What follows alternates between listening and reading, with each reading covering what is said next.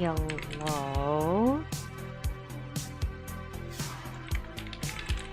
We're already off to a fabulous start. There we go.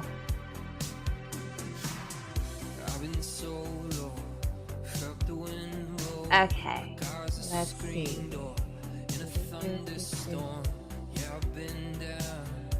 Hey y'all, how are we doing? We're doing something new today, so it has me a little nervous. But we'll see how this goes, maybe, and hopefully it's not a complete disaster. We'll see. We will see. Okay. Let's maybe do that.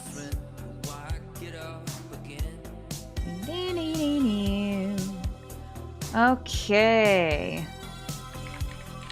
We're testing out co-working streams today. Grab a project and work along with us, or just hang out and chill. Okay. So, yeah, this is definitely very new, something we have not done before. But if it goes well, then this will hopefully start being integrated into what will be the more regular stream schedule. If it is, which, you know, I don't have any reason, I guess, to think something will go horrendously wrong, but, you know, I always say my stream is basically held together with bubblegum and duct tape. So, really, who knows? Anything can happen.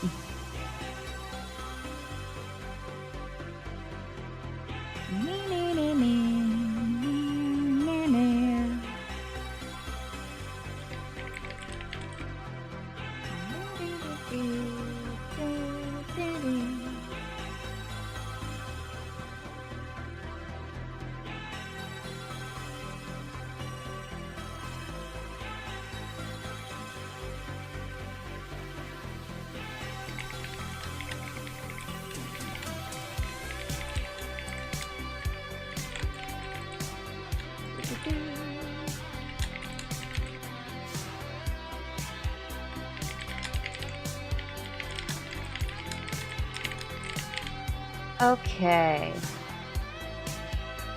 So, if y'all are not familiar with what co-working streams are, no idea what they are, never heard of them. Well, first, let me go ahead and hop over here. Oh, okay. Hey, oh, we here. Goodness. All right, so let's turn that down a skosh. So basically, Seth. One of our moderators has lived 59 months. How you feel? Oh my god, I'm just so fantastic. Thank you so much, Seth, for the 59 months. That's so many months. How the heck you doing, Seth? It's so good to see you. I hope you're doing so very swell. So loyal. The loyalist, for real, for real. Oh my god. You know, I feel like somewhere I should probably have a thing that's like lists how long certain people have subscribed for. Oh god, I knew I forgot something. I forgot closed captions app. Just working. Well, boy, do I have the thing for you. Because we're sort of testing, debuting, whatever you want to call it, co-working streams today. Whee! So, as I was saying before I was so rudely interrupted, if y'all don't know what co-working streams are, because this is a new thing here on the channel, basically what they are is they're a way for viewers to work and be productive alongside the streamer. Some people use their face cams for this. Others, you know, such as what I'm going to be doing because I can't be bothered to be perceived on camera today. They use some type of VTuber, PNG tuber, whatever. I kind of... Again, this is all just kind of a test. We're gonna see how things go. I'm sort of using, like... It's like body doubling, in a sense. So, like, you sort of feel like you're in almost like a study group type environment. I have two. I got, like, me here, the hippity-hoppy rainbow hair bitch, and then also here in a Spirit City Lo-Fi Sessions, another figure over here. So, you know, just pick what you feel like. Yeah, it's so good for ADHD. It's very good. So, yeah, like I said, it's, you know, for viewers, a way to work and be productive alongside the streamer.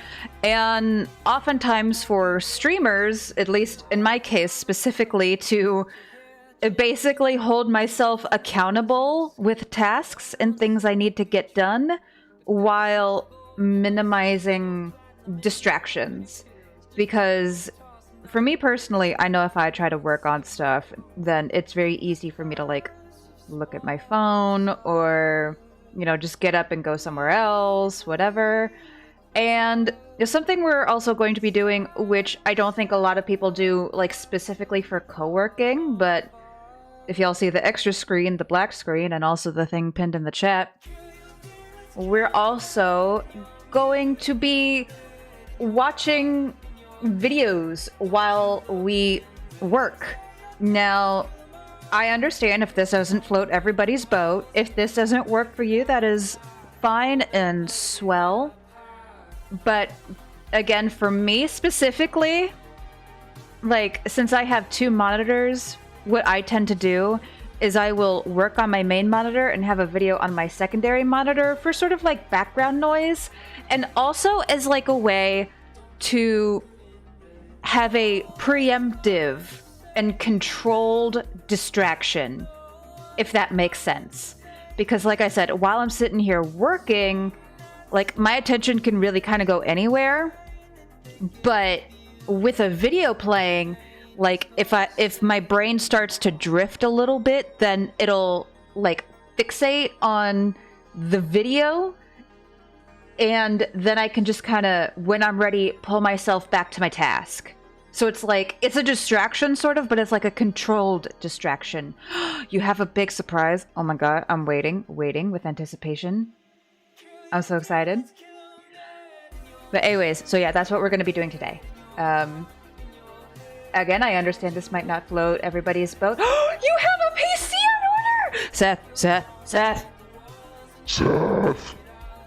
You will play games with us, please. Oh my god, I'm so excited for you. That's so huge! Let's fucking go! Oh, that's so exciting! Oh, I'm so happy for you! We're gonna do all the games, especially now that, you know, my schedule is fucking free as a bird. So yeah, I'm not going to be, like, I might be, you know, chatting occasionally. I will interact with chat, once in a while.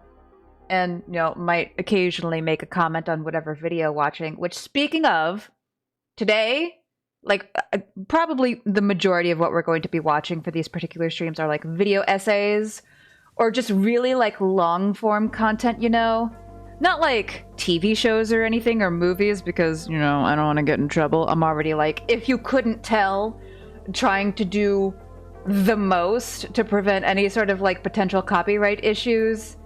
Like, the viewing window for the video is, you know, kind of tiny.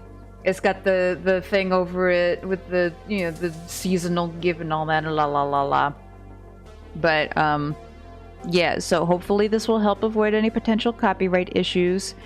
And so today we are watching the Roblox Oof video by HBomberGuy. A lot of what we're going to be watching in future streams, again, assuming this all goes well, it is definitely centered a good bit around my preferred viewing habits. Maybe once in a while, what we'll do is I'll like put a vote in Discord, like shameless plug there. Like maybe give y'all a few options to choose from, something like that. So yeah, let's go ahead and music. So something else, y'all will have to tell me if this is like horrendous and bad, but you're over at Spirit City Lo-Fi. This is what I usually do. I usually have like some sounds going as well. I don't know how well this is gonna go with the video. Usually what I do is like I have it quiet enough so where like it's one of those things that if I have a video playing that it doesn't like overwhelm or compete with the video audio. But during the quiet moments, it's like, you know, it's kind of nice. If it's too distracting, we can turn it off. Y'all do feel free to let me know. Like I said, I'm just one of those people that really enjoys background noise. So anyway, yeah, I guess there's nothing else to do but like get started, I guess. I mean, I don't well, fuck it, we ball, I guess. So I guess we'll go ahead and start watching. Oh, here we go. If you've consumed any media in the last 70 years, there's a good chance you've heard this voice. This sound, man being eaten by alligator, was recorded for Distant Drums in 1951 for a scene where a guy randomly drowns all by himself. This recording then became part of the library of sound effects people at Super Warneo Brothers used. Another scream from that recording then appeared in 1953's The Charge at Feather River, where a certain Private Wilhelm gets shot by an arrow. They also use it like 2 more times in the same movie. Sound designer Ben Burt noticed this reuse and started reusing it himself in student films because he thought it was funny. As a silly little joke, he hid it in the background of a B-movie he was hired to work on. Oops, looks like culture's been changed forever. I almost picked The Spectacular Failure of the Star Wars Hotel video by Jenny Nicholson to watch today, but that's like 4 hours long, and this is a test stream. I didn't want to go that hard that soon, but, you know, just be aware. That's what we almost watched today. So I think that's kind of funny. But also, again, I should mention, if y'all please support creators of these videos, like, go watch them without my stupid dumb commentary and pausing and stuff and like all the filters and noises and crap, please. I beg you. Like, I'm not trying to do this to like rip off other creators or like substitute watching their videos on their channels. Please go watch on their channels. Please. Do nice things. Please. Anyway. Burt had accidentally started a career-long running joke.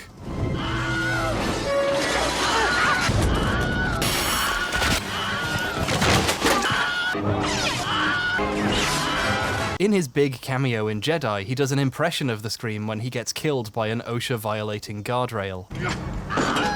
Then other people started using it too, and now it's everywhere.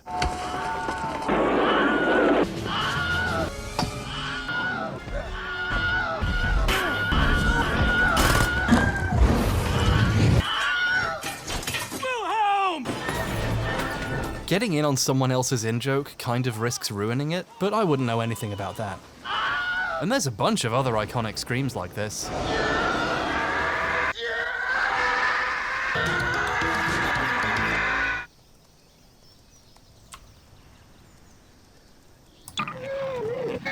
Oh, Jesus Christ! Like with Wilhelm, the source of these sounds are usually well documented. That scream comes from a popular sound effects library. And while we're ruining things, those sheep/goats screaming like a human videos you love so much? Yeah, they're all fake. That's just a sound that comes free with Apple software. You're welcome. But for over a decade, one sound's original source was unknown. This one. This is all over internet video nowadays, but where's it from? Most people under a certain age are yelling Roblox at the screen right now. Roblox is a free online game / platform people can make additional content and games for, and they can even monetize what they make for a pittance. According to YouTube journalists People Make Games, Roblox developers receive less than 25% of the money from sales of content they make. This has led to the Roblox Corporation attaining a net worth of roughly $7 quadrillion. And one of, if not the, most iconic things about this game is its death sound effect, also known as the Roblox oof. Videos of just this sound. I'm gonna be so for real. Like, I have only ever played Roblox one singular time, and that was at the request of a, it was like one of those Patreon reward things, I think way, way, way back in the day. It was a whole lot of years ago. You could probably go find it on my YouTube channel. That was before I regularly used Facecam, which is ironic because I'm not using a Facecam today. But yeah, from what I've heard since then, I kind of don't think I would really want to play Roblox again anyway, because the company is pretty, yeah.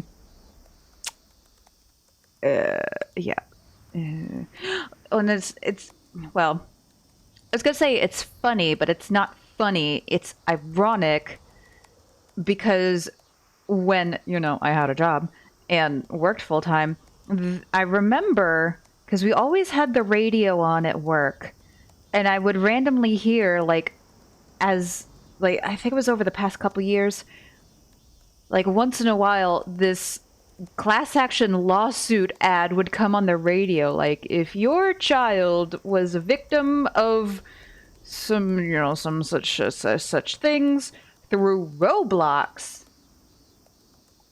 And I remember when I first heard that, I kind of just did a double take, like, what? Oh.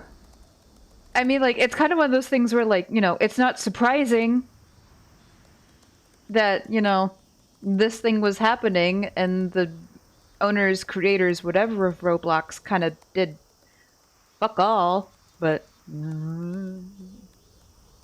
Get millions upon millions of views. It has its own separate existence as a meme across thousands of videos, and one video claiming to be its origin has 117 million views, shockingly close to the lifetime views of my entire channel. Oh. This sound effect is a phenomenon, but it's not from Roblox, and this child is a liar.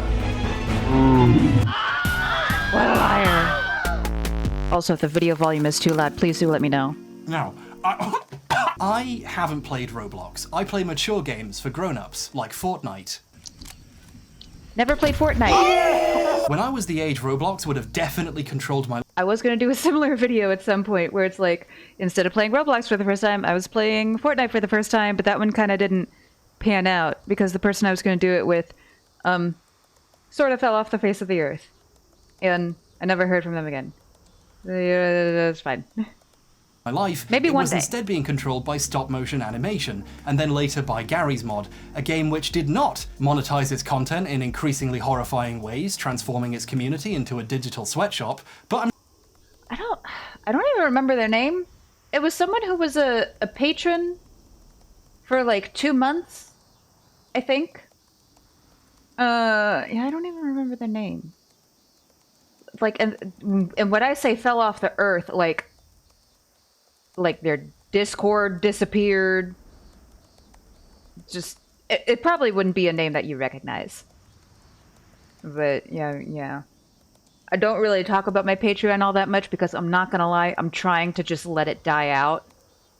More or less, like, there's still people who are pledged to it and have been for a long time, and I don't want to just, like, kick them out or anything. But it's kind of...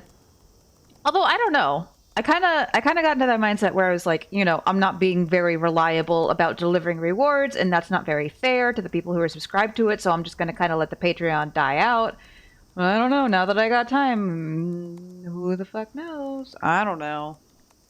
Y'all think I come in here with any sort of plan? You think I plan things out in advance? Do you think I'm organized? Why do you think I'm working here on a stream with fucking YouTube videos about Roblox? Anyway. I'm sure the new way is fine too. So no, I haven't played Roblox, but I have played Messiah.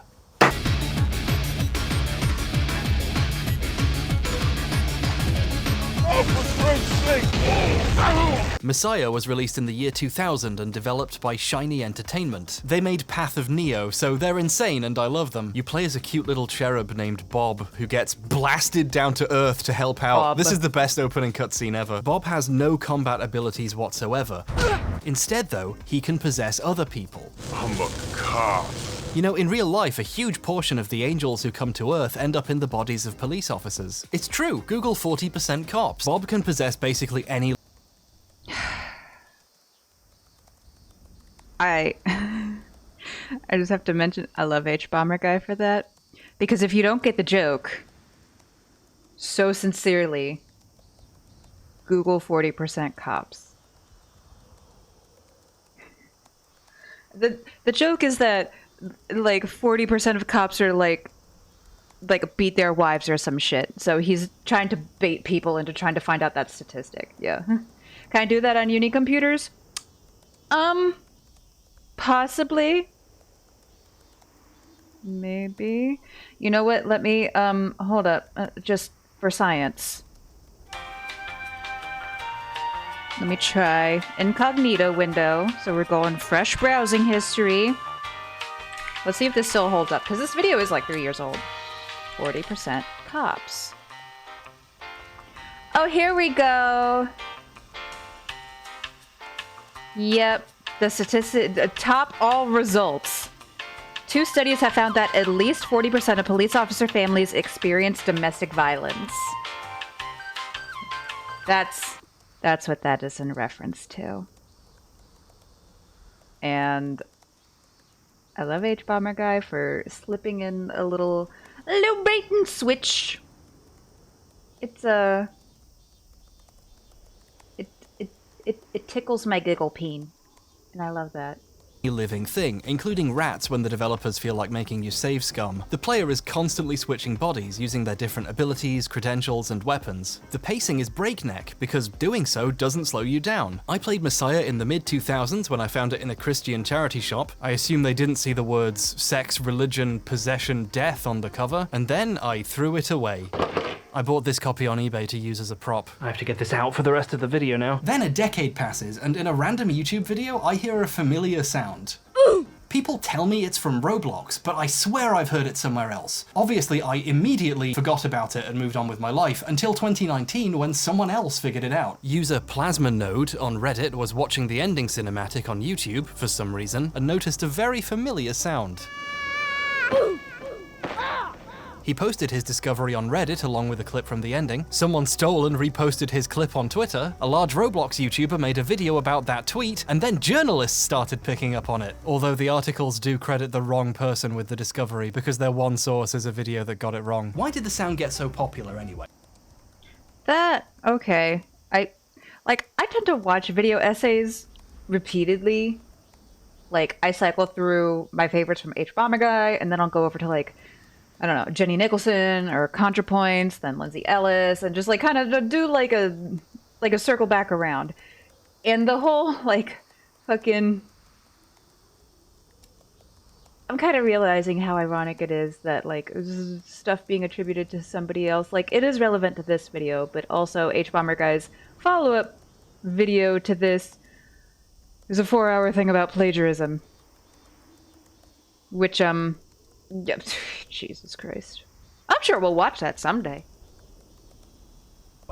Well, if TV has taught me anything, children being injured is just universally funny. Let's not think about what that says about us. Here's an interesting fact, which I hope justifies me playing the entire game in preparation for this video. Everyone involved seems to think the sound effect is specifically in the ending, but it's actually all over the game. You can fly around and flap your little wings to float, and whenever you slam into a wall, Bob makes a noise, and that's one of the noises. It's also in the opening cutscene too.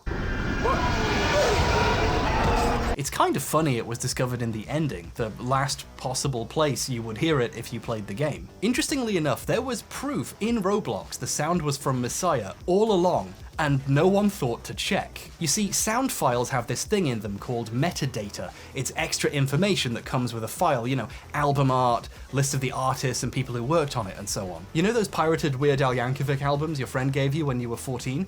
That's why the album art was in there. It was in the metadata. I think that anecdote might be a bit too specific. The oof sound in Roblox's game files, .wav, has metadata in it saying it was made in 1999 while Messiah was being made, with the engineer listed as Joey Kouros. Joey Kouros is an extremely prolific video game sound designer. He's worked on Tony Hawk's Pro Skater, Spider-Man, Gears of War, and even Fortnite. That clip I showed earlier, that wasn't just me showing off my sick skills, that was a clever setup for this bit. No, it wasn't actually. I wrote a Fortnite joke and then it turned out he'd worked on Fortnite, but still. And here's Joey on page XXXVI of Messiah's manual as one of the sound effects guys.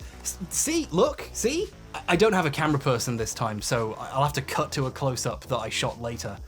Rachel stopped responding when she found out what the video was about. So there we go. We know where the sound effect was from. We even have a good idea who might have made it. Mystery solved. We can all go home to our families. Just kidding, there's more. That's only the beginning of the story, you worm.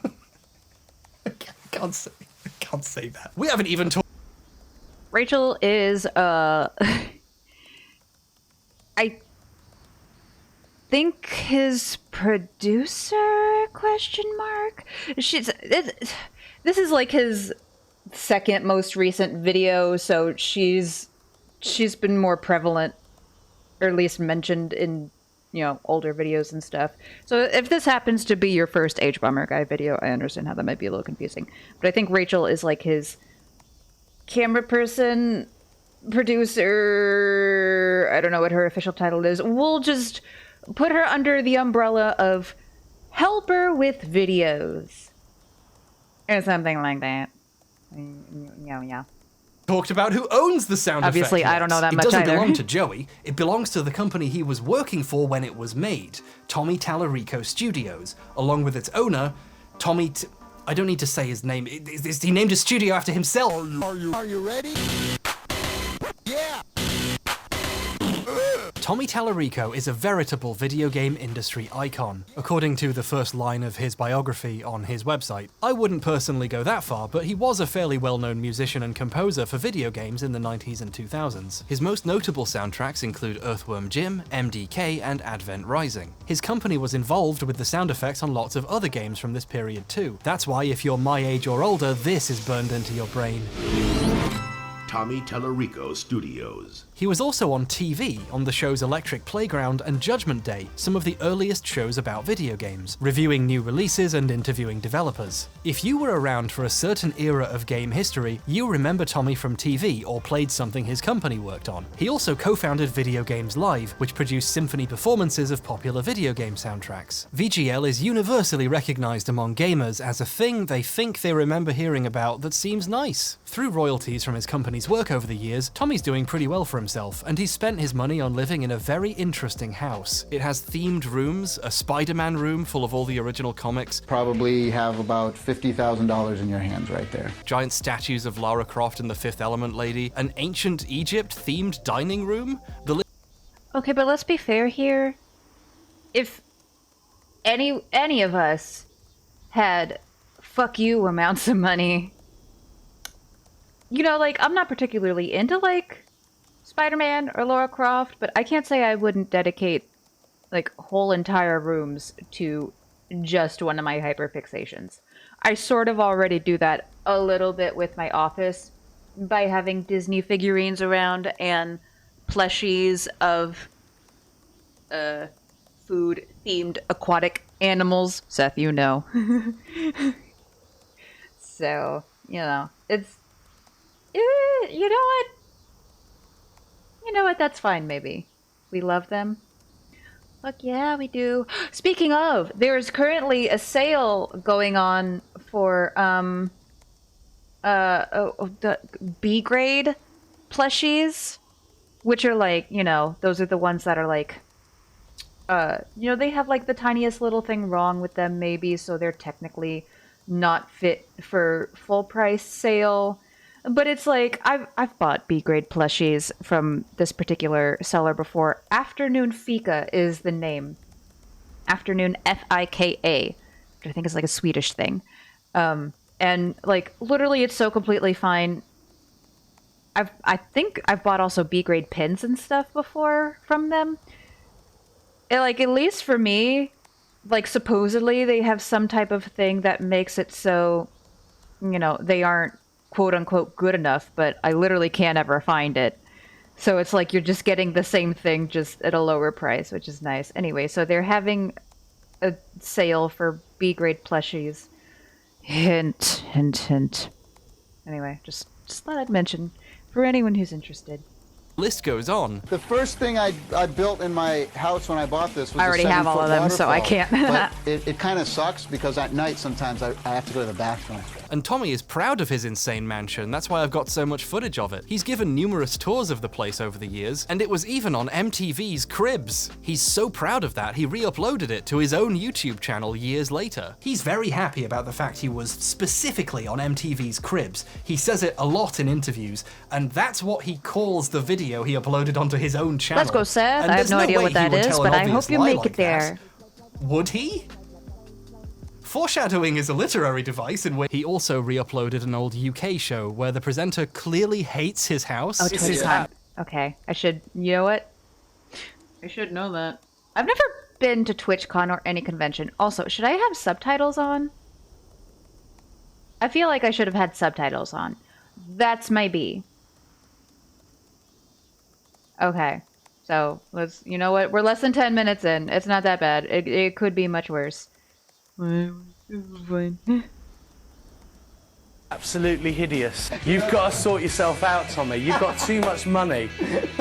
This is silly. It's not right, Tommy. No, but it There's is. children starving. And if you're the sort of person who's impressed by Guinness World Records, Tommy has a huge stack of them leaning up against a cabinet in the corner of his awards/Indiana Jones nook. The big one is person who has worked on the most video games in their lifetime. I actually have the Guinness World Record for the person who's worked on the most video games in their lifetime. He's such a big deal, he was handpicked by Shigeru Miyamoto to work on Metroid Prime. Metroid Prime with Shigeru Miyamoto. I worked with him for many years. And he was also the first American to work on the Sonic the Hedgehog franchise. I was the first American ever hired to work on the Sonic franchise. Can you believe that? Can you believe that? Do you really believe that? Tommy's been kind of resting on his laurels doing video games live for a while now. He hasn't done much new music for games since the late 2000s. One of the last things he did was donate music to Super Tofu Boy, a game made by Peter. It's a really bad Super Meat Boy clone interspersed with quite good music and interesting meat facts. Listen, Peter, I've eaten a lot of tofu, but meat doesn't scream either. If it did, people would probably stop eating it. Tommy is a vocal Peter supporter, doing an interview for them in the Egyptian wing of his house about cruelty to animals, and put out a statement on Facebook responding to criticism of his involvement with Tofu Boy. It's the only press release I've ever read that has emoticons in it. We can't really talk about Tommy without talking about what he was doing while the OOF was being discovered. Tommy is most well known nowadays for what has become known as the Amico disaster. In 2018, Tommy acquired the rights to Intellivision, a game company from the 70s and 80s, and announced he was making a brand new console, the Intellivision Amico.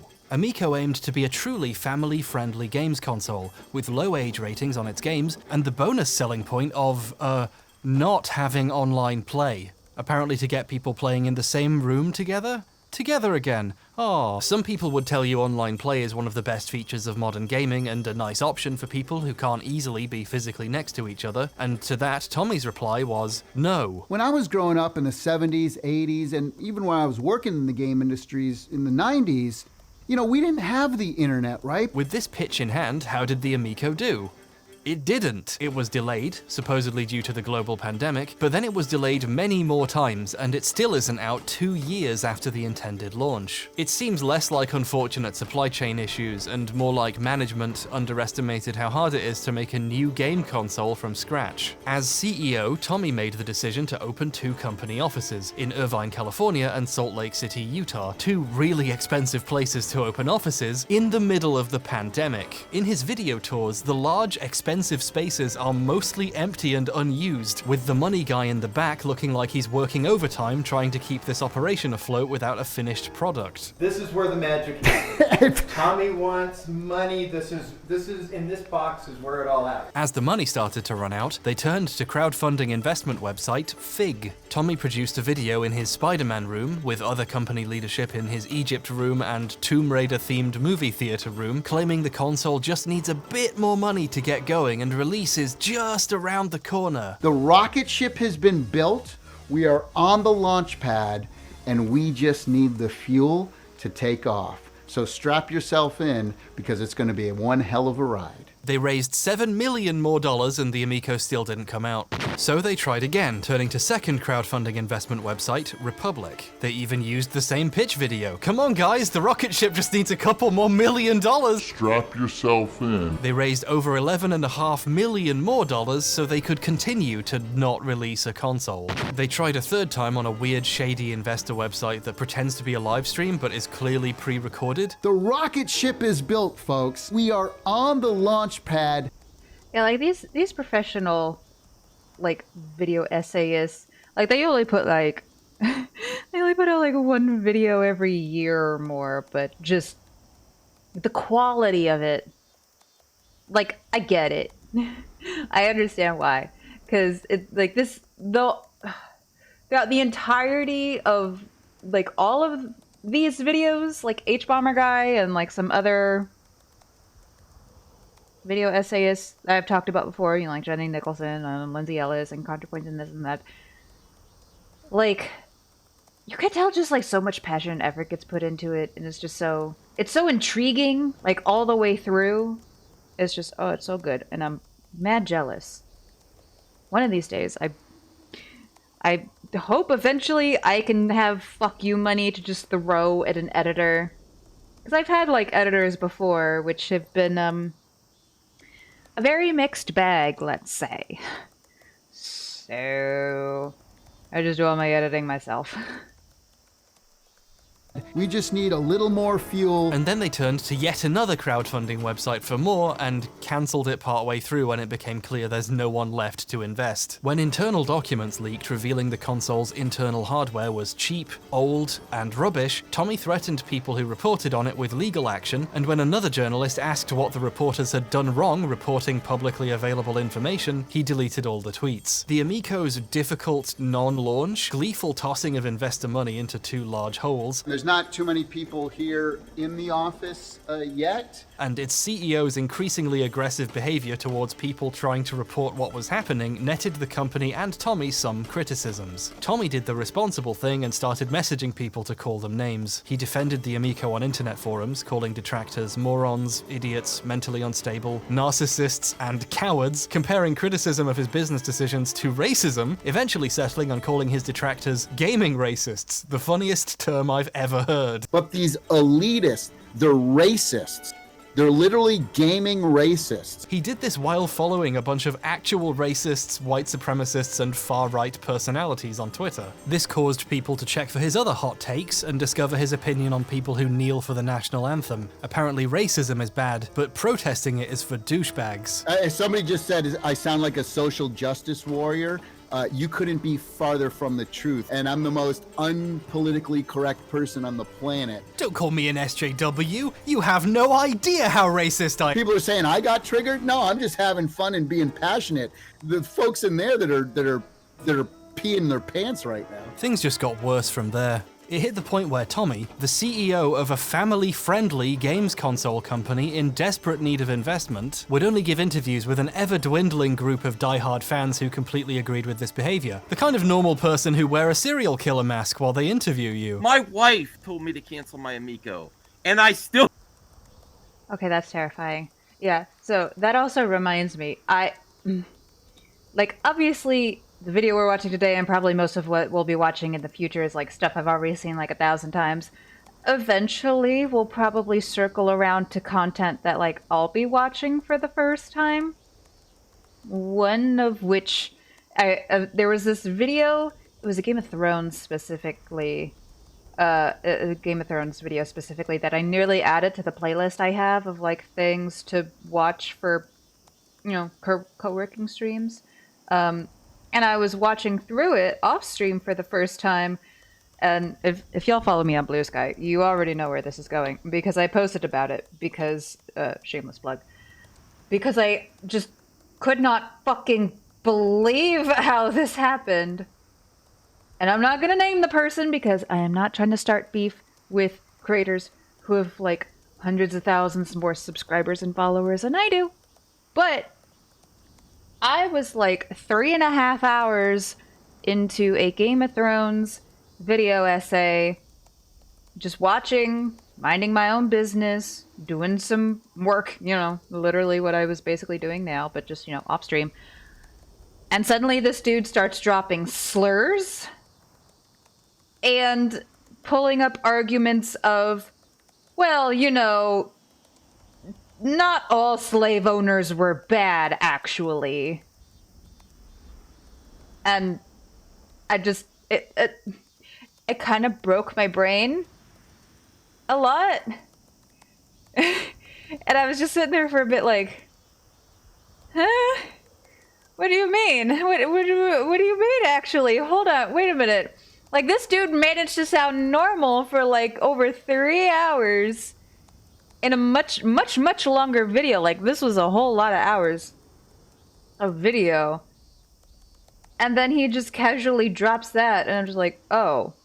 Yeah, maybe I won't put this on the playlist for co-working videos. So, I don't know if I'll always be able to vet every single thing we're going to eventually end up watching here for these types of streams. But just to put it out there now, I'm gonna do my best to make sure we aren't promoting the content of shitty people here on the channel. I'm really gonna try. If such a thing does occur, like if we had been watching that video for the first time and something like that happened, we would have stopped watching the video, started with something else, and that VOD probably wouldn't make it over to the VOD channel. So just so y'all are aware, I'm gonna try, like I said, but these videos are like several hours long in many cases. I'm currently watching through a video right now that is 30.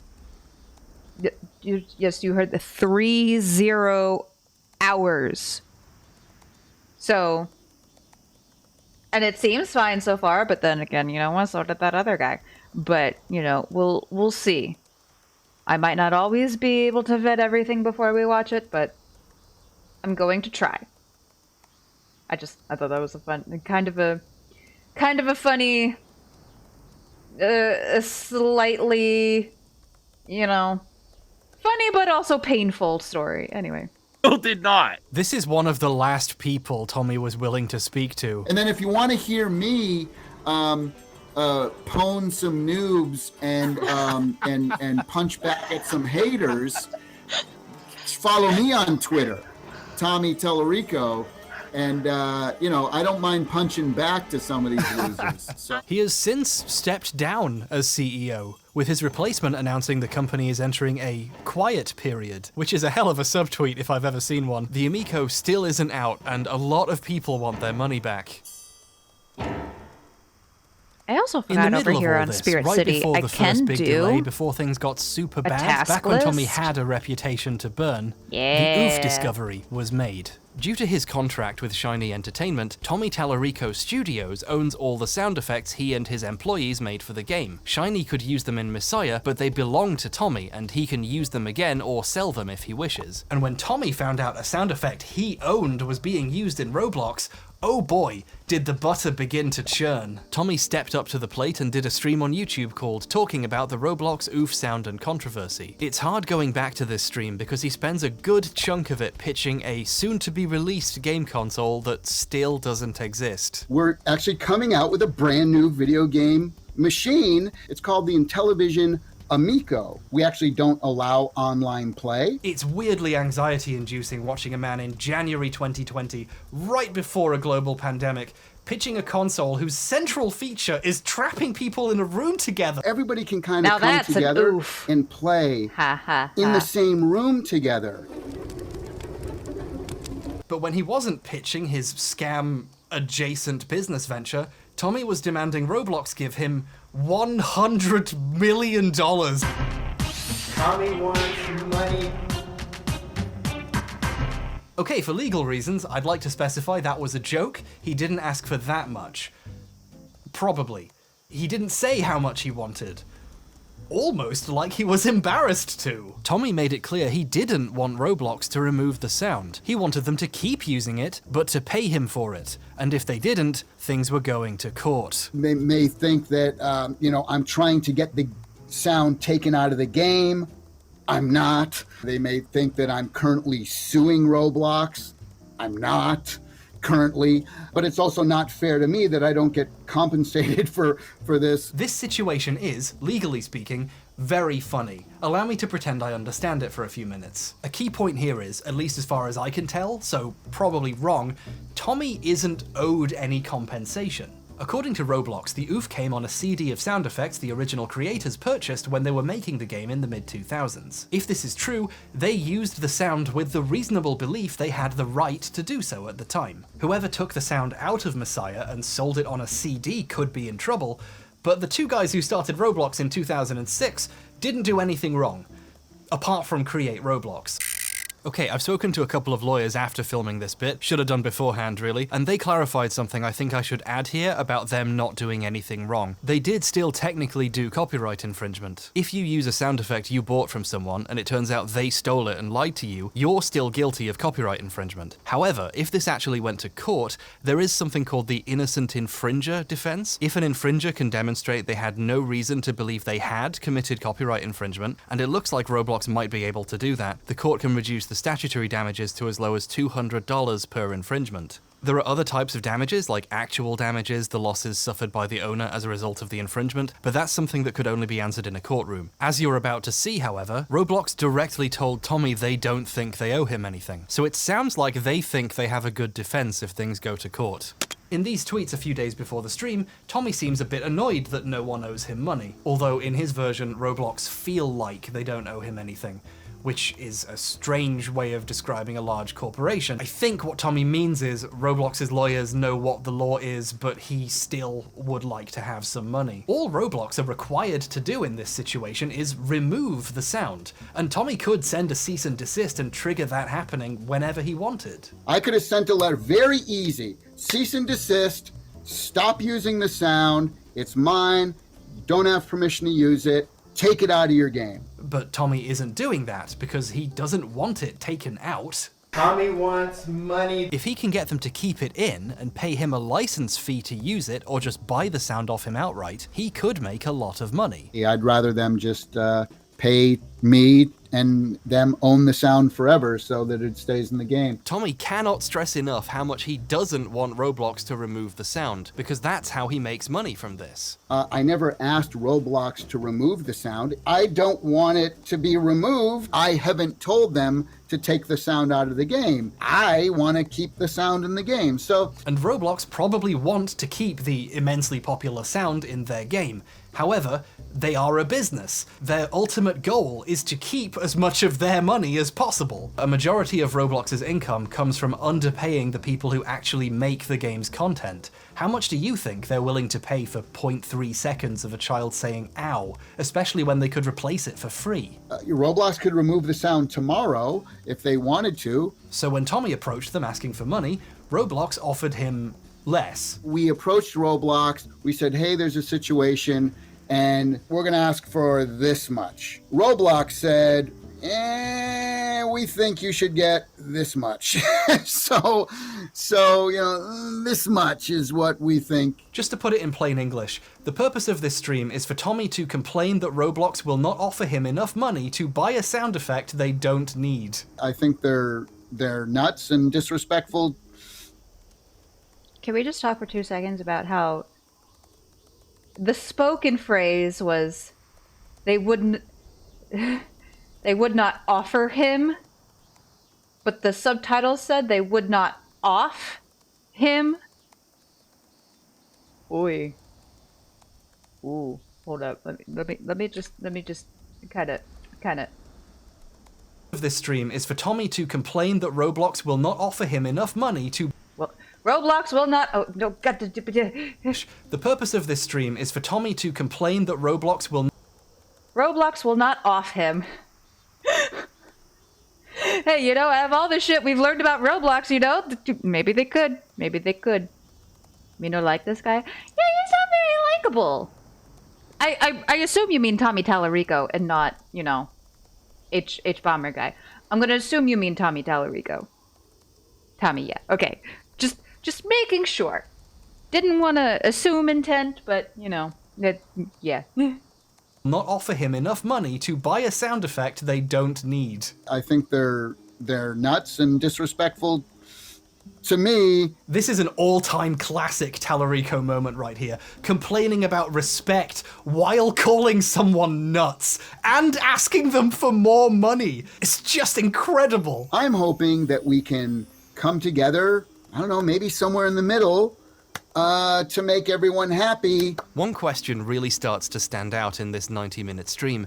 How much money does he want? He's very careful to never say how much he thinks the sound effect is worth, how much he asked for, or how much they offered him. And I can't tell. People are going to say, well, how much did you ask for? Look, you have to understand that it is not professional of me to go around stating how much money I'm asking and how much they are offering. Just to be clear, unless there's some kind of non-disclosure agreement, which he probably would have said if there was, there isn't anything actually stopping Tommy from saying how much he wants for the sound effect. The Amico saga has proven irrefutably that Tommy does not care in the slightest about appearing professional. That excuse doesn't work. He's choosing not to say it, and getting increasingly defensive as viewers keep asking, and he runs out of explanations. To be honest, none of your damn business. No.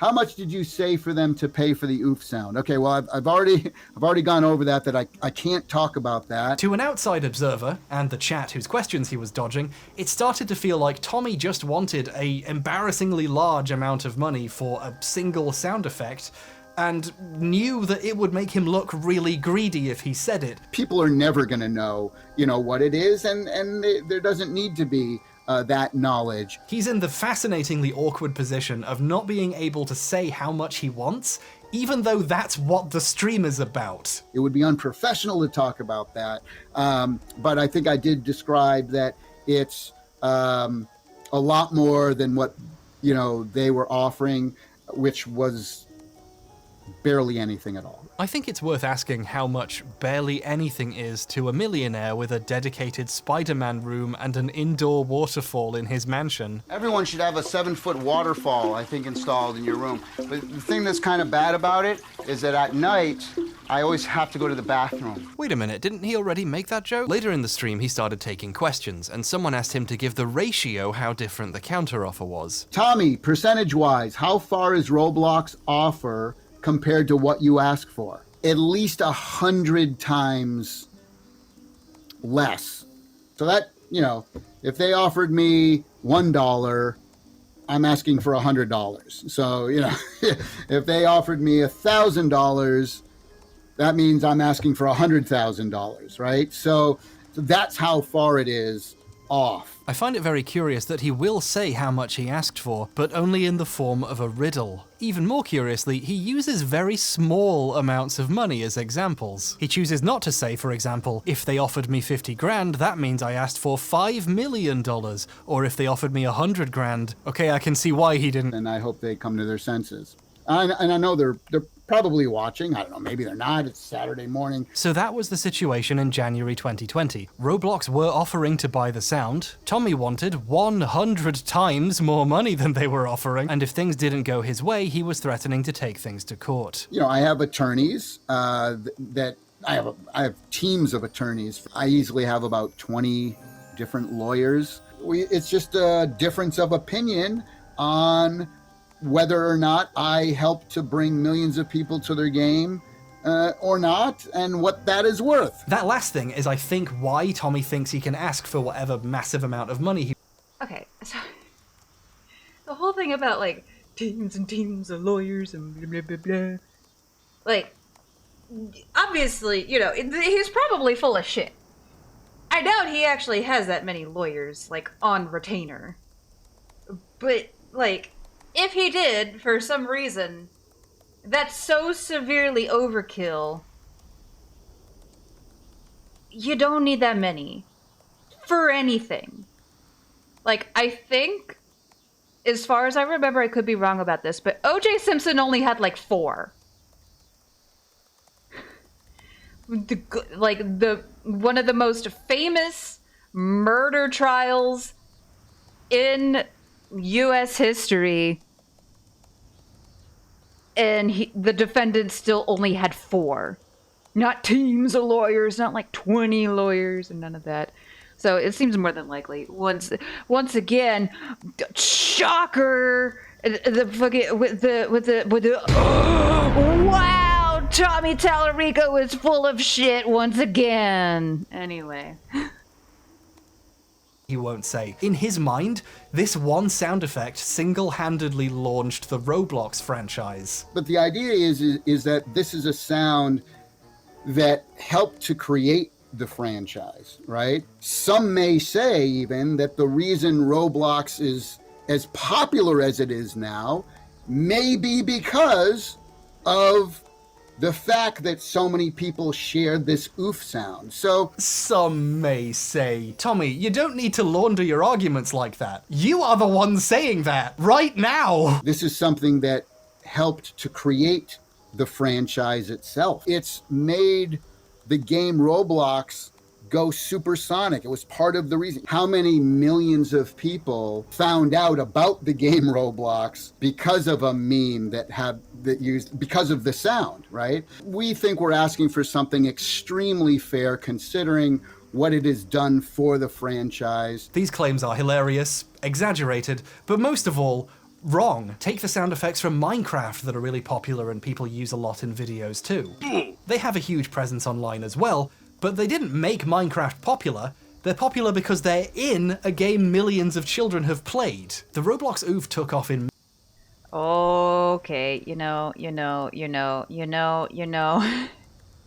Minecraft can be fun for adults too. And I'm dying on this hill. Adults can play Minecraft and it's totally acceptable and fine. Anyway, sorry.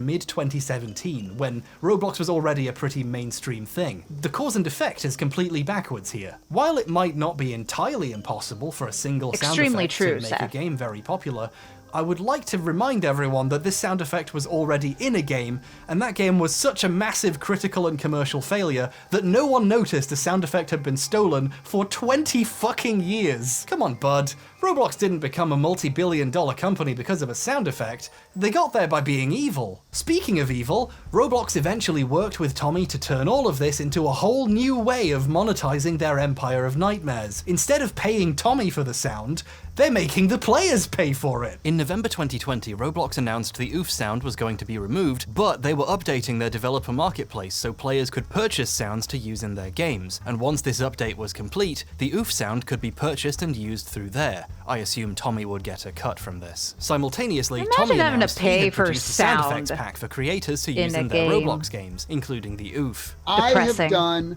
a brand new sound design library just for Roblox. Creators could buy a range of sound effects packs costing from $10 to $250 and use these in the games they make. Roblox and Tommy agreed to keep the sound in the game as is for a while so the sound marketplace had time to get up and running and no one had to go oofless in the meantime. But this functionality still hasn't been added a year and a half later. Eventually, in July this year, Roblox, citing a licensing issue, removed the sound and replaced it with this one. Which is rubbish, frankly. But it might be bad on purpose to incentivize paying to replace it once they get the marketplace up. So, clever move, I guess. You bags of scum. Tommy also got to make some official oof merch, so that was nice for him, I suppose. I've created an oof t-shirt. It doesn't look like he got the massive payday he wanted, especially since the audio marketplace hasn't manifested yet, but at least he got something out of it. So, there we go. Wasn't that an interesting story? That's the end of the video essay. Don't look at the runtime. Don't worry about it. Don't worry about it. I'm worried. Don't look at the red tag.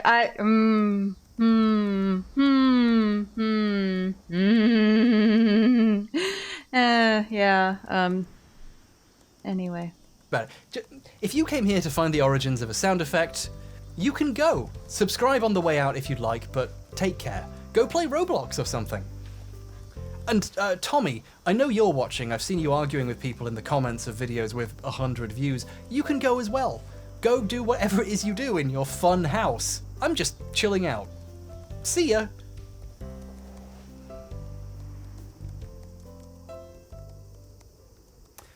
Okay, I think they're gone.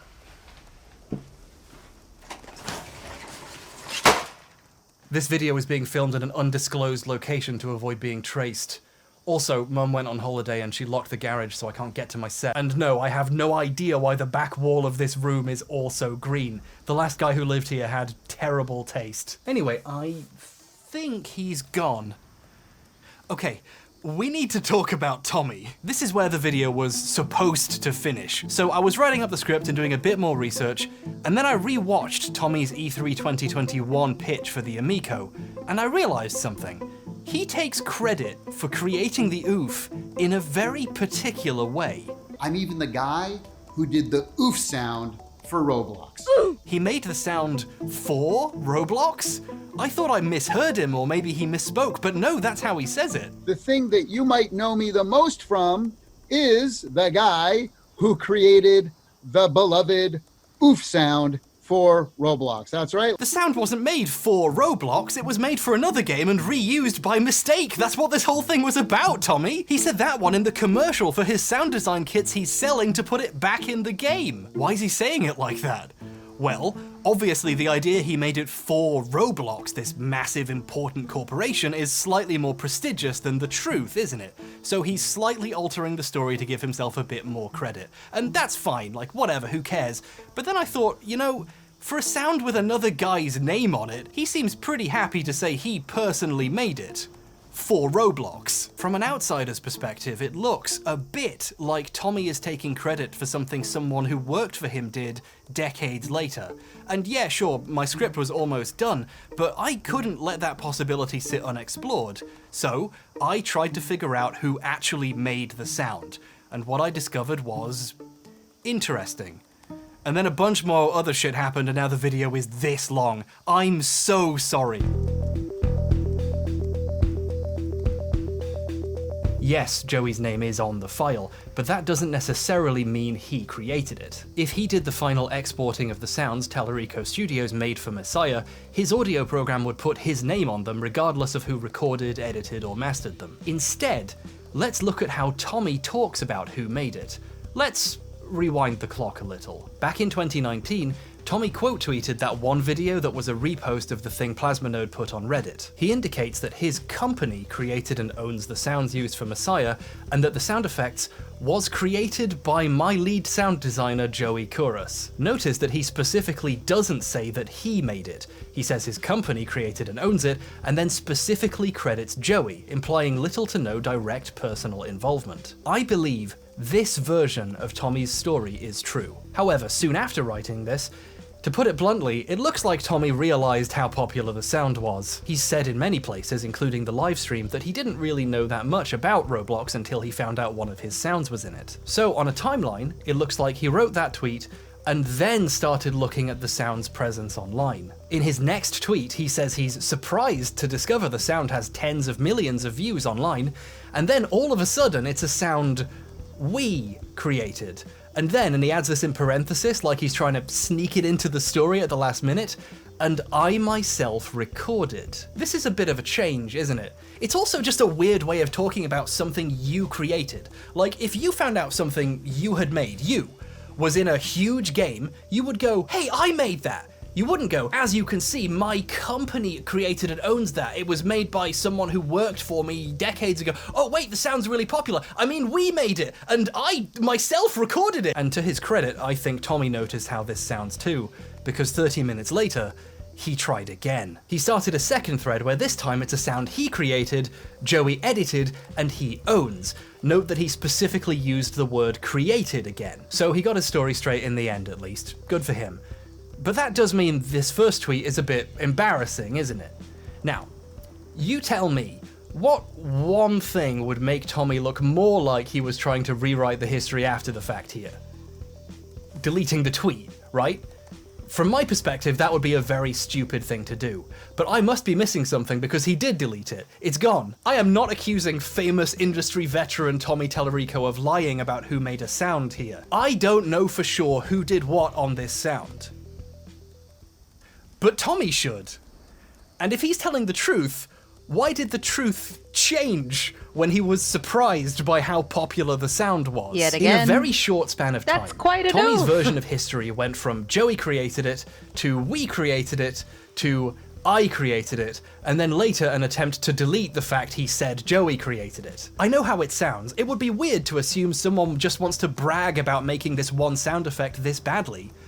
But he does brag about it. He put it in his Twitter handle, it's part of his pitch for the Amico. It seems very important to Tommy that he doesn't just own the sound, that he personally created it. To most people younger than me, that sound effect could be the most well-known thing on his resume, which is a bit depressing, really. And when he tries to describe the process of creating the sound, things get even weirder. In the OOF livestream, Tommy's happy to say he made the sound, but then he tries to go into detail about how it was made. I thought what first I would do is talk about how the oof sound was created. When he talks about the work that went into making the sound, he doesn't say he did anything. He says we. Then what we did is we went through, all the different lines. We did a whole bunch of other stuff to it as well. So after we pitch shifted it down, and then Sometimes he accidentally says I and then corrects himself. I wanted to let folks know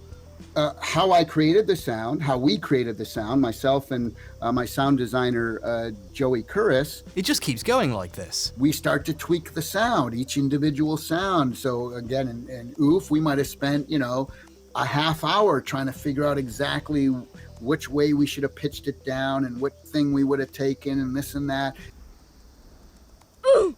This is a strange way to describe something you did. Far from being a sound he created and Joey merely edited, whenever he has to describe any specifics, all of a sudden it was done by committee. Tommy isn't lying about who did what here, quite the opposite really. He's specifically avoiding lying by being as vague as possible about something it would be easy to talk about if he actually made the sound himself. So I took this little girl's, we took the clip, right?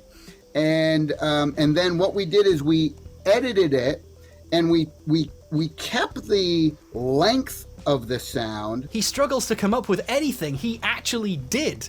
Like his knowledge helped? And we'll say, I want to say this right. I mean, it took a lot of my knowledge of audio to create this sound and make it sound unique. Now that people know about me, they know about how I created the Roblox sound. After seeing a guy specifically avoid saying I and say we dozens of times and then finish the story by saying, so that's how I made the sound? It just comes off really disingenuous. One quick indicator of what he could mean by we is, at one point he uses it to describe the act of exporting the sound out of the program.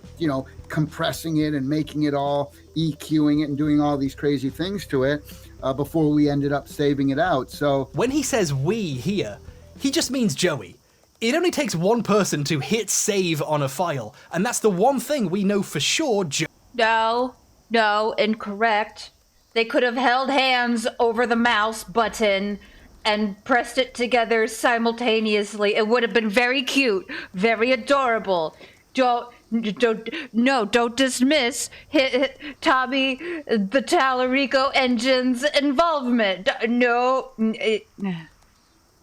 Joey did. Like with the money situation, it's hard not to read into why Tommy is talking strangely. It starts to sound like Joey did most of the work, but then that would mean someone else deserves the credit for creating the sound. So all of a sudden, this 0.3 second sound effect becomes a team effort. That's Tommy's version of how the sound was made. He says we, but sometimes when he says we, he just means Joey. So, what's Joey's version? Joey's been pretty quiet about all this, and good for him. His career's still going strong, unlike some people's, and I'm sure he has better things to do than litigate who made an ancient sound effect. Unlike me, who apparently has plenty of time for that shit. However, Kouros does have a website where he maintains credits for every game he's worked on since 1993, and he's still updating it today. Next to Messiah, Joey puts, "Design of all sound effects." After witnessing someone claim Joey did it, change their mind, delete the story, and then talk in very vague terms about who did what, seeing someone just say, "I designed all the sound effects," is like a breath of fresh air. This is another reason why I find Tommy's first version of the story more believable. Not only is it untainted by his later discovery how popular the sound was, it's also what the other person who worked on the game said. But this really makes it look like Tommy's stealing credit from someone else who worked for him now. It was just a hunch before, but now, I don't know. And here's when the fun, easy video about the Roblox oof I was trying to make ended, and the horror of my new life began. Because while I was on Joey's page, I noticed something else. Design of all sound effects for Tony Hawk's Pro Skater. This was very confusing to read, because Tommy spent the last several decades saying he worked on Pro Skater. Tony Hawk Pro Skater, Tony Hawk Pro Skater, Tony Hawk Pro Skater. I was on the original Tony Hawk Pro Skater team. I was on the original Tony Hawk Pro Skater team. I'm not saying Tommy didn't work on it, it's just some places seem to disagree with him. Places like the credits of Tony Hawk's Pro Skater. According to them, someone else did the in-game sound effects. I'll give you 3 guesses. It was Joey. Although the company he was at is credited as well. It's like they're saying sound effects done by this guy from this company. But Tommy's acting like he personally did it again. I'm starting to feel a bit bad for Joey. Just to kind of add to the mystery, he talks about how small the development team was at the time, to kind of add to the exclusivity of it, I guess. You know, being a part of the original Tony Hawk Pro Skater team, you know, there's only about maybe 10 or 12 of us. This means very few people exist who could possibly contradict him. How convenient. It does make it even weirder, though, for such a small team to leave his name out of the credits. I guess Tommy could say his name is in there, but only because his company is named Tommy Tallarico Studios. So, who is responsible for the sounds in Pro Skater? The guy credited for it, or his boss who says he did it now? In an older interview / house tour, Tommy got a bit more specific. He said he'd buy skateboards, we'd buy skateboards. We buy skateboards. And then Tommy would help this mysterious other person record the sounds. He says one of the pain sound effects, ironically also a kind of oof, is his actual voice. The actual sound in Tony Hawk that you hear when the guy falls off the skateboard and cracks his head open. That's me falling off, cracking my head. So, Tommy might have helped with some of the sounds, or at least at some point Joey recorded him falling off a skateboard. Strangely though, while he says he was on the Pro Skater team nowadays, at the time things were very different. You see, as I mentioned earlier, Tommy was on a TV show about games while Pro Skater was being made. A thing about journalism is, it's usually frowned upon to cover or review a product you helped create without disclosing you worked on it. And, to his credit, Tommy's very good at this. When he and co-host Victor cover games he was involved with, they make sure to say it. Take Advent Rising, a game he composed a ton of music for. Advent Rising. I'm not gonna comment on any of the music in the game because I am completely biased. This is, and I mean this unironically, ethical gaming journalism. Also, you might have noticed, but Tommy kind of likes to brag about games he's worked on. One time they reviewed an Aladdin game, and they brought up that Tommy worked on a different Aladdin game's music 8 years before. It was a great throwback to the 16-bit platformer days, and I know you worked on the original Aladdin game, so you must have felt like you were coming Deja home a little vu. bit. Yeah. Tommy not only understands disclosure, he loves doing it. If Tommy worked on a game, or a game similar to the one being reviewed, you hear about it on this show. So, what does it mean when Tommy doesn't say he worked on a game? While Tony Hawk's Pro Skater was being made, it was featured on the show. Tommy interviewed one of the developers. Later, when it came out, Tommy and Victor reviewed it, and both gave it a 9.5 out of 10. If Tommy worked on this game's sound effects, he would have said so, wouldn't he? Well, he doesn't. At no point whatsoever in the coverage does Tommy disclose he worked on the game. Tommy behaves like a TV guy interviewing a game developer, which would be a bit weird if he was also on that development team, right? I can only think of a few reasons why Tommy wouldn't mention he worked on the game when he goes out of his way to do so normally. One is he randomly decided not to take credit for something, which seems out of character and pretty dishonest considering how hard he promoted the game, and he seems to know better than that. The alternative is, while he had helped Joey out a little, Tommy, at the time, didn't consider whatever input he gave big enough to justify telling people he was involved. Which is fascinating to me. There is potentially a past version of Tommy who, if he honestly thought about it, would choose not to say he worked on Pro Skater. Which is cool of him. However, then Pro Skater went on to be a really famous franchise, and it became very cool to say you worked on it. I was on the original Tony Hawk Pro Skater team. And over the years, Tommy's story has grown a bit from helping with some of the sounds to, doing all of them. I was on the original Tony Hawk Pro Skater team, so I did all those sounds, audio director on that. Wait, now he's saying he was the audio director?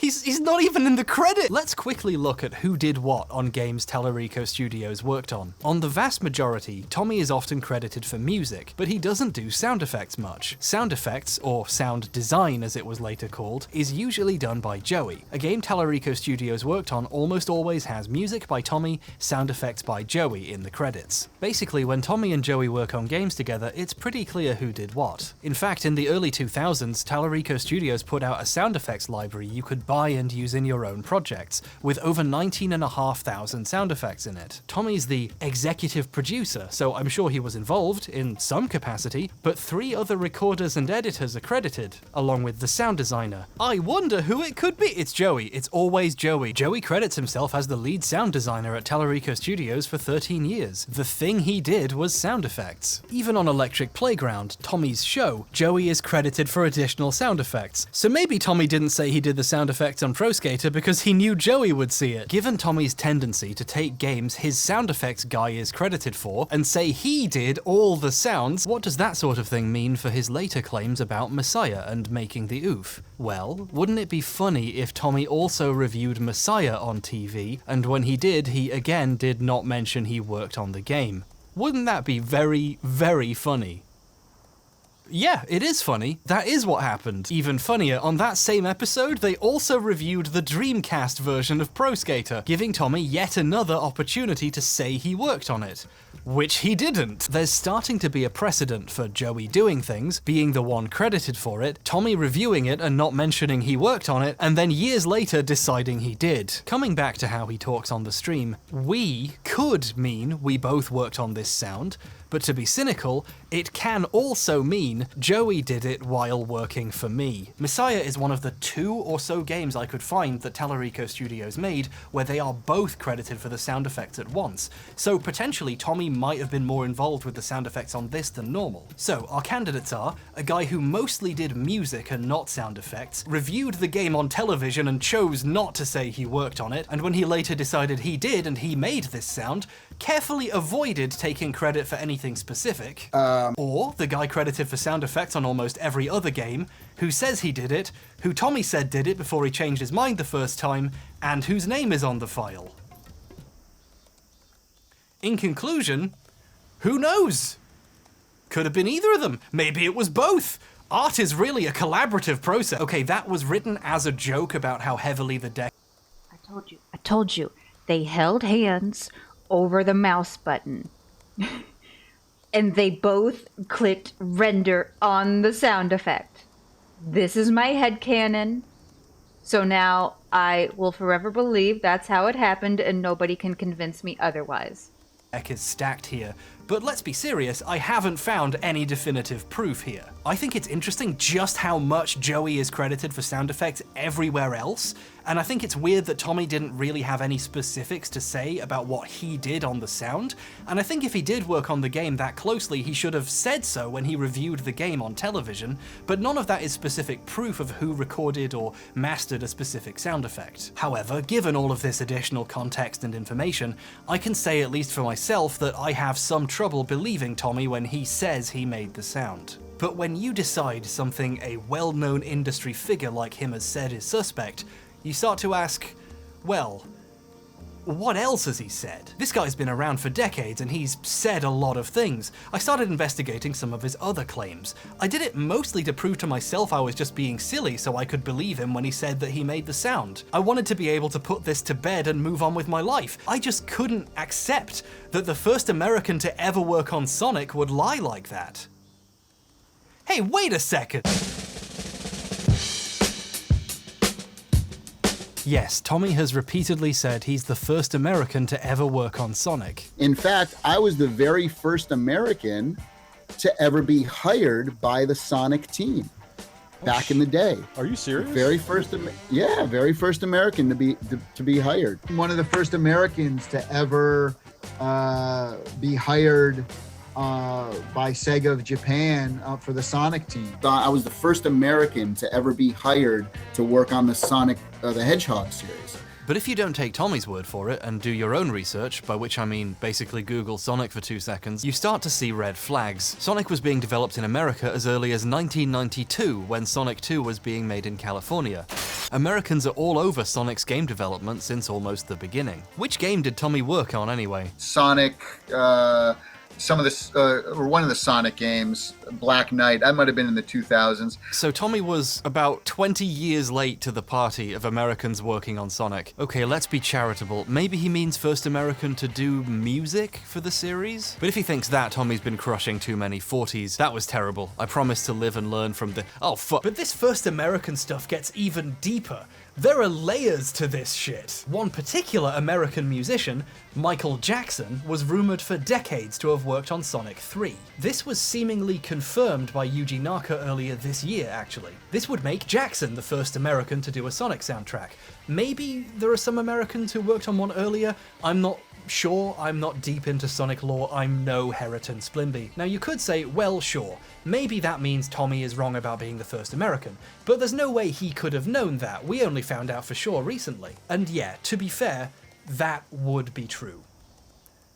Were it not for the fact Tommy has also been bragging about knowing back in the 90s that Jackson worked on Sonic. So I was really close with the Sega folks back in the early 90s. I don't know if it was ever confirmed or not, but I can tell you that he did do the music for Sonic 3. This was at a con in 2014, before he started saying he was the first American. So either he knew he was lying when he started saying that, or he made this shit up too. Which one is the lie? At this point, why not both? I don't trust this story about knowing about Jackson either, frankly. I think he just made up a story to seem involved with another important piece of history.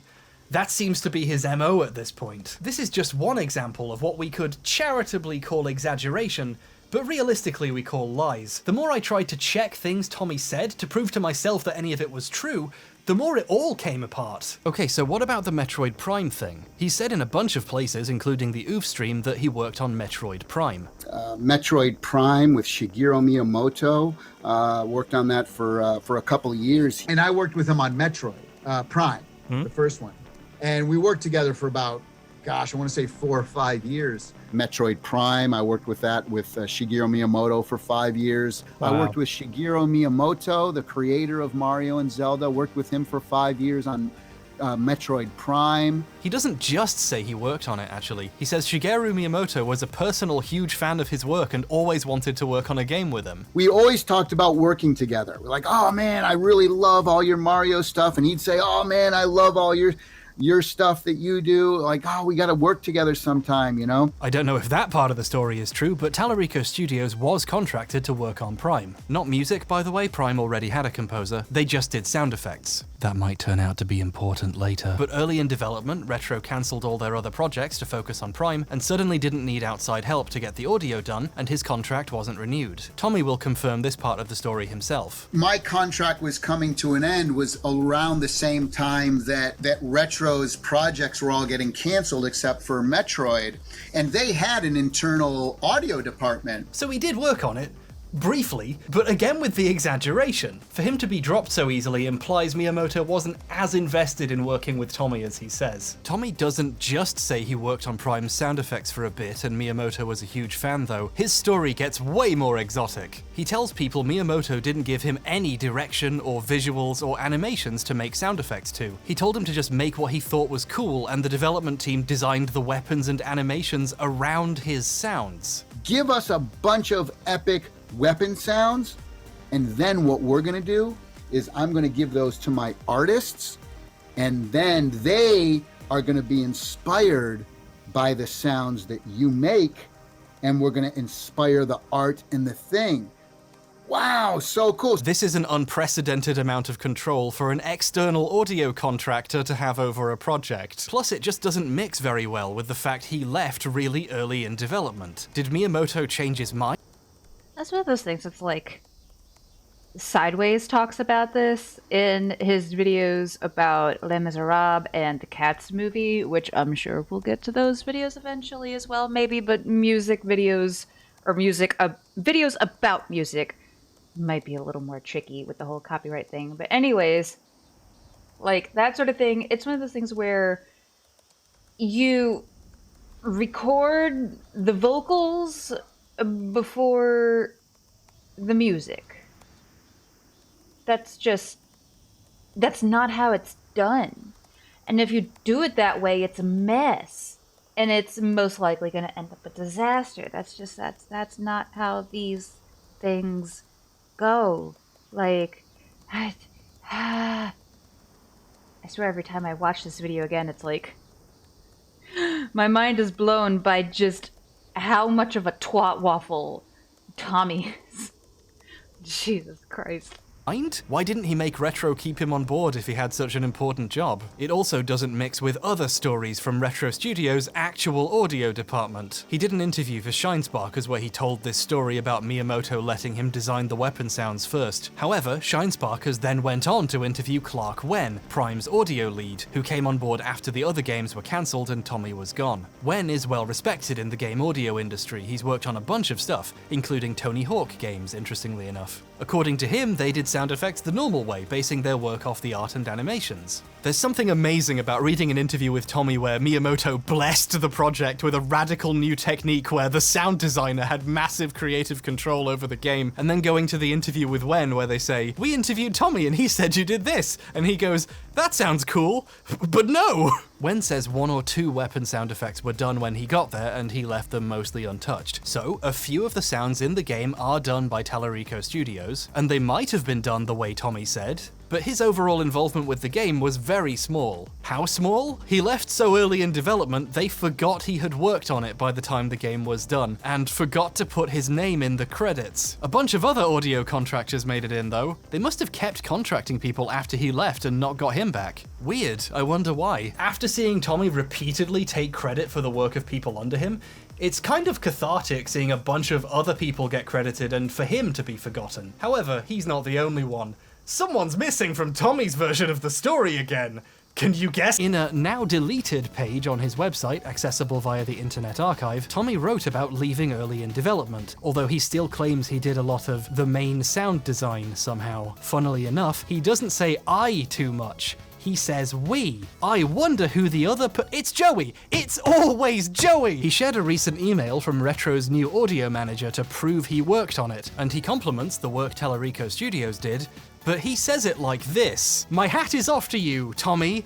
And Joey? It's always Joey!" What makes the story even funnier is how, Tommy was on a TV show that reviewed games when Prime came out. Tommy didn't mention he worked on it, which makes sense, he was barely involved. But one fascinating thing that hasn't come up yet is Tommy just has terrible taste. JoJo's Bizarre Adventure? The characters are incredibly stupid. He complained about Prime's backtracking and scanning system, stuff people love about the game, and absolutely refused to let Victor get a word in edgewise. I had to scan every little There's a thing. great and every story in there room. as well, And and that's a problem for me. But I the enjoyed all worst- of that. The worst problem about this game Yes. is the He gave it a 7.5, which according to Metacritic would be the absolute lowest score any remotely professional critic gave it at the time. Even less than the 8 the guy who wrote the text reviews for EP gave it. Tommy was not the biggest fan of this game, but now it's universally recognized as a masterpiece, he can't wait to tell you he was a huge part of it. It's kind of fascinating how these two supposed industry professionals each talk about their work. Joey doesn't mention Prime at all on his site. Presumably, he doesn't consider his work a large enough part of the finished game to go on a resume. Meanwhile, Tommy talks like he worked hand in hand with Shigeru Miyamoto for 5 years on Metroid Prime. Oh, come on, H1, be reasonable. He doesn't say it like that. No, he says it like that. I worked hand in hand with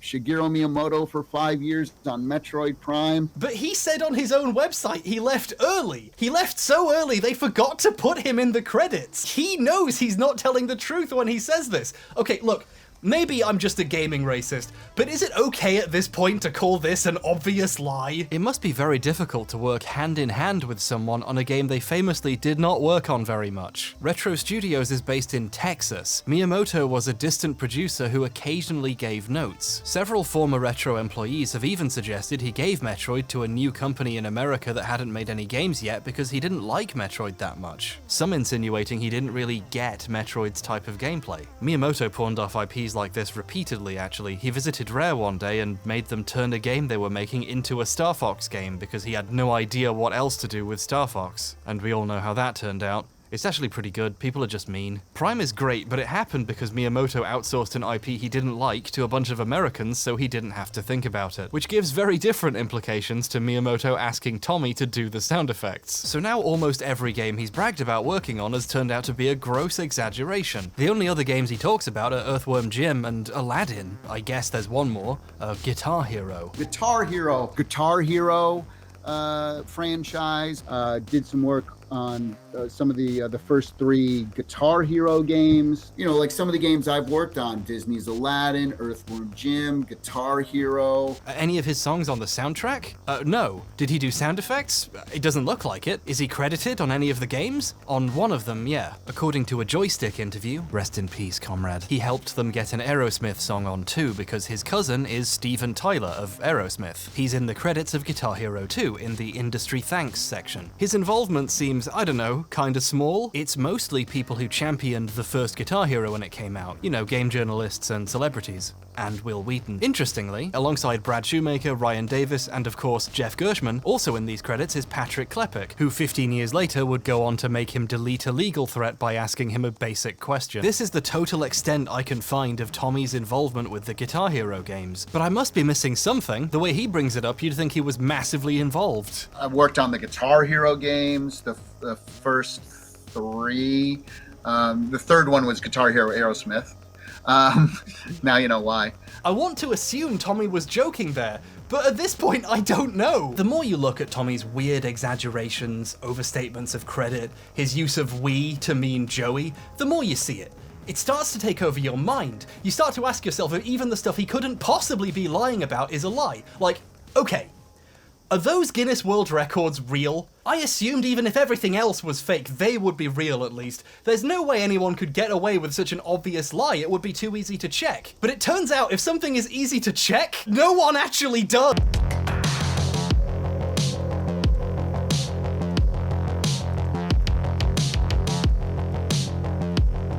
Let's start with the big one. The person who has worked on the most video games in their lifetime. That's what he calls it, at least. I hold the Guinness World Record for the person who's worked on the most video games in their life. My mother's very proud. The person who's worked on the most video games in their lifetime. My mother's very proud for the person who's worked on the most video games in a lifetime. So that was pretty cool. My mother's very proud for the person. There's a comment on this video. I don't remember who left it, but one of the top comments was something, it's my favorite thing. It was something along the lines of, Tommy has lied so many times. I half expected it to come out that his mother's not actually proud of him. Which, you know what, at this point, maybe she isn't. Who knows? Who's worked on the most video games in their lifetime, which is kind of crazy, kind of a cool honor. My mother's very proud. The person who's worked on the most video games in their life. Yeah, my mother is very proud. There's several problems with this one. Let's start with how the number of games he's worked on keeps expanding, and not in the sexy way. By the time of his first Guinness World Record in 2008, he'd worked on the production of 272 games. Around this time, he stopped doing music for games and started focusing on video games live. Video games live takes up such a huge part of your time and your career, so have you ever considered going back to like full-time video game composing? No. There was this period in the early 2010s where the last game he'd officially worked on, outside of Super Tofu Boy, was Sonic and the Black Knight. The last game I composed for was actually a Sonic game, and that was a couple years ago, but yeah. But somehow, 2 years later, he had a record with over 300 games on it. In October 2017, he said he'd worked on over 300 games. In fact, I have a Guinness World Record for the person who's worked on the most video games in their lifetime, over 300 games. But by the time of the OOF stream in January 2020, just over 2 years later, it was over 350. And I've worked on over 350 video games. He had a busy couple of years there. I read today 300 video games you've had your hands in. That can't be a real number. That's actually 350. Yeah, it's up to 350 now. That I know a lot of people in the industry. I've worked on 350 games in my career. Okay, Tommy seems a little confused himself how many he's done. So, you know, just for his sake, we should probably double check how many. So, is there a list somewhere? His Wikipedia page lists far less games than he says he's worked on. Fewer, goddammit. I used Wikipedia for that visual earlier, showing the games he'd worked on in the early 2010s. Let's show everything else he did afterwards. Nothing. He cameoed in Retro City Rampage, and that's it, according to Wikipedia. His IMDb splits his credits into a dozen different categories, but not games, television, and movies, because it's a horrible website. And the composer and sound department credits have a bunch of games repeated in both. Wow, he's credited for some of them 3 times. Even Messiah's in there twice. Earthworm Jim 2's in there 4 times? But even adding literally all the video game credits together, including all the duplicates, you get less than half the number he said he'd done 15 years ago. What the fuck is happening? His Moby Games page lists about 100? It's 6:13 AM right now and my eyes went a bit blurry while I was counting. It could be like 98. Either way, it's a lot less than 350 and I'm not recounting this shit. And that's counting a bunch he's just in the thanks for, like Guitar Hero 2. It doesn't list Pro Skater because he's not in the credits for that, even though Moby Games appear to have copy-pasted the official biography from his website, which claims he did. They somehow managed to get Pro Skater to link to the correct game page, but not to get the spelling right. Okay, none of these websites can be trusted. Thankfully, Tommy has taken it upon himself to make his own list of games on his website. This list is larger, and I mean a lot larger than the others, and since Tommy wrote it, there's some dubious names on here. Pro Skater and Guitar Hero are on there, and so is Metroid Prime. Obviously, he personally held hands with the development team while they made it, but so is Prime 2, a game I've never seen any mention of him touching anyone's hands on. Did they reuse some sounds him/Joey made, so that counts as working on both? And I guess I can now add Roblox to that list of games. If Tommy thinks he can put Roblox on the list of games he has worked on, imagine what justifications other games are on this list for. One of Tommy's actually interesting contributions to game history is early PlayStation 1 models came with a demo disc to show what the console could do, and some of his music is in the menus and titles. The first sounds ever made by some early PlayStations would be music made by Tommy. This is kind of neat and cool, and it's also weird seeing PlayStation demo disc in a list of games composed for. In general, this list has quite a bit of what we call padding. Tellurico Studios did additional music for the first Blood Rain, so that's one game worked on, right? Well, it's on Tommy's list 5 times, as each console version along with PC and Mac. I'm not sure why you'd want to give Blood Rain such a strong presence on your resume, but each to their own. He also did the music for Earthworm Jim 1 and 2. An Earthworm Jim game is on his list 18 times! Super Tofu Boy, a free Flash game Peter made he donated music to, is on here twice! You can run Flash games on the Mac too? Wow, that's an extra game worked on! Fuck you, Tommy. But even counting all of this, all the games he wasn't credited for but still puts on his list, the multiple times the same game is counted across many different consoles or computers, or demo discs as specific games worked on, it's still a lot less than the number he says. If you decide to be a bit mean and remove all the repeat games, you get around 175, almost 100 less than his first Guinness World Record said 15 years ago. So either he stopped updating his website, and IMDb, Moby Games, Wikipedia, and everywhere else also stopped tracking the games he worked on, or, Bob, forgive me, the first American to ever work on Sonic is exaggerating again. In an interview in 2010, he said he worked on 280 video games, which is a Guinness World Record, actually inside the Guinness Book as the person who worked on the most video games in their life. This sentence almost made me cut my fucking head off. Tommy isn't actually inside the Guinness Book of World Records he's talking about here. Trust me, I checked. He is, however, inside that year's Guinness Book of World Records Gamers Edition. The Gamers Edition is full of more game-centric records. Notice that it's also much smaller and the print quality is much worse, and generally it's a lot less prestigious than being in the actual book. My producer, Kat, left a comment on that line in the script saying, it's a bit like saying you gave a TED talk when really you just gave a TEDx talk, not realizing how fucking funny she was being, because Tommy has done a TEDx talk. My mother's very proud. When his biography on his website calls it a TED talk. He is exactly that guy. She is so cool. I love her. Tommy is at least featured in the Gamers Edition. It's a 2-page interview about his career and video games live. At the beginning of the interview, the author claims Tommy has worked on more game soundtracks than anyone else. They don't say how they verified this or provide the list of games. It seems a bit like Tommy just told the interviewer this in the interview and they repeated it as a factoid, assuming it was true, because why would someone tell such an obvious lie? Whatever evidence he has backing up his claim is becoming difficult to find. Luckily, this wasn't too expensive on eBay. Supplies are quite low, but the demand... it's just me, basically. I mentioned how surprisingly cheap these were to Mandalore Gaming, and he started bulk buying them to leave in Airbnbs he stays in, like a sort of Gamerdian Bible. So if they seem more expensive now, it's because he's artificially inflated the price. Speaking of artificial inflation, even if the amount of games Tommy says he's worked on was completely true, there are still people who've worked on way more games. The record is just wrong. Even Guinness at some point recognized this. They actually changed the wording of the record at some point after he first got it. It's not person who has worked on the most games in a lifetime anymore, it's most prolific composer of game soundtracks. The Guinness website says that now, and the updated versions of Tommy's plaque say that too. So Guinness have done their best to correct this mistake. Tommy, however, has continued using the original name anyway for over a decade. In fact, I own the Guinness World Record for the person who's worked on the most video games in their lifetime.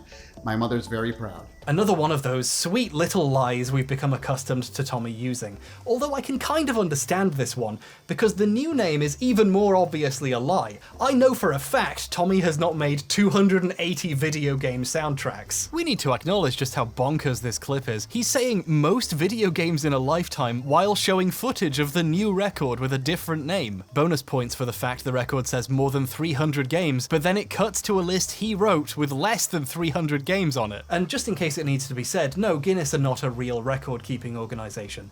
They're a novelty book company. It's already a pretty common joke that most of their records are just silly stuff someone made up so they can have a record.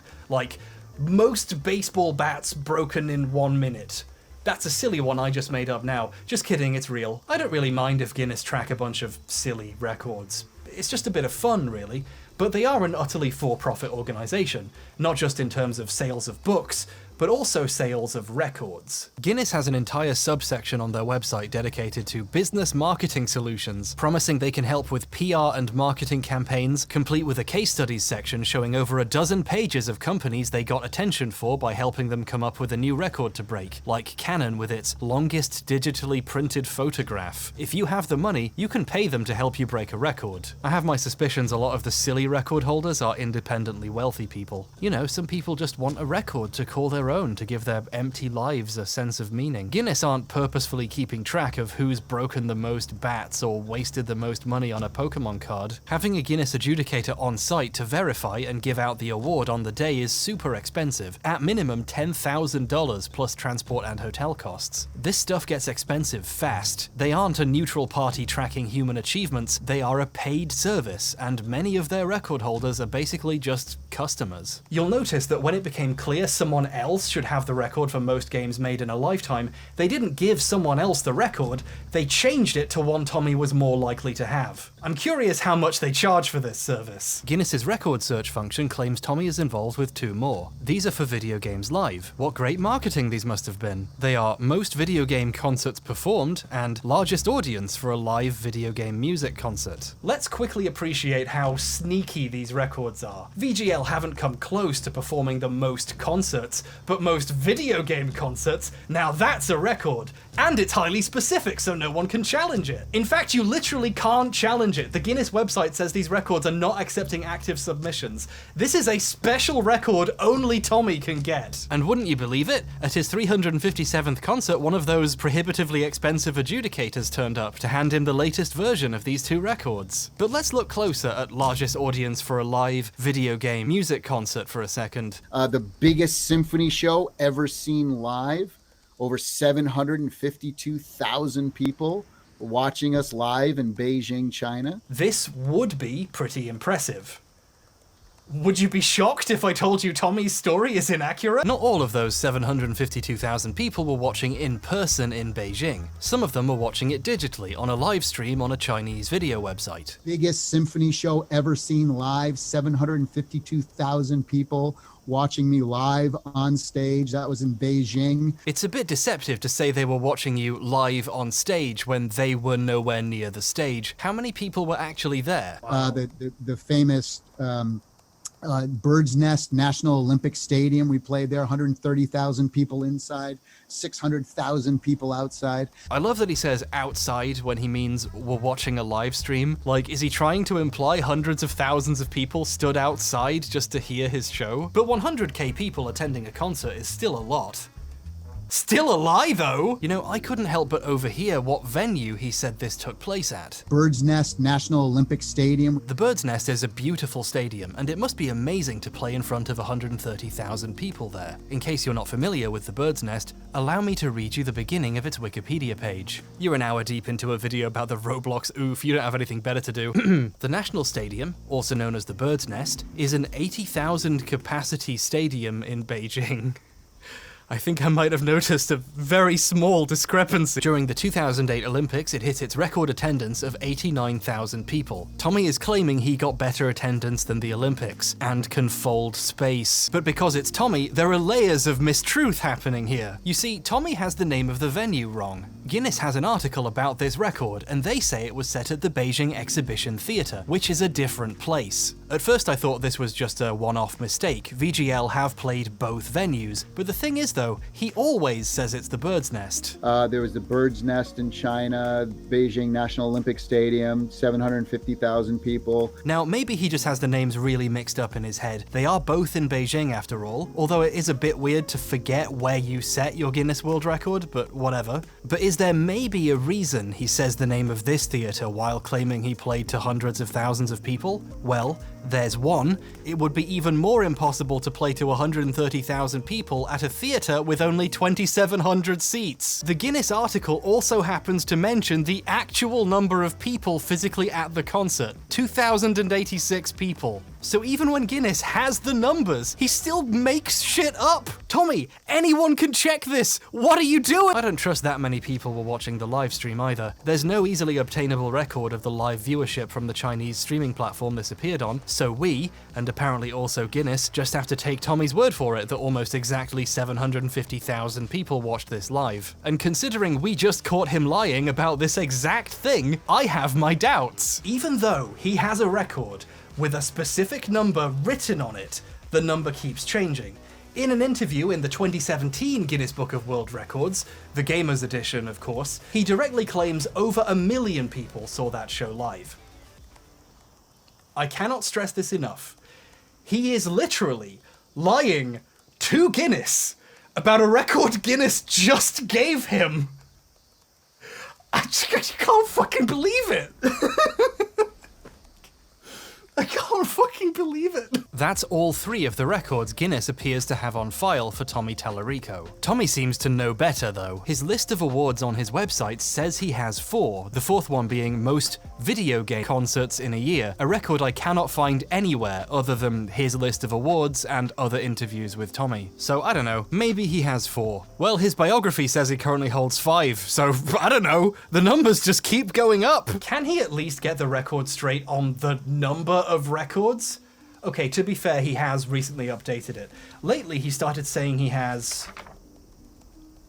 7. I have seven Guinness World Records for different things. So what are all the others? You know, for a guy who, let's be frank, fucking loves bragging about all the shit he's done. I've worked with everybody. I was the first American. Tommy is uncharacteristically modest about saying what these other 4 records are. In a Reddit AMA a few years back, he said he has 7, but just to avoid wasting people's time, he only listed 3 of them. Would you like to guess which 3? When someone directly asks him to list the records, he sheepishly adds most game concerts in a year, but that's it. The others are like ghosts. Tommy, how many Guinness World Records do you have?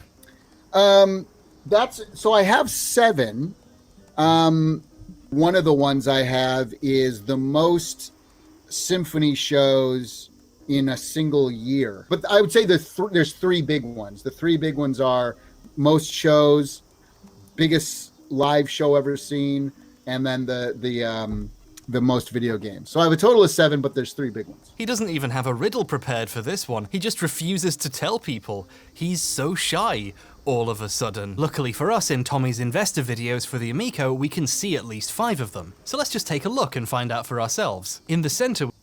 I'm so astonished. Why nobody was ever like, okay, you have 7, you listed 3, but what are the rest? Like, by the number he's given, that he listed less than half. So, like, what are the rest? What are the rest? Tommy. Thomas. Thomas-topher, hello, what are the rest, Tommy?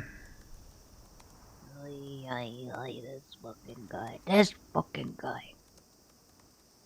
We have most prolific composer of soundtracks. Okay, can't verify he's done that many games, but we at least know that one. The 2 either side say most video game concerts and largest audience. Those are the 3 we know he has. Now for the mystery ones. To the right we have the record for the most video game concerts This is the same record. This is the previous version. This one's from 2014 with 293 shows. What about the one on the left? The longest video games live, which has performed 260. These are the same 3 records. It's starting to look like there's a good reason the other 4 records don't get mentioned much. In one house tour he gave in 2017, he has them all laid out on the floor, where they appear to have sat for 5 years now. Look at that dust bunny. And Tommy calls them 7 different Guinness World Records. There's 7 of them.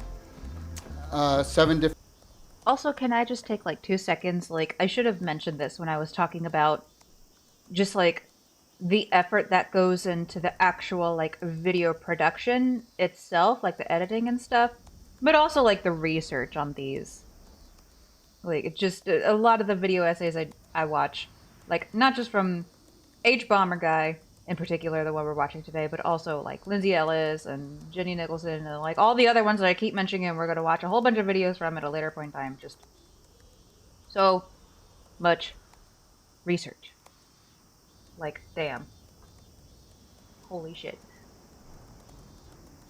Different Guinness World Records, so... I'm not sure how these can be 7 different records if when you pause the video and look, several of them are the same. And I think when people get too up close and personal with his records, they start to notice this too. In this clip, he talks about 2 of them, ones we know, and then this weird cut happens. That was the first one. That was the first one. Yep, and then for the shows, and then the...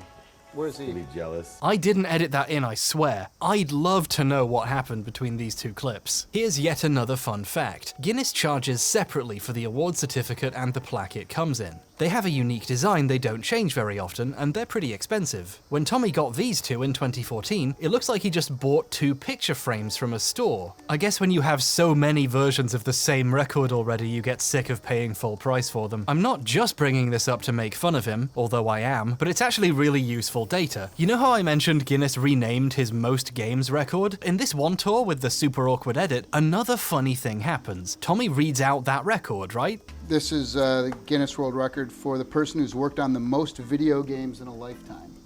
Wow. But because he got a shitty frame for this one, we can check and see the record he's reading from says something else. For the person who's worked on the most video games in a lifetime.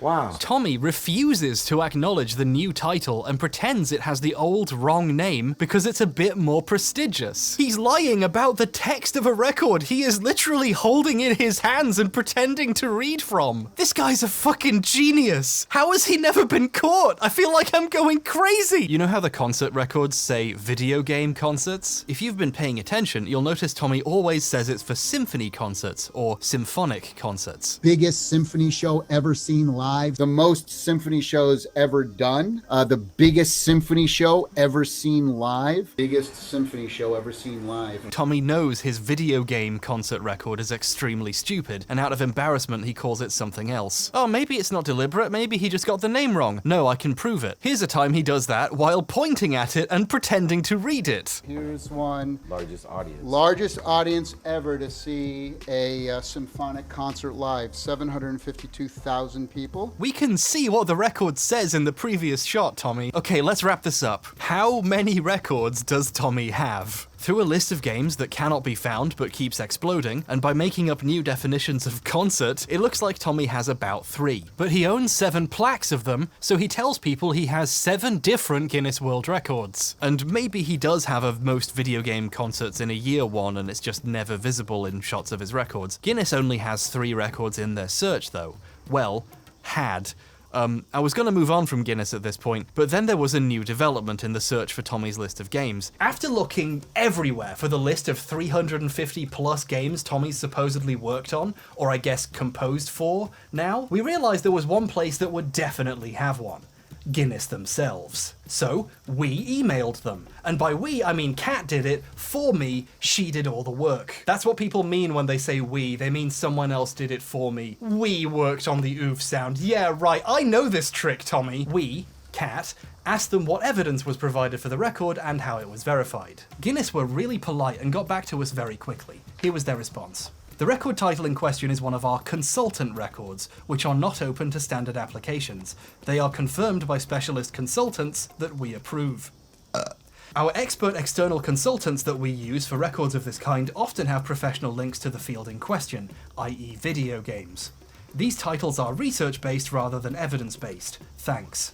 First off, this email provides me the incredible quote that the record is not evidence-based, which is just fantastic. Thank you very much for that. This is one of the situations where if you did the research, you would have the evidence. This doesn't require specialist consultation. It's a list of games. On top of that, this implies Guinness have never seen a list either. The record was verified by a consultant, so someone, somewhere, says Tommy has worked on this many games, and Guinness believes them. But then, something even stranger happened. Previously, when you typed Tommy's name into Guinness's record search, that record came up. One of the other VGL records came up because he's mentioned by name on that record, the other one doesn't. So those are the ones that came up. This is a screenshot I took in early September.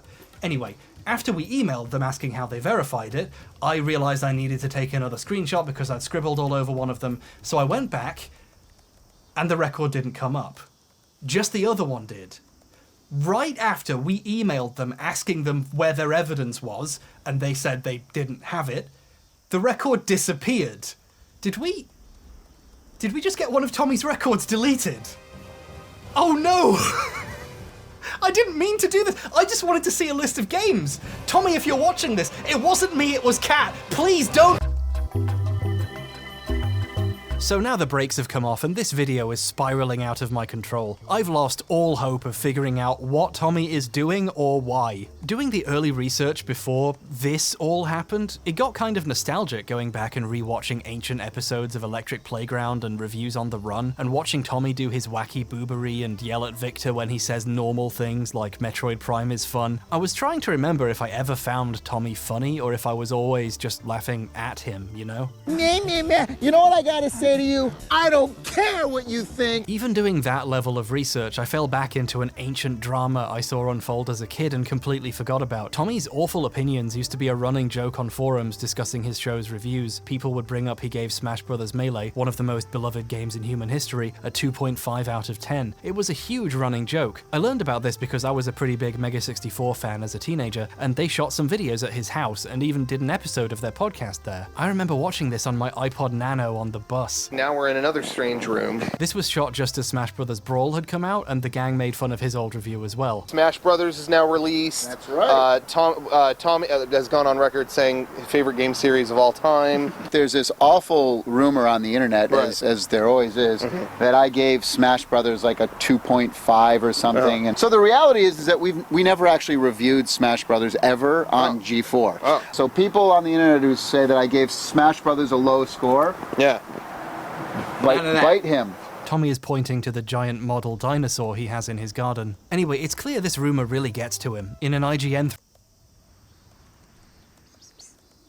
Okay, so I have not been paying attention to the time. Twitch is going to demand their hourly ad break. There was probably one before, but I guess that's like a thing in co-working streams where we're supposed to be taking regular breaks and stuff. Ooh, if y'all didn't hear, I was stretching and my shoulder popped. Oh, it hurts so good. Anyway, so we're gonna run like a few minutes of ads, I guess. I don't know, maybe I'll keep the video playing. It's just like 3 minutes of ads. Twitch is gonna demand, cause you know, Twitch be doing Twitch things. Anyway, so if you happen to get ads, yeah, apologies for that. Just, you know, like I said, take a moment, get up and stretch, especially if you're working on something. Keep that circulation going. Make sure you stay hydrated. I actually just, one of the beautiful things about, you know, not being on camera and just having a video going is I could just get up whenever I feel like and not having to always announce it. So I got myself some lunch, finishing that up. So make sure y'all get some snacks and some water and some potty breaks if you need to. And now we gonna keep going. I'm really liking this so far. How much time do we got about like a half hour left on this. I'm not gonna lie. I'm now kind of regretting I didn't pick a longer video. Because I mean, obviously we'll see where we are in like about a half hour, but I don't know, maybe I want to keep going. It's only noon right now. And like I don't know, I feel so productive. It feels so good. Anyway, I guess we keep going. Maybe, I don't know, because I feel like a lot of these streams are just kind of like, I don't know, like y'all decide what you want, I guess. Y'all think I know what I'm doing here? But I know here over in Spirit City, blah blah blah blah, excuse me, words are hard. There are also timers here. That's the word I was looking for. We could do like like break times. Hi, Lago. Don't you cough at me. Y'all hear that? He just came up and put his paws on my chair and coughed at me. What the fuck? What was that for? Anyway, so, I don't know, we could do, like, more consistent and regular breaks, which I think is maybe kind of the thing people usually do in co-working streams. I don't know. We could do, like, sessions, we can do timers, we can do I stopwatch. I don't know. This is my very first co-working stream ever, and I'm kind of just, I don't know. Oh, Lago shaky. I feel like a lot of it is probably just going to be kind of shaped around what y'all want. So, also, I don't know if y'all... It's kind of getting a little more prominent as in my voice, especially because I just took the puppy out. But if you couldn't hear, allergies do be getting me real good. I sound a little stuffy. Yeah, I don't know. Maybe we'll get more consistent with the breaks eventually. I don't know if I want the task list over here. Maybe over here in this corner. Maybe we'll do here. This seems fine. Anyway, we back from Madsville. Enough of me yapping. We go. Thread about his Mario Galaxy review, this comes up, and Tommy T shows up to defend himself because he Googles his name and has nothing better to do. He claims it's not true, but refuses to say what the real score was because he thinks it's fun watching people spout nonsense. So Tommy never gave Melee a 2.5, that's just a rumor, leave him alone. Here's Tommy's review of Smash Bros. Melee. What do you think about Super Smash Bros. Melee for the Nintendo GameCube? Well, you know, I gotta tell you, it's another GameCube letdown, another GameCube disappointment in my book. 3 out of 10. I give it a 2.5. He said this on TV. People saw him. The footage exists. This isn't speculation. When Tommy does something people criticize him for, even something dumb that doesn't need defending like a video game opinion, he just lies and says, Y'all hear that?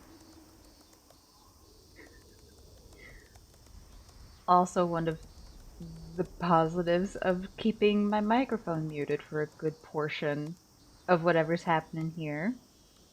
So it means whenever somebody, not naming names here, but when certain fluffy little beasts, hey, don't dig at the carpet.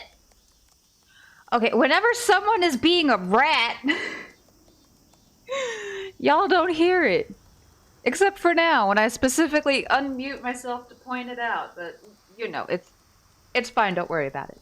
as he never did it. Like, why would you lie about something so stupid and easy to check? I'm reaching the point where if Tommy says something, it's easier to assume he made it up. His website used to have a page of famous people seen wearing Tallarico Studios t-shirts, which is a weird thing to document in the first place. But the thing is though, every single picture on it is photoshopped. Like, what was his goal here? What is he even trying to do? Tommy's stratospheric levels of clout chasing have hit a point where I literally can't tell if he's joking. He has a gallery page with pictures of him performing and in magazines and so on, and there's a celebrities section showing off all the cool people he's stood next to. Wow. He's really proud of some of them because he keeps reposting them. This Jamie Lee Curtis picture pops up on his Twitter when she's in the news or it's her birthday. She's a wonderful, kind, and talented human being, and a fan of my video games live show. But one of the pictures on here is really strange.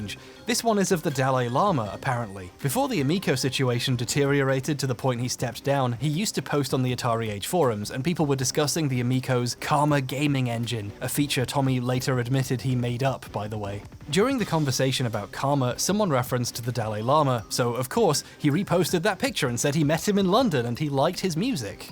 The issue here is this later turned out to be a wax statue of the Dalai Lama from the Madame Tussauds in London. This is an example of what I've decided to call the Tallarico event horizon. Tommy has lied so much about so many things, I can't even tell if this is meant to be a joke. Is he doing a bit? Is Tommy Tallarico a CIA experiment to see how far you can get in the liberal games industry by just making shit up? Is Tommy Tallarico just a shadow on the wall of a cave? I started making this video because I thought a sound effect was funny! I can't tell if he's joking or if he genuinely wants to convince people he met the Dalai Lama. Like I said, this was in a conversation about an Amico feature it turned out he made up. We have something that's called our Karma gaming engine. And what that means is that everybody, no matter what your skill level, can feel like you have a chance and that you're in the game. I'm interested in the fact that you're using the Karma gaming engine. Where did that come from? Okay, so the Karma gaming engine is just some shit we made up. Okay. Like he literally made it up to get people to invest and admitted it later. Everywhere you look, Tommy is trying to build more prestige in ways that make no sense. Once Tommy had fled the Atari Age forums after calling everyone a gaming racist and stepping down, people started posting about how weird he was being, and a guy told a story there about how he ran a display at the Houston Arcade Expo in 2018 showing off old Intellivision stuff right when the Amico had just been announced. So he asked Tommy if he wanted him to put out some business cards advertising the Amico, which he did. His display won an award at the show, and when he mentioned this to Tommy, he allegedly asked him to mail him the award. If this story is true, Tommy just assumed that this award belonged to him. This is just an allegation. Normally I wouldn't bother putting this in the video, but the problem is it tracks so well with a lifetime of taking credit for things he didn't do and making up awards. I find this story too believable not to mention. Still, this doesn't mean Tommy hasn't done good work in the industry or had any legitimate achievements. To properly recognize the good work he's done, we ought to talk about GANG. The Game Audio Network Guild is a group of industry professionals dedicated to improving the craft, helping people network, and recognizing people's achievements with awards. Tommy has won a lot of awards from the guild over the years, at least 16 by my count, and he's clearly very proud of them because he puts them all up next to his Guinness World Records. Tommy Tallarico is also the founder of GANG. Recently, I founded a nonprofit organization called the Game Audio Network Guild, or GANG. It's really funny seeing Tommy give tours of his house in his GANG t-shirt and of his office with his GANG desktop background, and then going to his website and seeing 16 awards from the group he founded and was on the board of directors of at the time. Tommy Tallarico, composer and sound designer for video games, also the president of the Game Audio Network Guild, also known as GANG. GANG even gave an award for Best Sound Library to that sound pack he made, with Joey's help. They've only given out that award 4 times in their 20-year existence, by the way. And again, these are award-winning sound effects. At least we know the sounds in the Roblox kit really are award-winning. Like, at this point, research for a video that was supposed to be about the Roblox oof has gone so far off course that I needed, like, something that was baseline obviously true to hang on to so I could return to sanity. So I asked myself what I thought would be the most obvious question. Was Tommy even on Cribs? On YouTube, like I said, there's videos of your house and MTV Cribs I was on. It's awesome, right? You did an MTV Cribs? Yeah. Yeah, they tour my house. Didn't you have an episode of MTV Cribs back in the day? Yeah! Like, he tells people it was Cribs. He uploaded a video to his YouTube channel saying it was Cribs. So was it? No! Cribs is, you know, a TV show. It has lists of episodes. You can just check. It was obviously a lie the entire time. I don't know how no one called him on it. Do gamers just not know what Cribs is? Cribs went to the home of massively successful musicians like Snoop Dogg and Maroon 5, or other really big celebrities like Tony fucking Hawk. They did not go to the home of the guy who might have made some of the skateboard sounds for his game. Absolutely no normal person watching MTV in the mid-2000s is gonna know who Thomas the Tallarico Engine even is. He did the soundtrack to Earthworm Jim. He's not a celebrity. Nobody gives a shit about his from later on fucking in this fountain. video because I've seen it too many times. I don't want to talk about it. Which makes me want to pee at night, oddly enough. My mother's very proud. Cribs had I'm as very bad as Tommy specific motion Tallarico. graphics, What can and they I always say? showed the same factoids at the beginning every time, using the same Just taking visual. credit for This other video people's just work. has a wall of text. MTV had a very specific vibe with its backing tracks. This thing uses easily identifiable stock music. So identifiable, YouTube flagged it. But if it wasn't Cribs, then what was it? Someone in the comments says they saw this on a disc that came with a gaming magazine back in the day, but I think they're thinking of the other times he did that. Because Tommy's a massive narcissist, his website has a video section with a meticulous collection of his appearances, and links to them on YouTube, some of which he uploaded himself. He links this one and calls it MTV Cribs here too, along with 2 of his PlayStation Magazine appearances. But here's the thing, Tommy's website is ancient and has several much older versions preserved on the Internet Archive. On the version from 2004, before YouTube was a thing, he would just put the videos on his own site. Many of the videos on the old site ended up as links to YouTube videos on the new one. The PlayStation Magazine house tour and interviews user here, along with this Around the World in 80 Games thing.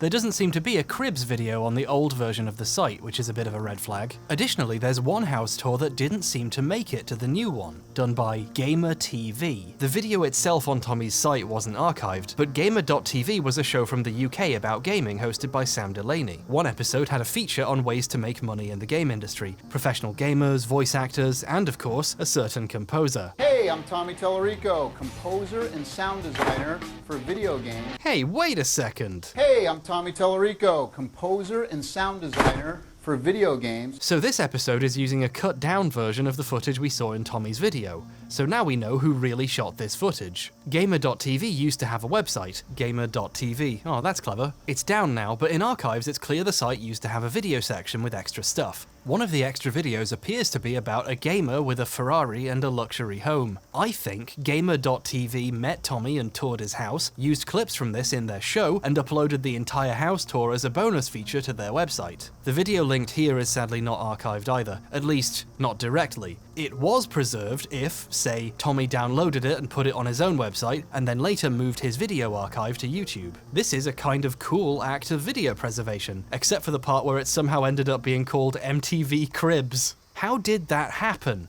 I mean, the file on his website was named correctly. This would be a difficult thing to get wrong unless he did it on purpose. MTV Cribs I was on. It's awesome, right? Is Tommy just, like, a pathological liar? Does he have to lie to sound more interesting no matter what? Like how he went from saying he did some sounds for Prime to saying he worked on it with Miyamoto for 5 years? Or how he went from being one of the voices in Pro Skater to the audio director? Or how he went from doing 3 songs for Sonic and the Black Knight in 2009 to being the first American to ever get to kiss Sonic on his little mouth? Every time something comes up again, the lie has to get bigger. In that newer house tour I showed, the guy asks Tommy about if it was featured on Cribs, and he says it was on there more than once. Tommy Tellerico has invited me to his MTV Crib, which this hasn't been on the MTV Cribs, right? A couple times. Yeah. Why is he like this? Why are you like this? I know you're still watching, Tommy. Explain yourself. What are you doing? What are you fucking doing?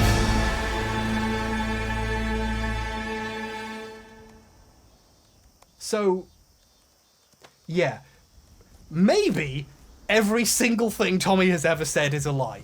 Maybe some of it is true, but bear in mind that even if Tommy has lied, that isn't like a crime. You can just lie to people. Watch, I am a trained helicopter pilot. See, you can just say things, no one can stop you. However, there are times when lying does become a crime. And Tommy would know this intimately because it cost him $100,000. In 2009, after putting on a video games live How many event in times am I Brazil, gonna have to say Tommy throughout this returned video? to America with over That's quite an $100,000 in oof. cash on his person. When you enter America with more than $10,000, you have to declare it for money laundering and trafficking reasons. Tommy knew he had to do this, but for some reason he didn't. His business associate, who was also his brother, filed a customs declaration on their common behalf, denying they were bringing that much money into the country. Tommy knew this was false. When he was caught at a TSA checkpoint with a bag with $100 grand in it, there were some serious questions. He quickly made up a story to explain himself. He told them he didn't need to declare the money because he had distributed it among his band members during the flight in amounts less than $10,000, and then took the money back once they were through customs, so no one needed to declare anything. Tommy thought he was being clever, but he had just accidentally confessed to the crime of structuring, where you deliberately avoid regulations by pulling stunts like this. Structuring is a federal felony, with huge fines and up to 5 years in prison attached to it. Later, he came clean and told investigators he lied and made up that story, and actually he just took the money over the border himself. So when I call Tommy a liar, that's not just my opinion. There is also a legal document signed by him admitting to it. Looking deeper into United States v. Tellerico, that's its name, Tommy pled guilty, was placed on probation for a year, forfeited the $102,000 seized by customs, and had to pay a $1,000 fine, plus a $25 assessment fee. America. There's a really interesting lesson here. In the game industry, you can just lie about what games you worked on, what sounds you made, and whether you worked on Cribs, and the only real repercussion is people finding you unpleasant. But if you try that with the TSA while carrying a large, unexplained bag of money, there can be consequences. There are other ways lying can be a crime too. For example, if you lie to potential investors to get their money. During one of Tommy's many attempts to find investors for the Amico, he told the exact kind of Tommy Tommy-esque tall tales you would expect from him, but in a situation where doing so can get you in serious trouble. In February 2021, he recorded this video for potential investors and lists the team of so-called Avengers working at Intellivision, one of whom was Kara Acker, a former marketing manager at Mattel on Disney Princesses and especially Frozen, which would be a great find for the company, and thinking she was on board might well have helped convince investors to part with their money. If we scroll slightly higher on her LinkedIn though, we can see she actually left Intellivision in 2020. But here's Tommy telling people in 2021, after she was gone, he has her on board, so you should definitely invest. Our VP of global marketing used to work at Mattel as one of the global brand managers over there, right? And she was in charge of the Disney brand within Mattel, so that's a double bonus there. Is there a word for lying to people? For money? If this convinced people to invest, they have grounds to say they were lied to about the status of the company. You can't just pretend people still work for you. On their Republic crowdfunding campaign, which raised $11.5 million, the pitch video for these investors featured Acker heavily, in Tommy's disgusting Egypt room as VP of Global Marketing. She was front and center as one of the intended draws to investors. She was basically the company's pharaoh. She's also still shown on the list of team members, including, ironically, a link to her LinkedIn, which will tell you she's actually gone. This crowdfunding campaign ended in 2021. There was a period of 4 months minimum where people were investing based on a video and information which was not accurate at the time and never corrected. The Intellivision website listed Acker as VP of Global Marketing as late as July 2021, according to the Internet Archive. Did the guy who ran the website quit too? Investors using this website as a source of information would have a hard time confirming who was actually at the company. Investors don't give you millions of dollars unless you have hard, cold facts. I certainly hope there's some facts I missed here. People gave this company millions of dollars. Like seriously, I hope for Intellivision's sake, Acker just put the wrong date on her LinkedIn, or there's gonna be some questions. In fact, if you click the invest button on the Intellivision website, it takes you to the same video with Acker still in it. You know the Avengers, right? Marvel Avengers, you know, they're the super team of superheroes ready to save the world. Also on Tommy's list of Avengers was Jay Allard, the co-founder of the Xbox and Xbox Live. This would make the company look like it was on the right track and had some really good minds attached to it. However, Allard decided he wasn't a good fit and left the company. In 2020. Here's another one. How about the guy who co-founded and co-created the Xbox, right? When Tommy was saying Allard was on the team in this footage, to get people's money, Allard was already gone. He was gone to such an extent he didn't just change his LinkedIn to say he wasn't at the company anymore, he removed it from his page completely. Allard unworked at Intellivision. And after this happened, Tommy was shooting a new video telling people he was in the Amico Avengers. I mean, this guy doesn't even need to work anymore, but he loves our idea and concept so much that he joined the team and has been making huge contributions. This particular comment is incredible, because on another investment platform, remember Fig? Tommy had previously bragged about Allard's involvement in that investor video too. He was actually at the company when this one was made at least, and Intellivision's share offering documents on Fig also claimed Allard was involved and that he was the global managing director. A while after Allard had left, the SEC noticed Intellivision's Fig was still advertising he was there. Investors were technically being deceived. Also, a major member of staff, like the global managing director, leaving could be causing problems with making the product they were promising to investors, you know? So they asked Fig what was going on. Orally, someone at a government agency physically asked someone at Fig what the hell was happening at Intellivision. Fig asked Intellivision to clarify. Intellivision panicked and said they would change the documents, and product development was unaffected by his leaving because, to quote Fig quoting Intellivision, he has not played a material role in product development considering his contributions. He joined the team and has been making huge contributions.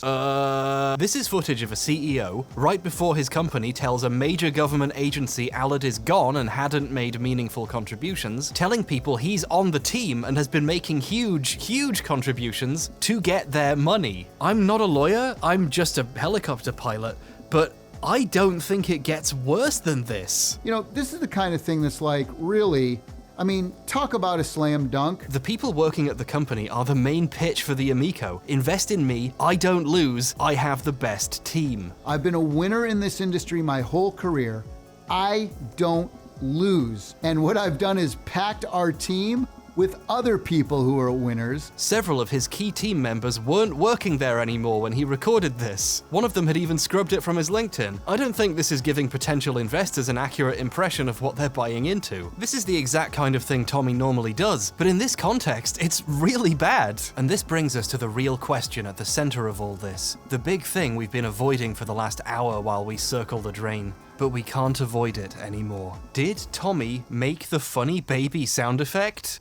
Remember when that was the point of the video? When we look at the sum collective of all of his claims, the Tallarico totality, if you will, and we put it in context with, reality, when Tommy says he created the oof, this might just be me, but I don't believe him. Although at this point, if Tommy confessed to a murder, I would assume he was just trying to be cool. I'm sure if I was a more reasonable person, I could say the evidence is all inconclusive and Tommy could have worked on the sound, maybe, but right now, all I know is Tommy is a huge liar, and I hate him, and he made me forget what this video is about.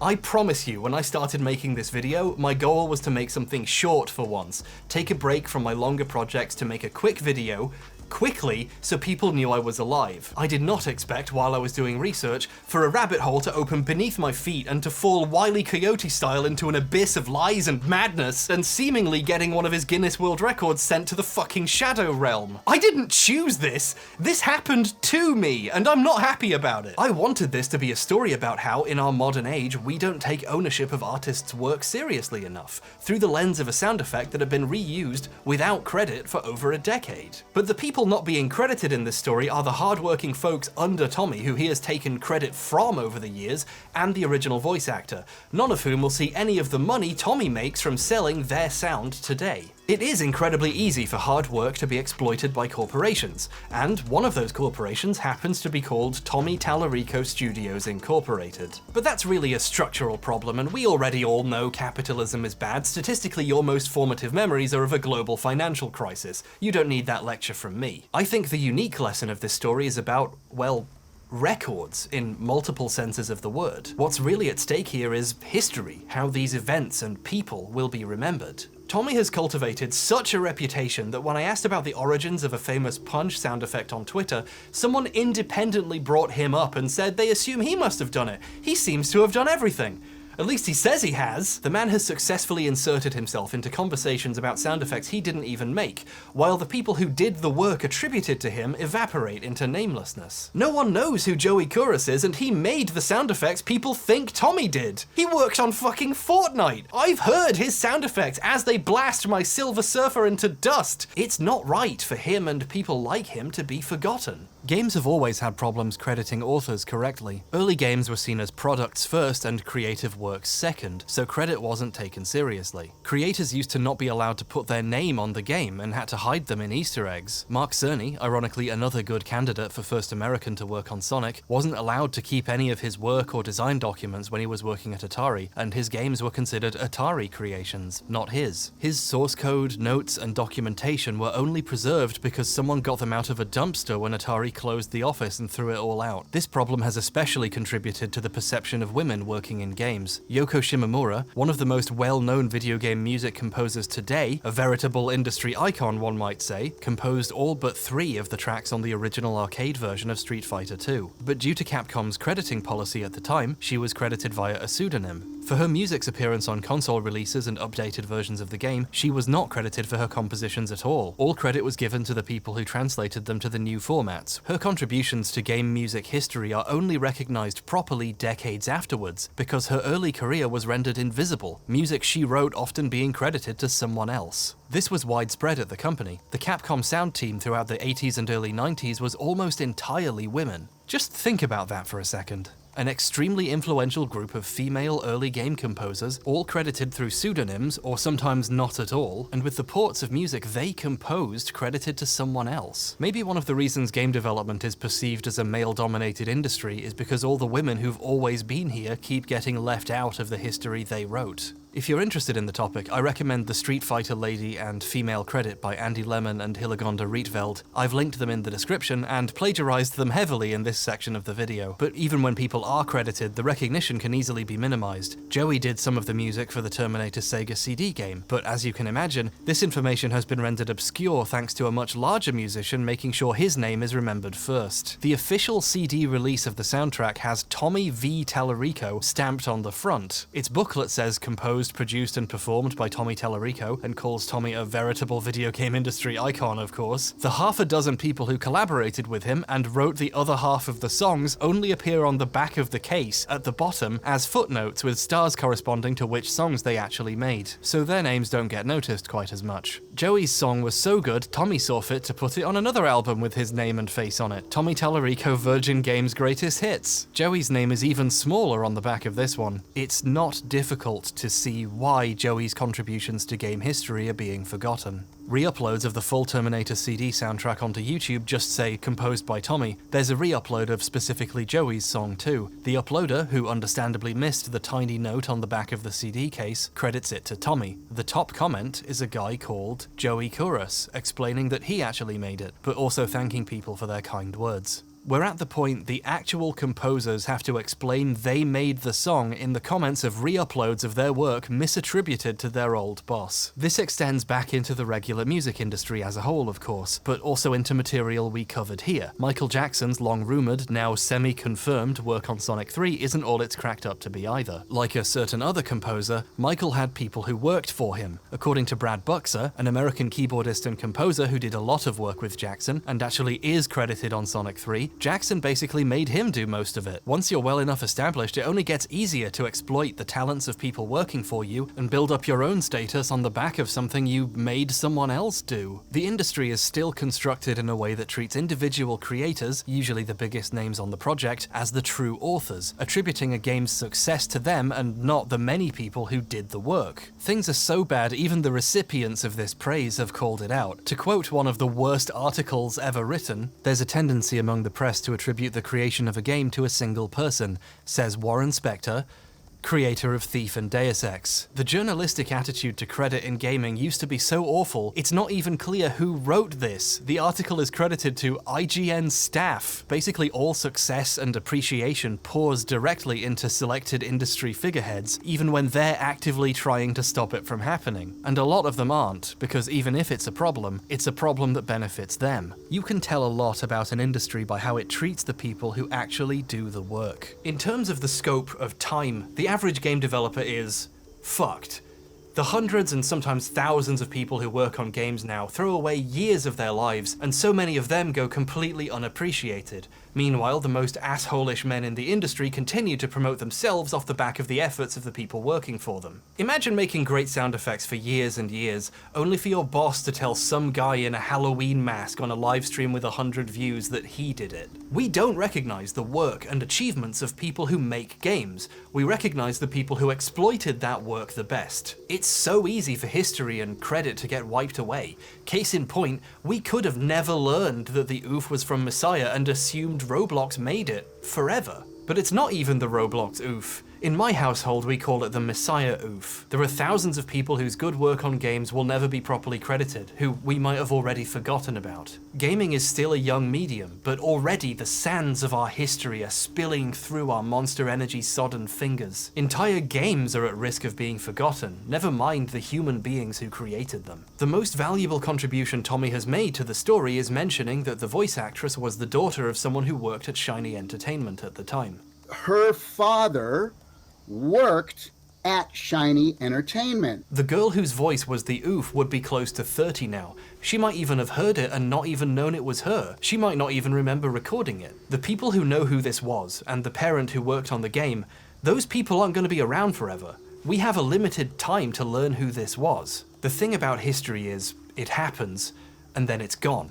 If we don't work to preserve it, eventually it becomes impossible. To quote a famous Nintendo quit screen, "Everything not saved will be lost." And just as a kicker how hard it is to remember things accurately, the popularized version of the quote is wrong. It's actually anything not saved. I'm not trying to be a pedant for once. It's kind of poignant how easy it is for things to shift like that. If we don't set a precedent of taking people's work and the accuracy of records of who did what seriously, we leave it to the liars and opportunists of the world to make up that history, to the spin-off of a beer company to tell us who did what. And it honestly, on a spiritual level, fills me with immense grief thinking about the people who made the things I care about dying unrecognized for what they did and being forgotten. Gaming is just old enough that we're losing that first generation.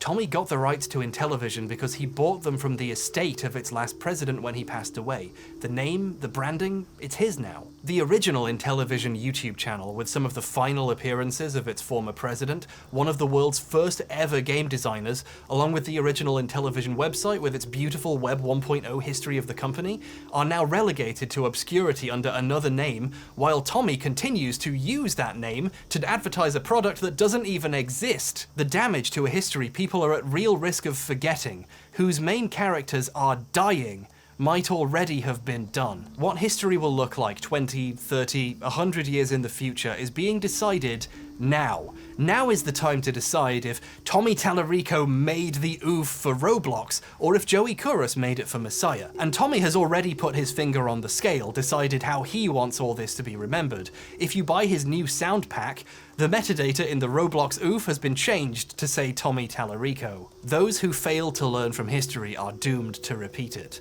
That's a quote commonly attributed to Winston Churchill, but he was actually probably paraphrasing George Santayana. That was me being a pedant. Old habits die hard. But here's a corollary I came up with all by myself. Those who let hucksters write the history they're trying to learn from are doomed in some other horrible way. And, for one, I don't think history gets to be written by a guy who wasn't even on Cribs. It wasn't even Cribs!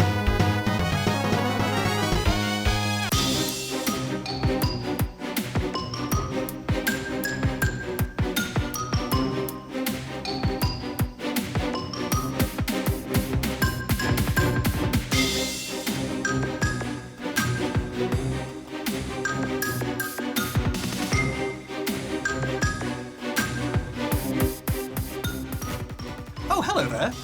Thank you for watching this 30-minute video and accompanying feature-length meltdown. The boom mic is slowly peeking into frame. Anyway, thank you all so much for watching all of this. And I hope you had a good time, and I hope to see you again soon. For once.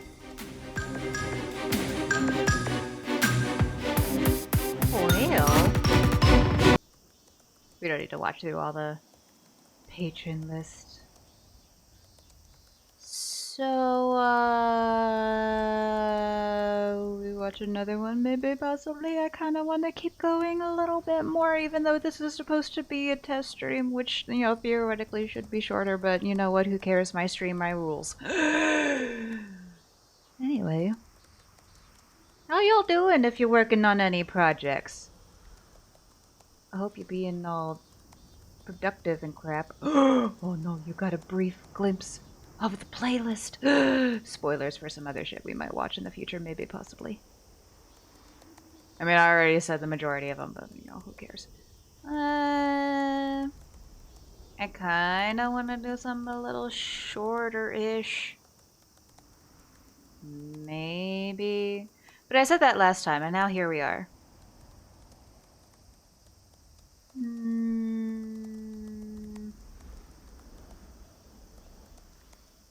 Let me think. What do we feel like? And by we, I mean mostly me. Like I said, my stream, my rules. Teehee.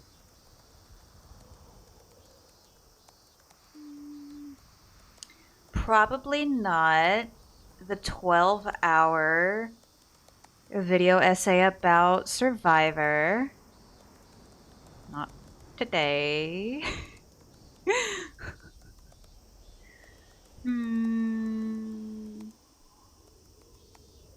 Not a lot of these are all that short. Let's see, we got some Pikmin stuff. We got some drama stuff. Bye, Seth. Thank you so much for hanging out. I appreciate you. And let us know when your PC gets here so we can twist your arm into playing more games with us.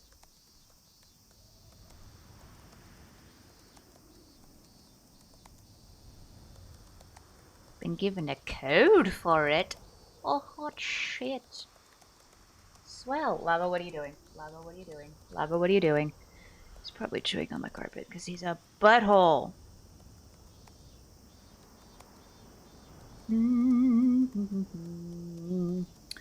Ooh, you know what I kind of want to watch?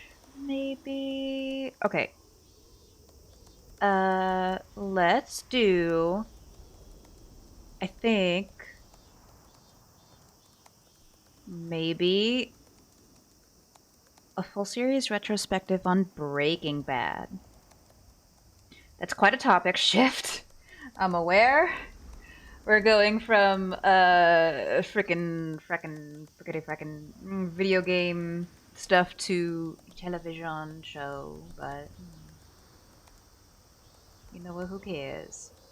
It'll be fine, maybe. Okay, I do then need to update the command. Where is the thing? Where is the thing?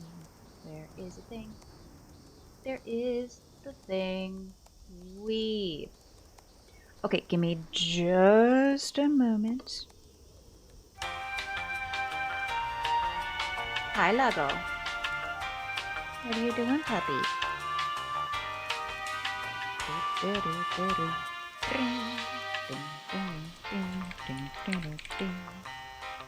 Okay, here we go. We are no longer watching the Roblox oof video by H-Bomber Guy. We are watching Breaking Bad : full series retrospective by Slipmaker. There we go.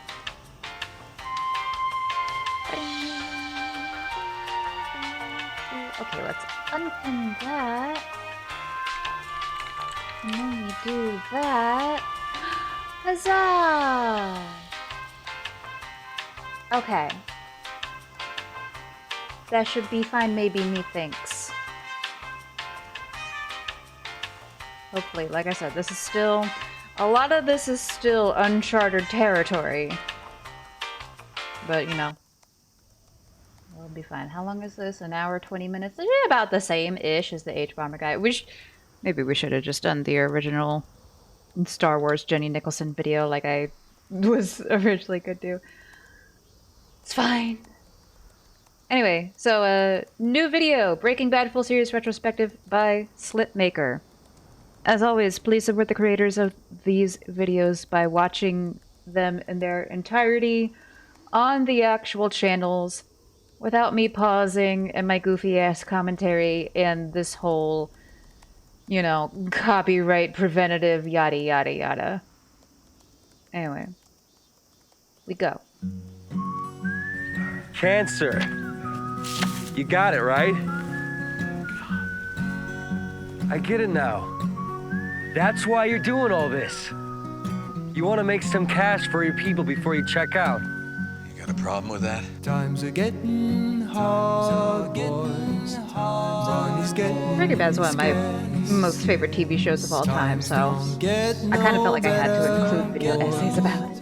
Gonna leave this place. Take my And of course, there is a sequel to this as well by the same person about Better Call Saul. Actually, just finished one of my biannual rewatches of Breaking Bad and Better Call Saul.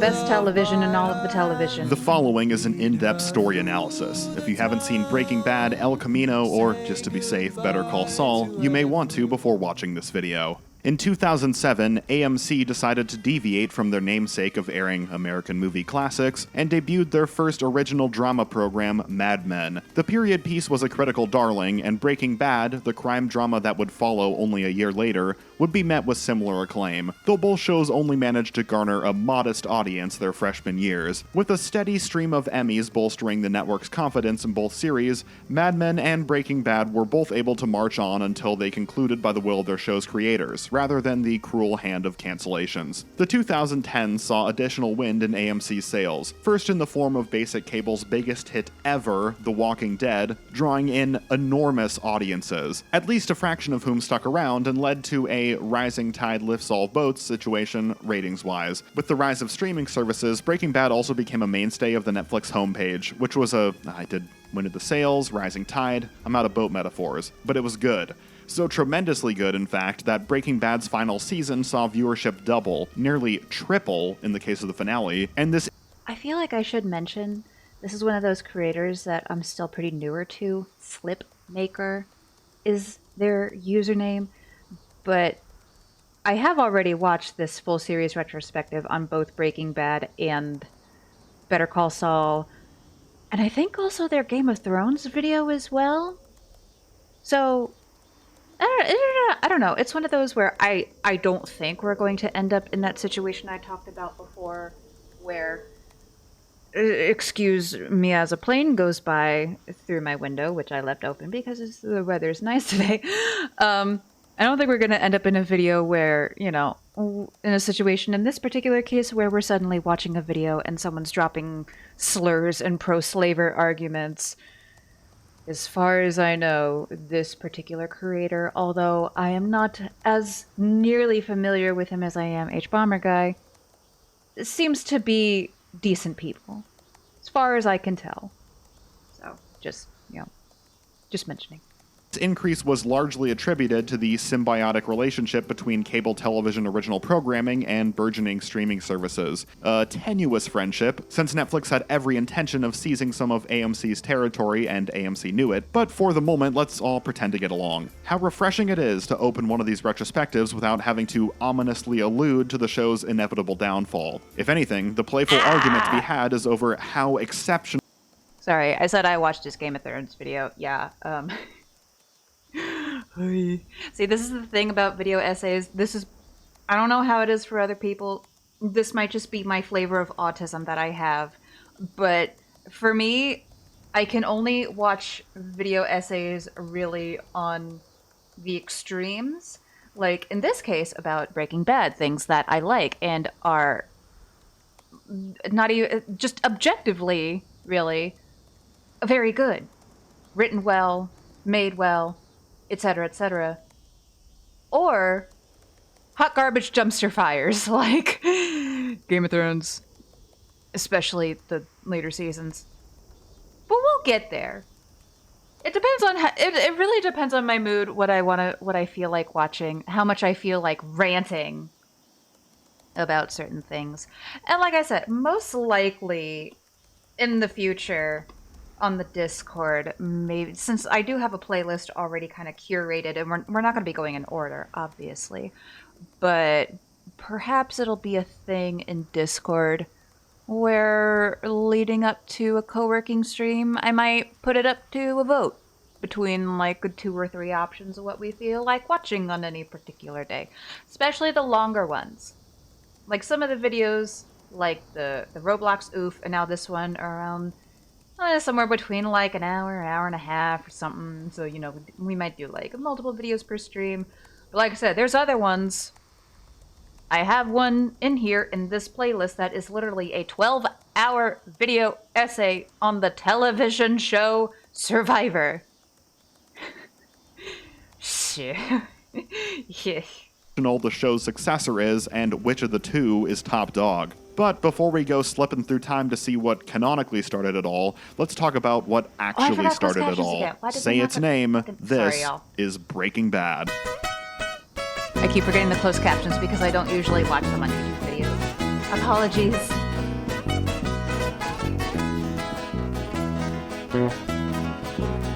I need to get used to that.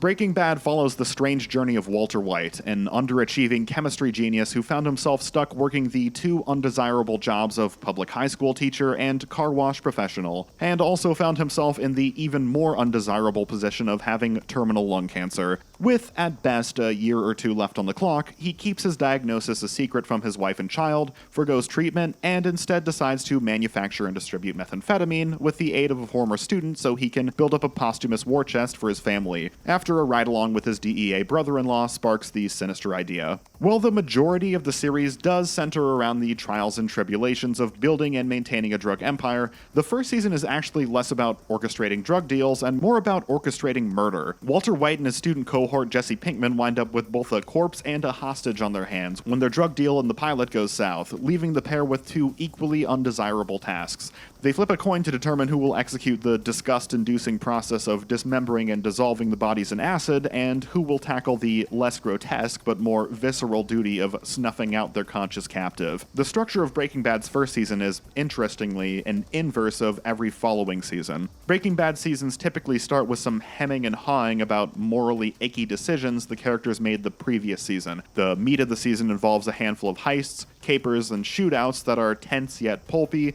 and the culmination revolves around Walter White crossing a line and doing something really bad. Season 1 of Breaking Bad turns the order on its head. The season ends with a thrilling, goofy heist sequence, but it starts with Walt strangling a humanized victim after imprisoning him in an undignified, horrific way and weeping afterwards. It was an incredibly smart decision on the writer's part to torture Walter White with moral crossroads right off the bat, instead of faffing around with tongue-in-cheek action, because that gets us right to the thing Breaking Bad is most known for: Bryan Cranston's performance in the leading role.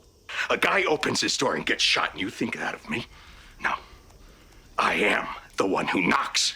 Yeah, it turns out Hal Wilkerson, or Hal no last name, depending on the episode, had a lot more tricks up his sleeve. Prior to Breaking Bad, Bryan Cranston was most well known as the father from Malcolm in the Middle, but as a kid raised on Malcolm in the Middle, I already knew he had serious chops going in. But even I wasn't prepared for what a tour de force this series would be. It's a credit to both Bryan Cranston and the writers that a character as morally dubious and eventually outright monstrous as Walter White never really loses me. I pull up clips on YouTube and see at Walter's villainy, or I watch Better Call Saul and realize what a good thing they had until that stupid son of a bitch had to blow it up and just had to be the man. But then I go back and I watch Breaking Bad front to back, and in the context of the story and the events swirling around him, I have to admit, I'm kinda with him the whole way. Obviously, I'm not saying his actions are right or justified. It's more like a slip and slide of moral atrocities gliding the audience along. One of those giant 700-foot ones people build on the side of a hill, covered in canola oil. So you get moments of triumph where a criminal scheme with a tweak of chemistry goes according to plan and you can celebrate with him. Then there's paranoid moments where he generates it's him or it's me murder scenarios that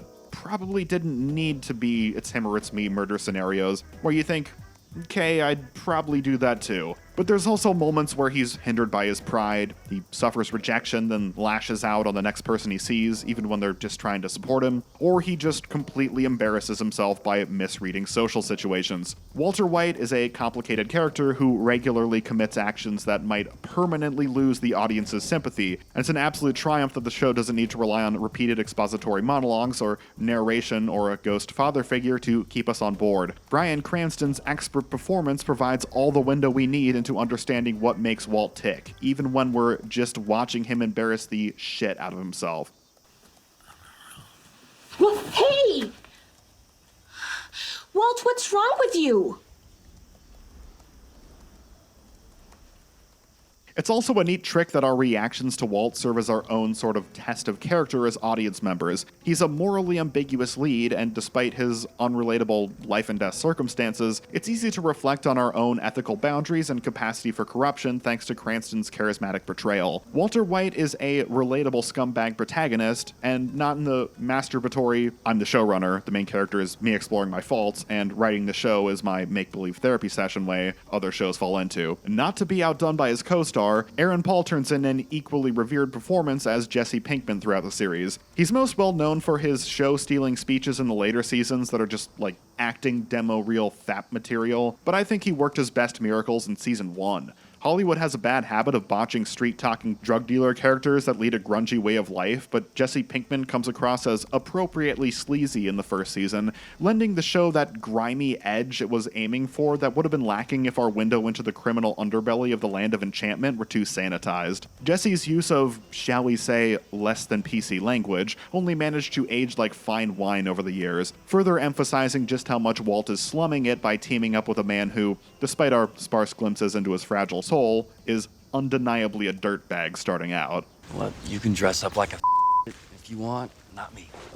Jesse and Walter's frequent bickering also contributes to an often overlooked aspect of the first season, and that's how downright funny it is. Whether it's black comedy mined from the human soup that comes spilling out of Jesse's second-floor bathtub, pratfalls, absurd and awkward exchanges and cover-ups, or just marveling at how utterly ill-equipped Walt and Jesse are for this life of crime, Breaking Bad is hilarious. That's what we need. We need a distributor now.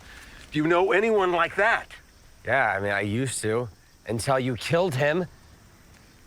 The prevalent humor in the first season was also a necessity to keep its already small pool of viewers coming back week after week, given the premise of the show. In the early days, how could we have any idea where this was headed? Nowadays, Breaking Bad's more action-heavy crime thriller elements have all entered the pop culture consciousness, which serve as enticing reasons to watch in and of themselves. But put yourself in the mind of a viewer in 2008. We had no idea this was headed toward fried chicken mess smuggling empires, underground labs, train robberies, cartel assassinations, exploding wheelchairs, exploding heads on turtles, none of that. As far as anybody knew, this was and forever would be a street-level show about a washed-up chemistry teacher slinging meth as he slowly died of cancer, which is about as grim as loglines get. The moments of black comedy and absurdity add a sufficient amount of levity to keep Breaking Bad from veering into self-serious, dour territory that saps energy from the viewers, a trap its sister show on AMC, The Walking Dead, would regularly fall into. Get off the toilet!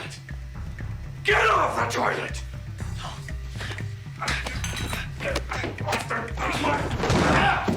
While the series came out swinging with its A story, the writers were definitely finding their footing in the first season, and there are some stock television elements incorporated into the first season that don't quite click. The writers haven't locked in on the defining character trait that Walter in particular gets off on winning the day in these high-stakes, do-or-die battles of wits, instead going for the broader theme of crime itself is fun because transgressing legal taboos is titillating. The idea is inconsistent with the events of the season, and the quiet scenes where the concept is discussed are written pretty stilted. The writers' hearts definitely aren't in it, and I'm glad they zeroed in on making that a character trait of Walter White in later seasons, instead of some sweeping theme across the entire Breaking Bad universe. I was under the impression that these were illegal. Yeah, well, sometimes forbidden fruit tastes the sweetest. Where did that come from? And why was it so damn good? Because it was illegal. I did it for me. I liked it. The show was also married to conventional A story and B story structure in season 1, and since we've yet to meet the show's expansive criminal entourage, that unfortunately means whenever we're getting those high-intensity episodes where Walt and Jesse share an A story, the B story goes to the yet-to-be-fleshed-out characters Hank and Marie. Most distractingly in the season 1 finale, where Walt and Jesse are cooking up thermite, breaking into a chemical facility, and cooking meth in the basement of an open house, all to avoid incurring the wrath of murderous drug dealer Tuco Salamanca, only for that nail-biting race against the clock to get repeatedly interrupted by detours to the soon-to-be-aborted story arc of Marie being a kleptomaniac. The show flirts with anxiety-induced hallucinations a few times that never really wind up as part of the house style, and the most notable aspect where they're finding their footing is the cinematography. It's still a good-looking show in season 1, with well-known cinematographer John Toll serving as the DP for the pilot, and Ronaldo Villalobos taking over for the rest of the season. But it wasn't until season 2 when Michael Slovis would take over for the rest of the series. The show just looks better and better every year until the end of both series. Every frame is like a painting. Got drool on the mic just looking at it. After cleaning up the mess they made in the pilot, and the subsequent mess they made out of that mess, Jesse and Walter part ways, bringing down the tempo so Walter can reveal and discuss his diagnosis and refusal of treatment with his family. Both failed meth cooks are presented with opportunities to walk the straight and narrow that would hurt their pride, Jesse by becoming a sign spinner and Walt by taking money for treatment from his former business partner Elliot and his former lover Gretchen. The pair opt for cooking meth over swallowing their pride, but when it comes to moving the product, Jesse's doing it 1/10 at a time. Not a problem for Mr. Pinkman, but Walt is, kind of on the clock here. A fine justification for aggressive expansion, a method of operating that Walt will continue to function under even as the excuse of a cancerous ticking clock fades away. In order to sell in bulk, the pair strike up an uneasy partnership with the aforementioned Tuco Salamanca. A few improvised explosives, and emerging badass villainous persona, and a shiny new pseudonym later, and their business relationship is cemented, with the season ending on the cliffhanger of Tuco brutalizing one of his own henchmen after he accidentally offends him. Whoa! Damn, man, look at that, look! Whew! That's messed up. Compared to every following season, it's not exactly the mother of all cliffhangers, but there's a really good reason for that. Just like Chuck and Pushing Daisies, the debut season of Breaking Bad was truncated by the 2007 Writers Guild of America strike, which meant shaving off the planned 8th and 9th episodes that would cap off season 1. I don't want to give the show too hard of a time for leaving things off on a less than climactic note, given circumstances were sort of out of their control. I'll make fun of an actress's performance the season after she had a brain aneurysm, but this is too far for me. Okay, in my defense, brain aneurysm thing, didn't know about that when I wrote the script. Where are my dragons? Of course, the strike put the writers in a bind on how to leave things off on an enticing hook. And of course, this also denied audiences the most famous Breaking Bad trivia tidbit of all. Jesse Pinkman was supposed to die at the end of season 1. It makes for a real fascinating many-world story. Imagine how different Breaking Bad would be if the writer's strike hadn't happened. But in truth, Vince Gilligan has confessed that they knew Aaron Paul as Jesse Pinkman was dynamite in the role, and strike or no, they wouldn't have the stomach to follow through with offing the character so prematurely. So that's season 1 of Breaking Bad. A stellar start, though not exactly a taste of what is coming next. It's also a pretty amusing insight into just how far discourse around marijuana has shifted over the last 15 years. When Skyler learns her husband has been smoking weed, you'd think she just found a prostitute's head in her crawl space. With a full season lined up for its sophomore year and 3 of the most renowned characters in television history about to make their appearances, let's jump over to season 2 to watch ABQ become even more alive. What is that? Conjecture? Are you basing that on that he's got like a normal, healthy brain or something? Did you not see him beat a dude to death for like nothing? Since such a large slice of the first season revolved around discussing cancer treatment with family, the care and feeding of a hostage, and a recipe for how to make a dude smoothie, there was actually surprisingly little time devoted to manufacturing and distributing meth for a show about 2 meth peddlers. Season 2 of Breaking Bad is structured much more like how I assume audiences imagined the show would be from the beginning. The logistics of running a small-scale meth business. There's an episode about where Jesse recruits his dealers. There's an episode where they have to handle a dealer getting arrested. There's an episode where they have to handle a dealer getting robbed. There's an episode where they have to handle a dealer getting shot. There's an episode where they have to deal with their shoddy RV, leaving them stranded in the middle of nowhere. Act 2 of the second season borders on Case of the Week, which might contribute to some of the backlash I've seen toward this season in recent months. Not like people are out there trashing this as some sort of sophomore slump, but the series saw a resurgence in popularity with people catching up for the Better Call Saul finale, and I've noticed a lot of first-time viewers ranking season 2 as the worst. Chalk that up in part to the divisive resolution to the black and white cold opens peppered throughout the season, teasing some ominous mass casualty event at the White House. No, not that one. But I believe it's also because such a large chunk of the season is spent in pseudo Case of the Week mode. I didn't say that. Y'all Watching didn't hear Jesse that. LARP as a drug kingpin is endearing, with occasional left-field gut punches as unexpected traumatic events come to spoil his fun, but compared to the barn burner 3-parter that kicks off season 1, the extreme tension of season 3, the captivating battle of wits in season 4, and the nightmarish endgame that burns every character's world to the ground in the 5th season, I can understand season 2 being the odd man out. I love it all the same, especially because of the events that transpire in the final 2 episodes, which really sealed the deal for me. But even the mid-season is an exciting ride. For all the terrible things that happened to them during those few short weeks where they're running the show, these really were the halcyon days of the drug empire, as Walt will later recall in the episode Fly. Remember when all we had to deal with was being stranded in the middle of nowhere with no water and people's heads being crushed by ATM machines? Those were the simpler, more innocent Hi, times. Anthony. Good to see you. How are you? Hope you're so very swell. Oh, God. No, don't! How you doing?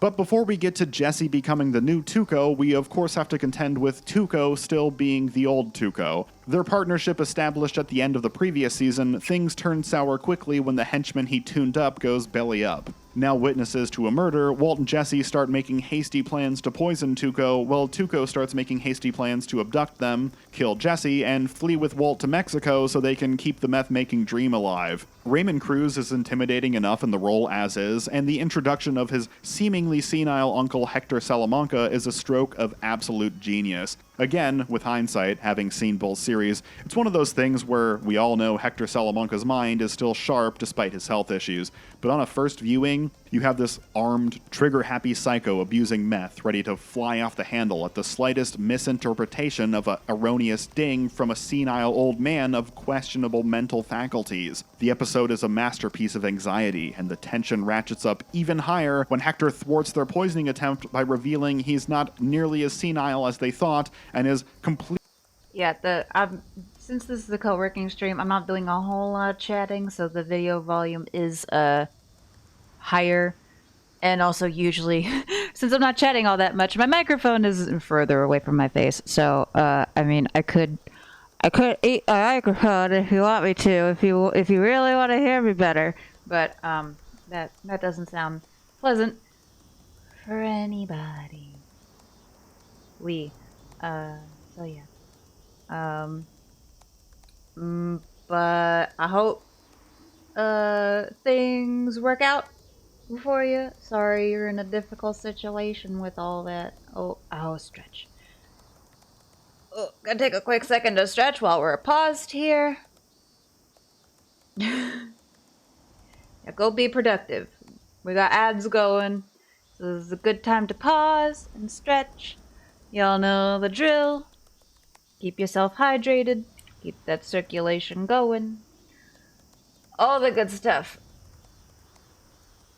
I was asleep in my lap. Oh boy. I was supposed to go to the bank today, but I don't think I'm gonna. I think I'm just gonna sit on my ass and be productive here. That sounds like a good thing to do today. Yeah. Completely aware of what Walt and Jesse are up to. It's iconic. Why don't you like them, Theo? You don't trust them?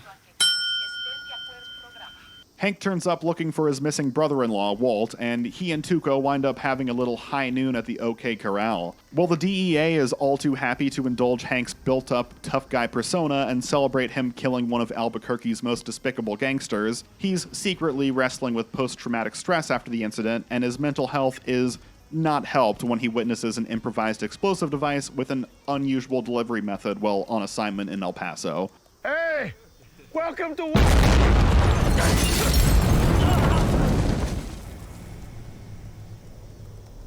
Hank was kind of a one-note, gruff loudmouth in Season 1. Humorous as his crassness was, it's great that the character gets fleshed out this season. This macho man persona is a crutch so he can attempt to brush off the horrors he has faced. But to maintain the facade, he rejects opportunities to open up about what he's going through. It's an interesting parallel to Walt, who is clearly integrating Hank's manly man mannerisms into his Heisenberg alter ego, buying into the front Hank was presenting in the first season, unaware of how much it's currently inhibiting his brother-in-law's maturity and emotional stability.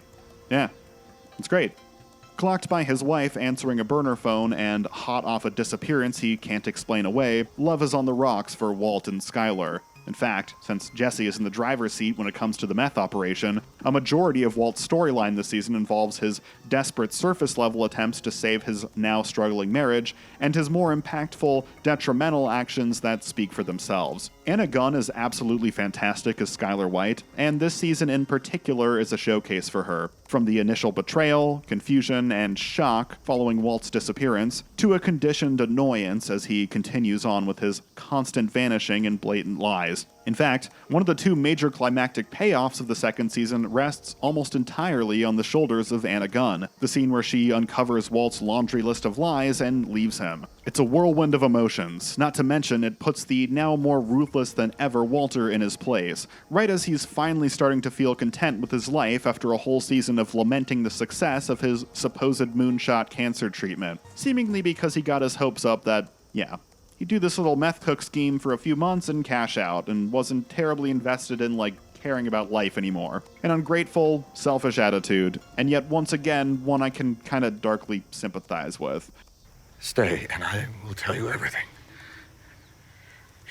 Whatever it is, I'm afraid to know.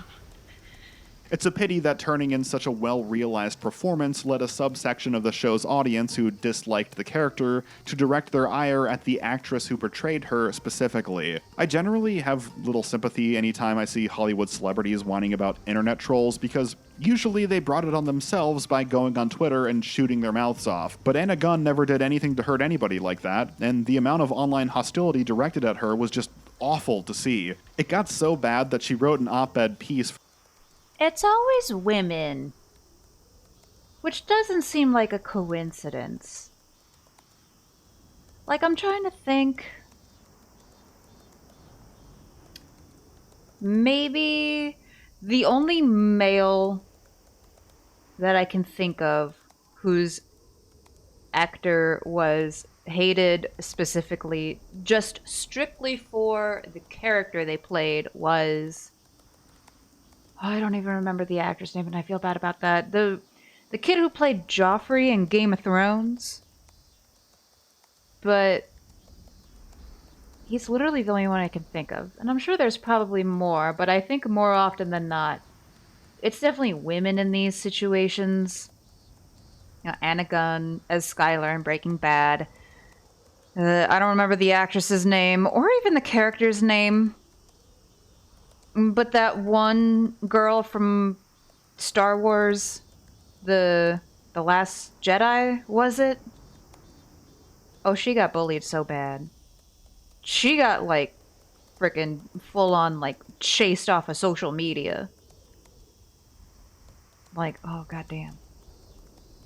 Communities can be vile sometimes. Oy.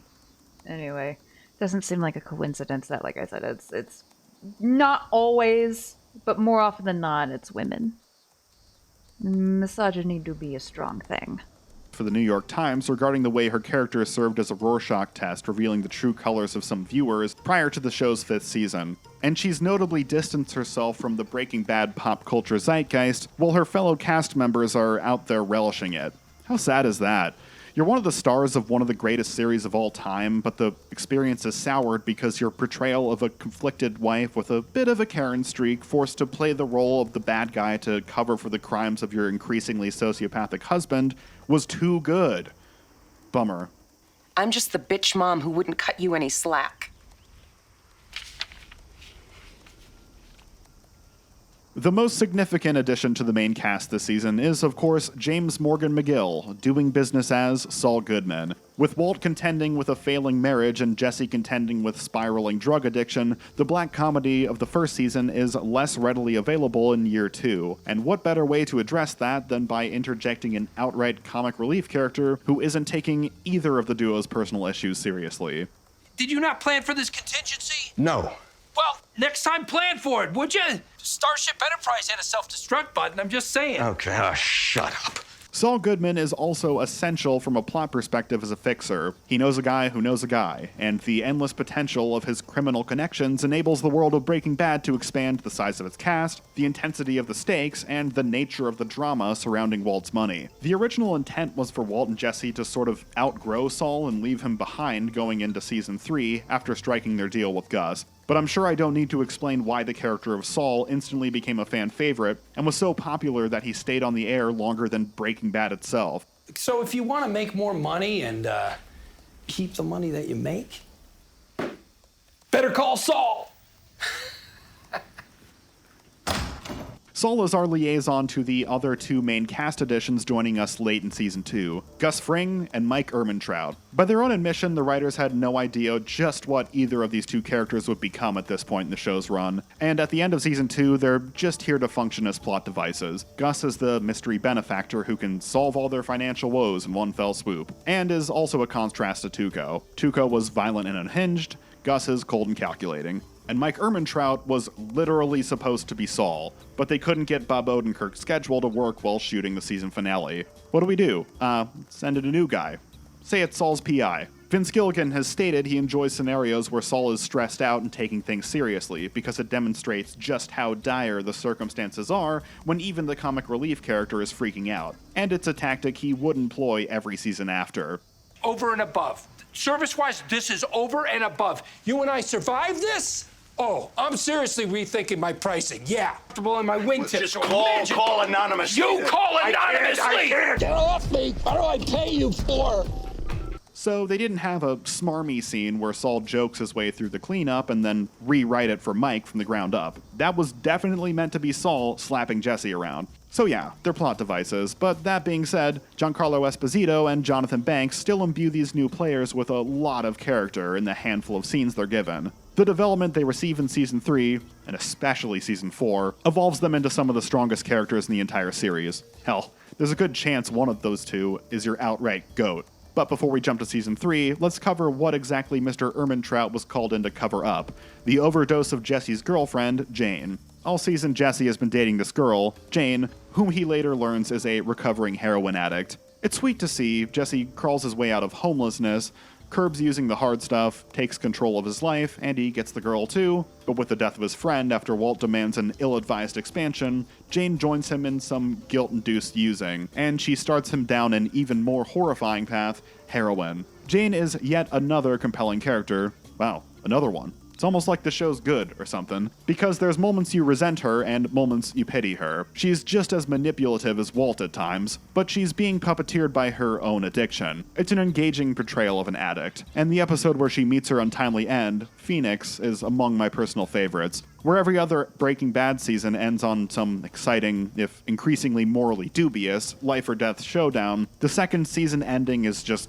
misery. All these characters setting out with the best of intentions, then making the worst, most selfish choice at the last minute. Jesse and Jane plotting to flush their drugs and flee the country with Jesse's money, then getting high one last time. And Walt leaving home to try and save Jesse's soul, then letting Jane die and refusing to save her at the last minute. Because she's enabling Jesse? Maybe. Because she's a potential whistleblower who got the best of you? Much more likely. You didn't kill anybody. I loved her more than anything.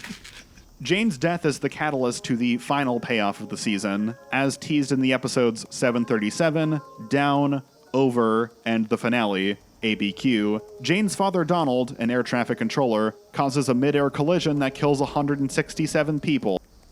Can I just say real quick, like I said, I'm still relatively new to this particular creator, and before that, I've been watching Breaking Bad for years,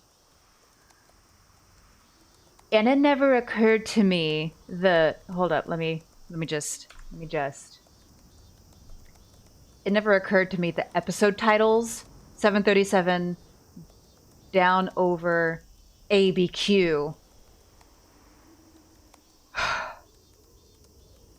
Like, they literally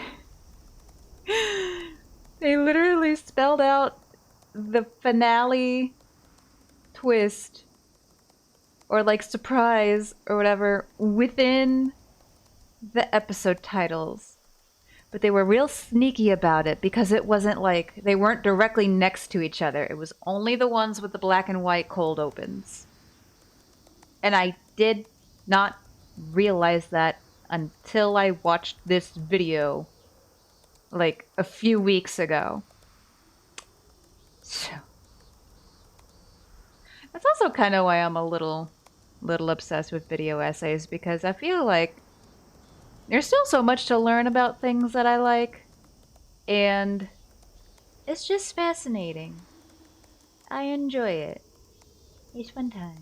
Donald, an air traffic controller, causes a mid-air collision that kills 167 people while distracted on the job due to grief. This resolution to the multiple cold opens met a mixed reception from audiences. On the one hand, it's a terrifying example of how nasty the unintended consequences of our actions can be. It also sets up a morbid chain of blame. Surely Donald, Jesse, and Walt all hold themselves responsible, with none understanding just how much of a role the others secretly played. On the other side of the coin, with the expansion of the drug trade and tease of cartel violence with both the Tortoise Bomb and Ballad of Heisenberg in Episode 7, I don't know.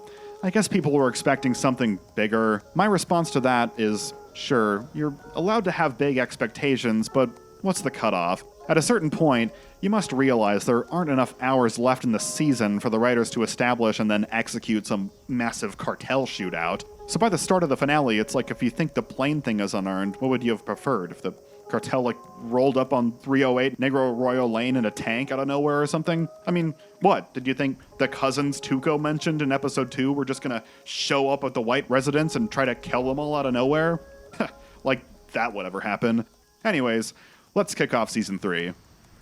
I have made a series of very bad decisions, and I cannot make another one.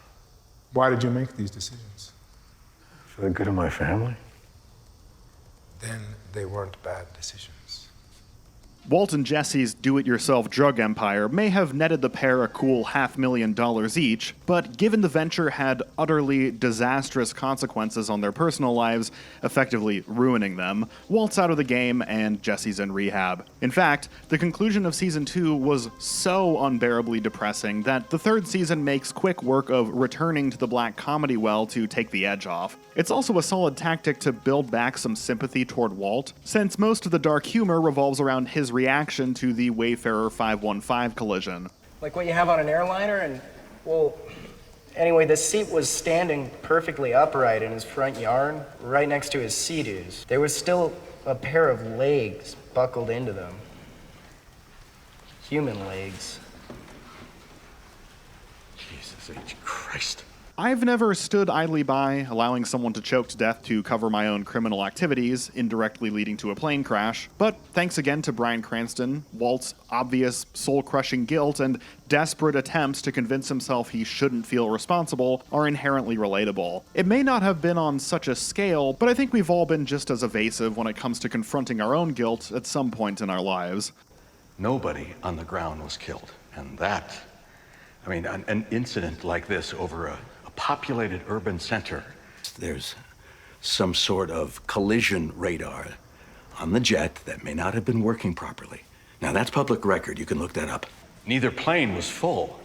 You know, the 737 was what? Maybe 2/3 full, I believe, right? Yes?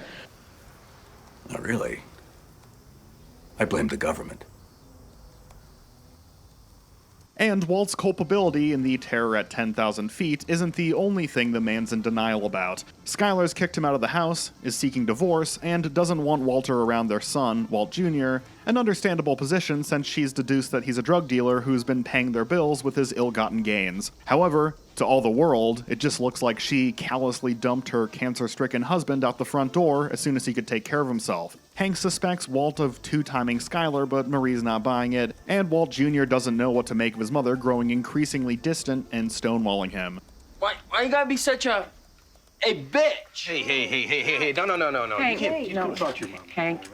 Losing the family you ostensibly set out on this meth-making mission to care for is an equally bleak predicament to be in, but if Walt's foray into the criminal underbelly of society has taught him anything, it's that he's a man of action who can get anything done if he wants it done. This turns out to be a completely wrong lesson to take away from his experiences and apply to his marital life, as his persistent, increasingly pitiful bids to return to his old home rapidly morph the tragedy of his failing marriage into a farce.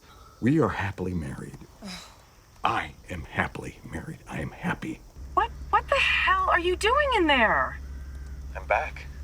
No, you're not back. Walt, you're not back. I thought I made myself very clear. You got dipping sticks. This all comes to a head when Skylar refuses to implicate Walt in any criminal wrongdoing, leaving her with no cause to have him dragged out of their home by the cops when he barges his way back in. Instead, she tries a backdoor method of extricating Walt from her life. Pun maybe intended? By fooling around with her boss, Ted Beneke. Though the news that she fucked Ted does send Walt flying off the handle in another hilarious, impotent display of frustration with his collapsing personal life, it's not enough to drive him from the house, with Walt content to hang out in the cuck shed to maintain the illusion of his formerly innocent life.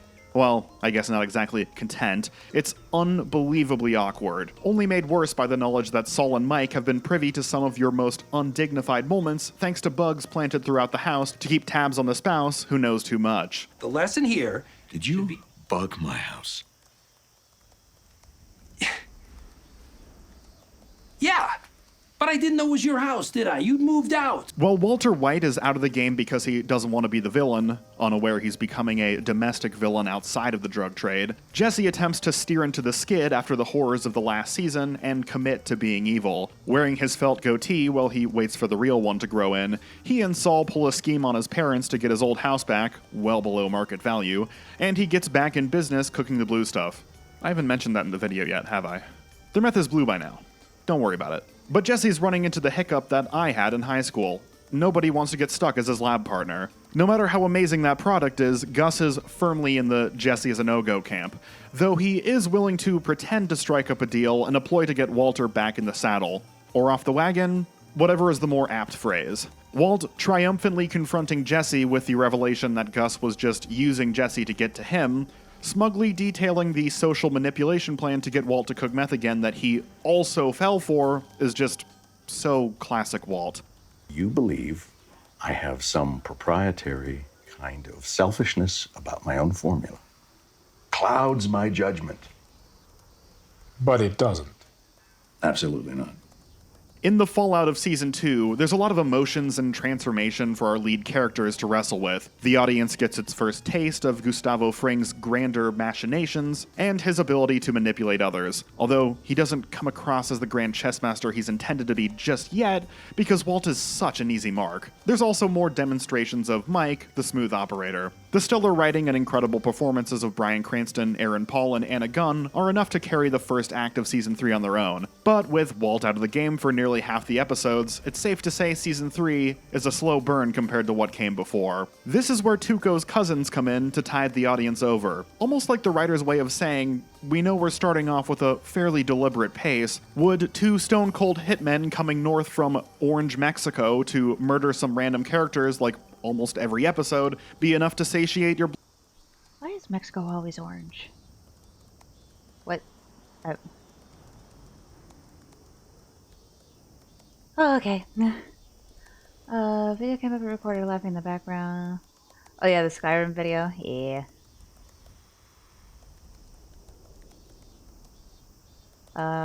Yeah, I'm not very familiar with the voice actress who does recorder. I think I meant to look her up at one point, but I just kind of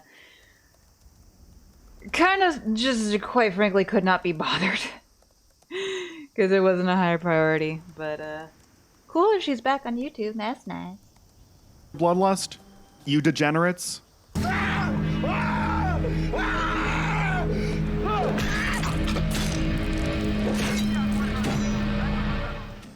Season 3 is really two slow-burning fuses that culminate in two Dynamite two-parters. Sunset in 1 minute at the mid-season, and half measure, full measure for the finale. Sunset puts Hank hot on Jesse's trail, ending in a tense sequence where both Walt and Jesse are trapped in their erstwhile mobile meth lab, with Hank camped outside waiting for a warrant. Walt's able to wriggle his way out of that one, but after destroying the evidence and receiving a beating from Hank, Jesse is left with pretty much nothing. In exchange for Jesse letting Hank off the hook and refusing to press charges, Walt cuts Jesse in on his deal with Gus, but not before one of the most effective reflections on the relationship between the two characters delivered by Aaron Paul. I have never been more alone. I have nothing. No one.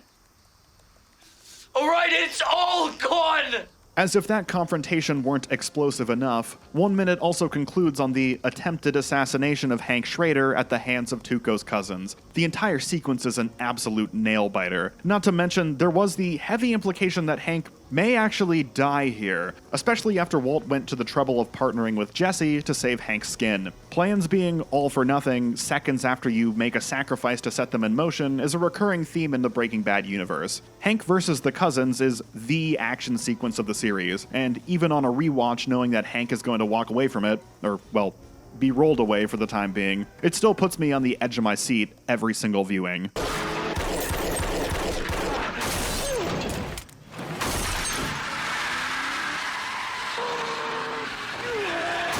With Hank in treatment and Walt and Jesse going about their day-to-day at Gus's underground lab, the series pumps the brakes again. Walt's able to score some brownie points with Skyler by paying for Hank's treatment after she cooks up a story about Walt being a gambling addict, though she also... I think the followers I have with me right now, I don't keep Recorder with me in Skyrim. She's just, she's not my favorite. But the ones I keep more consistently with me are Ari, Remy, Inigo, and Zelzaz. I'm not positive, but I think Inigo might be There's Lego's doorbell. I know he's empty. He don't have to go out. He's just being a butthole. I could be wrong, but I think Inigo might be one of the top follower mods just because of how popular it was. It's unfortunate the creator hasn't updated for quite a while, though. I think he just got busy with life things, which, can't blame him for that. Yeah, I've been there. Can't shake the feeling Walt's somehow involved in the botched hit on Hank. And then the brakes really get pumped with the 10th episode of the season, the bottle episode Fly, in which Walt fixates on a fly in the underground lab and he and Jesse endeavor to swat it. It was Rian Johnson's first divisive directorial entry in a beloved series, but Lord knows it wouldn't be the last. Do I personally love it or hate it? Gotta admit, I love it. In a microcosm of the season as a whole, it's a slow starter, but after Jesse dopes up Walt with sleep meds and Walt starts rambling about regrets and attempting to pinpoint the perfect moment for the cancer to take his life, that perfect moment that leaves his family with the money but prevents all the death and horror that concluded season 2, it's enthralling. Could be a stage play level enthralling. And once again, oddly relatable if you're watching that episode while having a dark night of the soul. And for two guys trying to swat a fly in a lab, there's also a palpable sense of tension. This wouldn't be the first time Walt divulged the damning secret while under the influence. Where's your phone? Hmm? Your cell phone, did you bring it? Which one?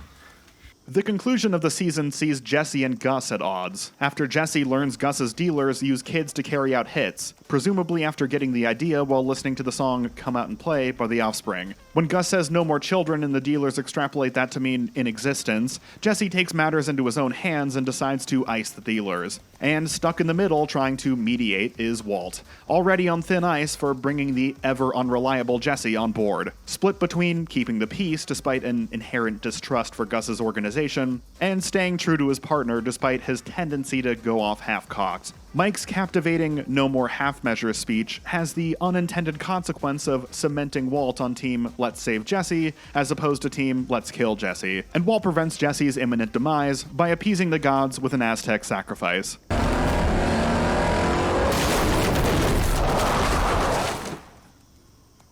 Jesse goes into hiding to avoid a bolt in the head courtesy of Mike, who cleans house when the cartel comes after their organization in a sequence that establishes 1. The cartel is going to mess with Operation Gus next season, and 2. If you're going to go after Gus, Mike is going to be your biggest obstacle. Walt continues working in the lab, now with Gus's hand-picked partner Gale, an affable nerd with whom Walt has a friendly rapport after months of antagonism with Jesse, but who also, not so secretly, is studying up to become Walt's understudy. As soon as Gale feels up to the task, it's apparent Gus is going to send Walt to the farm out of town where he can frolic and play with all the other chemists. So despite Gale being nothing but friendly, and even going so far as to feign incompetence to delay Gus's obvious impending termination of Walt out of professional courtesy, Walt puts Gale in his crosshairs. No understudy means too bad for Gus, you're stuck with me. But when Mike intercepts Walt on his way to kill the one-man Geek Squad, Jesse has to do the hit instead. Walt's racked up a bit of a body count by now, so murder is becoming old hat for him. But Gale is actually Jesse's first. Add it to the Jesse Pinkman trauma pile. You don't have to do this.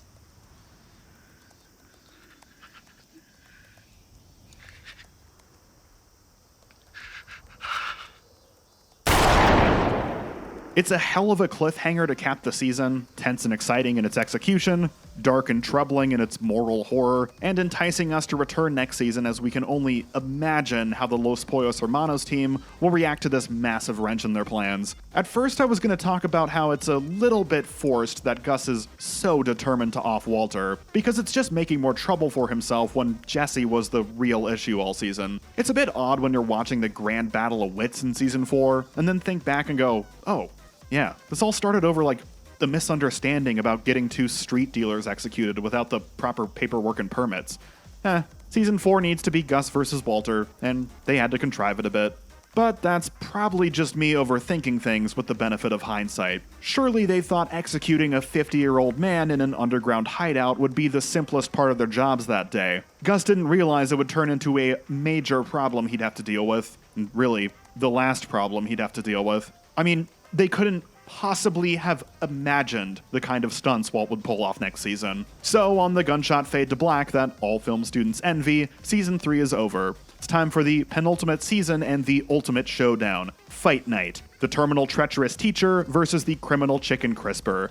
2 men enter, 1.5 men leave. That was Hank's one and only lead. Now, what if he puts 2 and 2 together and he goes after Jesse for the murder? Goes after him how? On his rascal scooter? That perhaps sounded insensitive. All according to plan, Gus is in a bind. Unable to kill Walt and Jesse since he needs to keep the underground lab humming. Maybe you should have buried some meth in the backyard. Little rainy day meth emergency fund. After treating the underground lab like a rage room with only one object named Victor in it, Gus leaves Mike, Walt, and Jesse to clean up the body of the henchman unlucky enough to get spotted at the crime scene before putting them back to work. And with that, the uneasy partnership continues. Walt and Gus have to work together, but both men are plotting to kill the other at the first opportunity. So Walt sets about to either speech check or circumnavigate the nigh omnipotent Mike, while Gus gets to work grooming Jesse to take over the lab. Worst case scenario, he takes over and we fire Walt. Best case scenario, he gives us the all clear to get payback for flunking him all those years ago. Vince Gilligan's stated intent over the course of the series was to take Walter White from Mr. Chips to Scarface, and since Season 3 heavily explored his hesitance and ultimate refusal to take the final off-ramp before committing to this bad choice road, and Season 5 is the Scarface years, Season 4 is a bit of an in-between season. Not too nasty, but not nice either. Walter's behaving less like a criminal mastermind and more like a brat for the majority of Season 4, in part as retribution for the increasingly hostile work environment Gus has created underground, which Walt refuses to take lying down, but also because he's got the sword of Damocles hanging over him, and is just teeming with frustration with every aspect of his life when he has to go through the motions like nothing is wrong. Almost like he's frustrated his family doesn't recognize he's got bigger fish to fry, even as he's categorically stating they've got nothing to worry about. True to form, this petulant lashing out isn't without a core of humanity. He's cracking under the pressure while waiting for the other shoe to drop. Walt is also growing increasingly reflective on his past mistakes now that the end is near, even seemingly taking responsibility for all the suffering Jesse has endured since being dragged into his employ, using his son as a proxy. It's all my fault.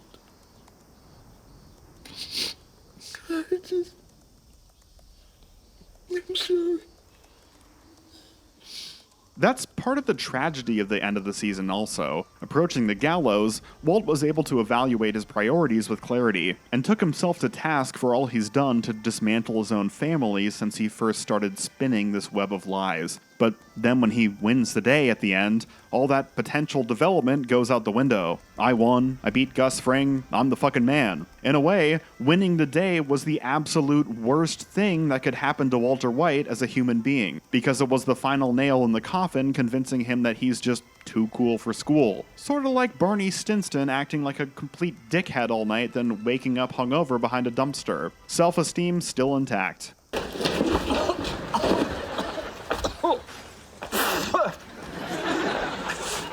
I'm awesome.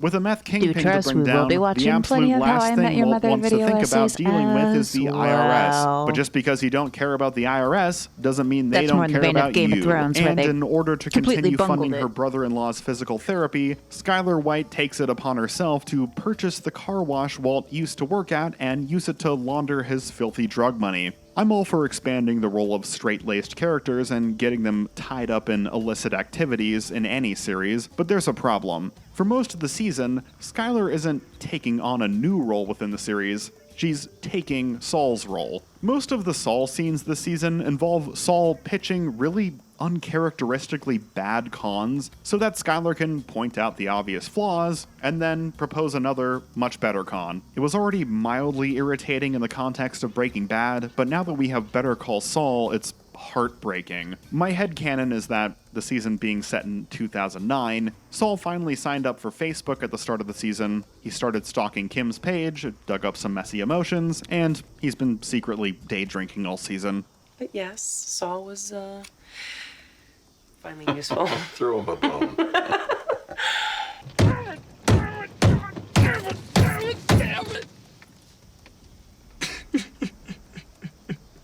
The Whites aren't the only people who have to be concerned with eluding IRS suspicion. Skylar's former boss and lover Ted Beneke is back in the mix when over $500,000 of unpaid taxes are uncovered by the IRS. If he doesn't pay his back taxes, the IRS will take him to court, which means they'll turn a watchful eye on his former accountant Skylar as well, and then she and Walt will get caponed. After Skylar gives him a sizable chunk of Walt's nest egg so he can pay off his tax man, and he rather gallingly starts spending the money on frivolities instead, Skylar ultimately has no choice but to send Saul's hired goons to shake him down and force him to write a check to the IRS. Huel, you happy?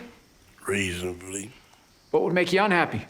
This little motherfucker not doing what he's told. Of all the dopey crooks in the Breaking Bad universe, Ted is probably the most frustratingly stupid. We'll get to Betsy and Price later. So when he breaks his neck attempting to flee Huel and Kuby, it plays just as funny as it does shocking. This would also be the third time in 3 years a character played by Christopher Cousins meets his demise because he didn't look where he was going. You're not. Now step away from the...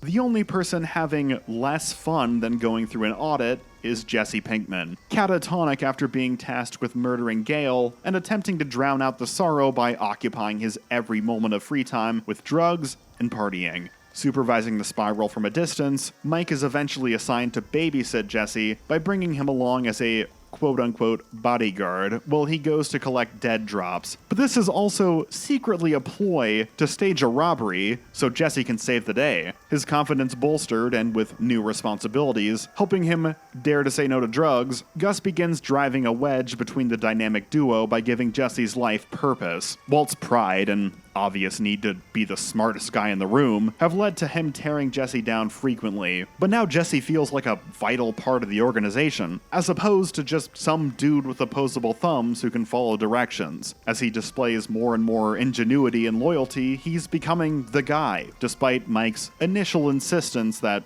he isn't. You are not the guy. You're not capable of being the guy. I had a guy, but now I don't. You are not the guy. Season 4 is most remembered as the season where Walt and Gus go to war, but the real kickoff of the Battle of Wits isn't until the end of episode 11. The majority of Season 4 is a Cold War between the two, occasionally nothing short of a frigid war. It's easy to forget after watching the whole thing, but the pace of the majority of Season 4 is very deliberate. Walt's waiting around to die. Jesse's either zonked out of his mind or going through the meticulous motions of tedious mic work. Skylar's doing taxes. There's a fan theory going around Saul's day drinking the whole time. The writers even returned to the Marie kleptomania well for a one-off episode just to fill the time. Season 4 has a much slower pace than other Breaking Bad seasons, and until we get a glimpse of the grander designs for the season when we learn about Gus's history with the cartel in the 8th episode, there are some episodes that are just short on momentum. Definitely less noticeable when you watch them back to back on a streaming service. Oh, but watching it when it first aired week to week, after waiting a whole year to see what would happen next, only to witness an episode that could be summarized in like 5 sentences that just shows the characters are all still sad and paranoid, I was getting antsy. If only I knew one day I would watch another penultimate season of television that was even more slowly paced. Oh, young slipmaker, there are so many things I have to warn you about, and yet, tragically, I cannot.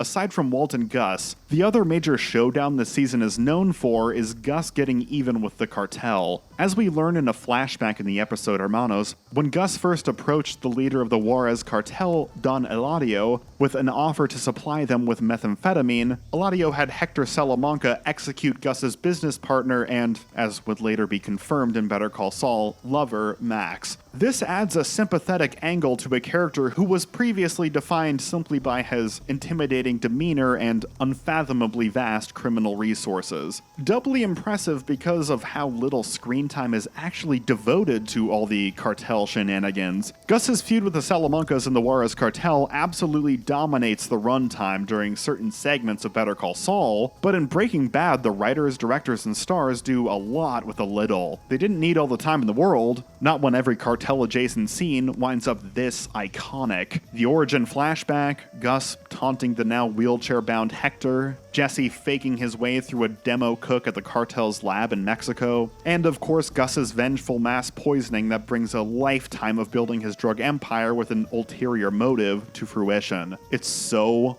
awesome. Really, the only problem I can think of is that because it was so awesome, Giancarlo Esposito was now doomed to play Gus Fring in every role he's cast in forever. Somebody ought to write a family sitcom where he plays the bumbling dad, and everybody goes, "What? The super serious guy from Breaking Bad? How can he be funny?" But then he turns out to be amazing in the role. Then everything will have gone full circle. Giancarlo's agent, my business contacts on the channel page. Let's make it happen.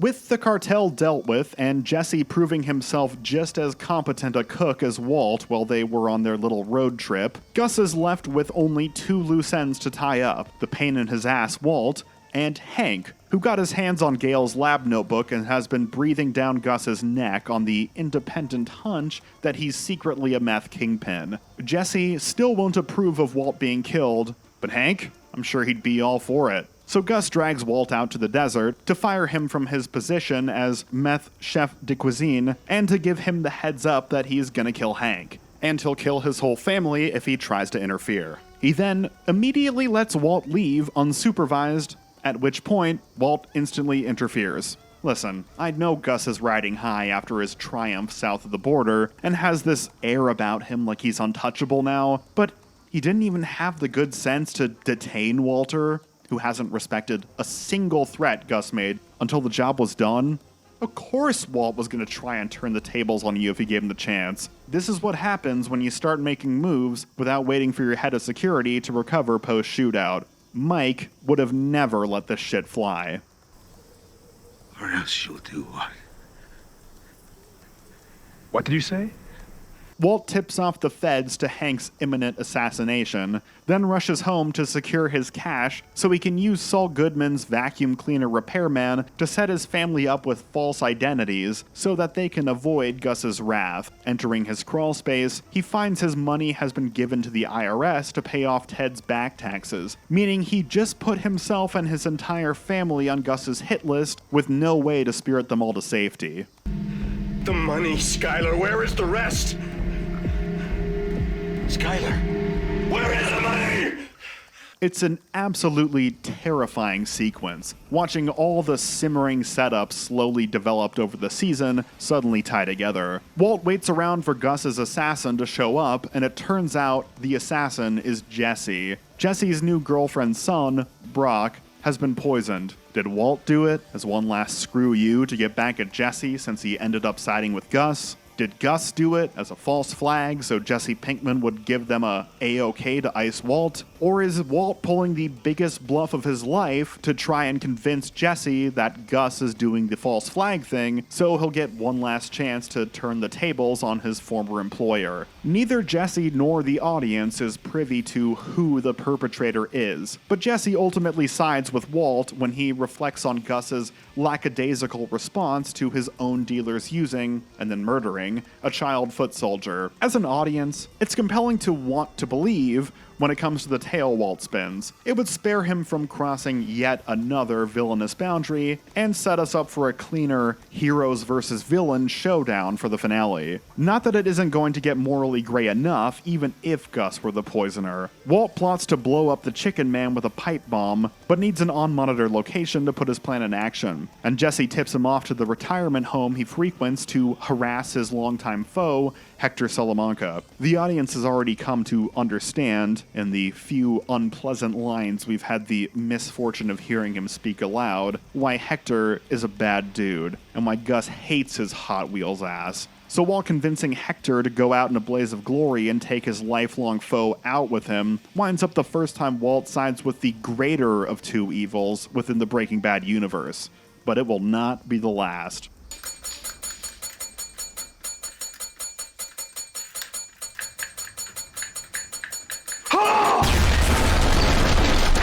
Hector and Gus's final confrontation is absolutely captivating. Despite the relatively minor screen time devoted to their feud in Breaking Bad, the direction and performances lend the sequence a tremendous amount of gravity. Thanks to the strong execution, it comes across as a fitting method to kill off the beloved character of Gustavo Fring. If they'd handled it poorly, Hector may have seemed like little more than a dinging ex machina. With little Brock on the mend, Jesse reveals his poisoning was actually a misunderstanding. He ate poisonous berries from a plant known as Lily of the Valley. And then the revelation comes that the audience both dreaded and somewhat anticipated. You guessed it, Lily of the Valley, freshly purchased, sitting in Walt's backyard. Brock's poisoning was part of his master plan all along. Season 4's final few episodes are some of the highest highs Breaking Bad ever achieved. So much so that any misgivings you have about the early episodes' slower pace are likely to be retroactively forgiven. Walt's going into the final season with a chip on his shoulder, where it turns out his plan wasn't just to survive Gus Fring's empire, his plan was to take it over. You asked me if I was in the meth business or the money business. Neither. I'm in the empire business. Is a meth empire really something to be that proud of? Meet the new boss. I don't think we're alike at all, Mr. White, to the old boss.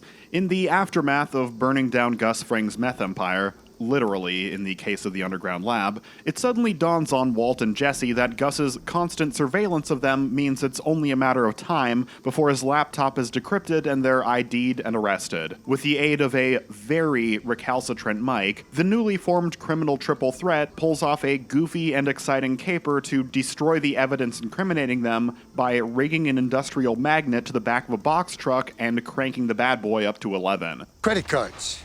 You want that plastic working come Miller time?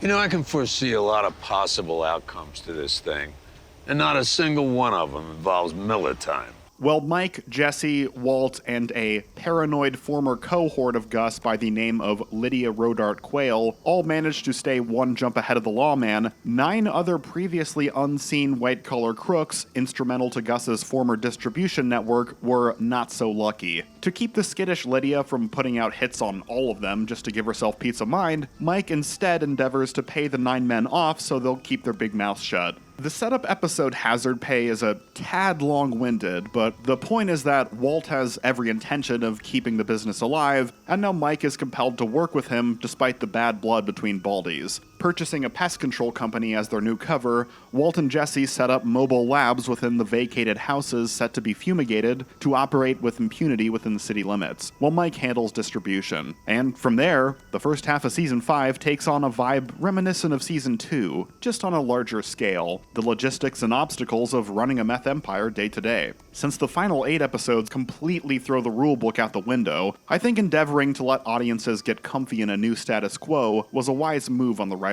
part. But much like Season 2, 5A has met a bit of a backlash. If you just feel the season is aimless in the first half, I'm gonna go ahead and white knight for it for a second. Gliding over all is only the 8th episode, which is even earlier than Salud, the previous season, and is when the events of major consequence really transpire. Not to mention, between the magnet stunt and the train robbery, the season is peppered with some of the most exciting Breaking Bad action in the show's run leading up to it. Where I can see you having issues with the first half of Season 5 is if you're in this for the Jesse of it all, because Jesse has very little to do in the first half of the season. He's the only one of the main trio without any real skin in the game, and his role in the first 8 episodes largely involves playing Team Mom and keeping the peace between Walt and Mike, who has effectively replaced him as the deuteragonist. Aaron Paul has imbued the character with so much life over the series run, whether he's shouting his latest big dramatic speech, demonstrating the ever-so-gradual shift from burnout to fixer, or indulging in sinister, hedonistic plots to sell meth to vulnerable people that are later hilariously undermined by his own compassion. So yeah, it's a shame. You do have to wait 8 episodes for him to get some real material beyond just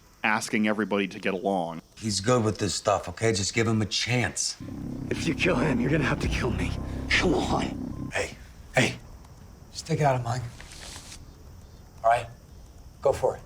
In order to keep their meth business afloat, Walt, Mike, and Steven Universe over here need to get their hands on the rarest of chemicals, MacGuffinlamine. Teaming up with pest control lackey Todd Elquist, they siphon an amount off a train that will keep them running for ages, but will go undetected by the shipping company. After heavily stressing just how crucial it is that no witnesses observe them drinking the railroad's milkshake, Todd impulsively guns down a child witness dirt biking through the area before Walt and Jesse can protest. No! No! Jesse can't take the casual stream of casualties that come with this line of work, so he quits. And Mike is quick to follow when the DEA seizes all of his buyout money and puts him on the run. Walt, ever the kind-hearted partner, delivers Mike's bug-out bag, but expects the names of his 9 men in lockup in return. When Mike refuses and fires back with the dressing down of a lifetime, Walt shoots him Tuco style, and by that I mean over, nothing. He could have gotten those names from Lydia, who has been Team Jail Massacre from Square One, and killing someone just because they insulted you is obviously a new low. Not exactly the badass you were earlier in the episode with the say my name strutting. Icing Grandpa through the windshield on his way out of your life forever is just petulant. This whole thing could have been avoided. Shut the fuck up. Let me die in peace. We're in the final season now, which naturally means Walter is at his most evil. I get that defeating Gus swelled his pride and Walt's head has never been bigger, except in the El Camino flashback, but the writers lay Walt's arrogance and villainy on a little too thick for my taste. First, the idea hammered into the audience this season that he instigated the conflict with Gus because he was thirsty for respect and wanted to be top dog is a bit retconny. Walt did a lot of nasty shit in the process of taking out Gus, but in Season 3 it started because he chose to save Jesse's life, and in Season 4, Gus made it pretty apparent that his continued existence and Hank's continued existence were mutually exclusive. To quote Chuck McGill, Walt has a way of doing the worst things for reasons that seem almost noble, but this half of the season glosses over that. The other issue is his interactions with Skylar this season. After feigning an attempt on her life to get the kids out of the house, Walt insists she stick around and spends their time together actively tormenting her. It just reads as a cheap way to make sure the audience recognizes that Walter has completed his transformation into bad guy, and also leads to an awkward relationship shift going into the season's second second half, Vince Gilligan made it no secret that he flew by the seat of his pants season after season, and there was never a detailed roadmap for the series beyond Walt's gradual moral corruption. So the fact that Skyler becomes suddenly aggressively Team Walt, to the extent that she talks him out of turning himself in at one point, is pretty jarring hot off the heels of 8 episodes of Walt treating her like absolute trash. Or you gonna run off to France? You're gonna close the curtains, change the locks? This is a joke. Come on, Skyler. You wanna take me on? You wanna take away my children? That isn't to say Evil Walt doesn't have his moments of absolute joy. The admission that he's in the Empire business because he has nothing else left to live for at this point rings true. The iconic Say My Name scene is well remembered for a reason, but the less remembered Do You Really Want to Live in a World Without Coca-Cola line is just chef's kiss. And the scene where he gets the list of names from Lydia, and she's afraid to give it to him without insurance because she thinks he'll kill her after she does, and he gaslights her and mocks her for thinking he'll instantly murder her in front of a dozen witnesses, when that is, in fact, exactly what he was planning to do, is hilarious. So you put that list in my hands, and in your mind, I immediately just murder you. Just right here in this restaurant, not right here in right this public here. place. Of course. Immediately. Gliding overall, the mid-season finale shows us just what Walt had planned for those names, teaming up with Todd's Uncle Jack, who's got an interesting tattoo that's probably going to be a maze. He has all 9 of Gus's former conspirators and their lawyer executed in the span of 2 minutes with the aid of the Aryan Brotherhood. The first of 2 stylish musical montages in the episode, with the second coming as he then gets to work, completely uninhibited, for several months, only giving up the game when Skyler shows him the pile of money he's raked in, too vast to count, let alone launder. Out of the game and with the kids back in the house, stability and prosperity returns to Walter's life, and the series ends on a touching sentiment. Sometimes, all you need to do to earn your happy ending is team up with skinheads and murder everyone who ever crossed you. But just as Walt is ready to return to domestic bliss, Hank takes an unfortunate poo at their home. Searching for reading material, he stumbles on a copy of Walt Whitman's Leaves of Grass, gifted to Walt by none other than Gail Bedecker. Gail's acknowledgement at the front of the text sparks Hank's suspicion, and after poring over case files the following day, he knows for certain Walt is Heisenberg. You got me. Damn you, Walt Whitman! I hate you, Walt freaking Whitman! Leaves of Grass, my ass! Walt's worst case scenario is at his door, but it's not quite as bad as it seems just yet. Skyler refuses to take the off-ramp Hank offers her, ready to portray her as a blameless victim of her husband if she testifies against him, and even refuses the off-ramp Walt offers her, willing to turn himself in if she promises not to turn over the drug money he's buried out in the desert. Instead, she talks Walt into riding things out, aware that his cancer has returned once again and fairly confident Hank doesn't have enough to convict him on. Walt's plan is to make a false confession tape implicating Hank as part of the drug empire. A flimsy he-said-she-said Band-Aid solution, but as payments for Hank's physical therapy lend credibility to the lie. Hank's plan is to keep his discovery a secret from the agency, waiting until he has damning evidence on Walt in an effort to avoid the fate of his former boss, who lost his career thanks to his obliviousness to his friend Gus Fring's double life. And Marie?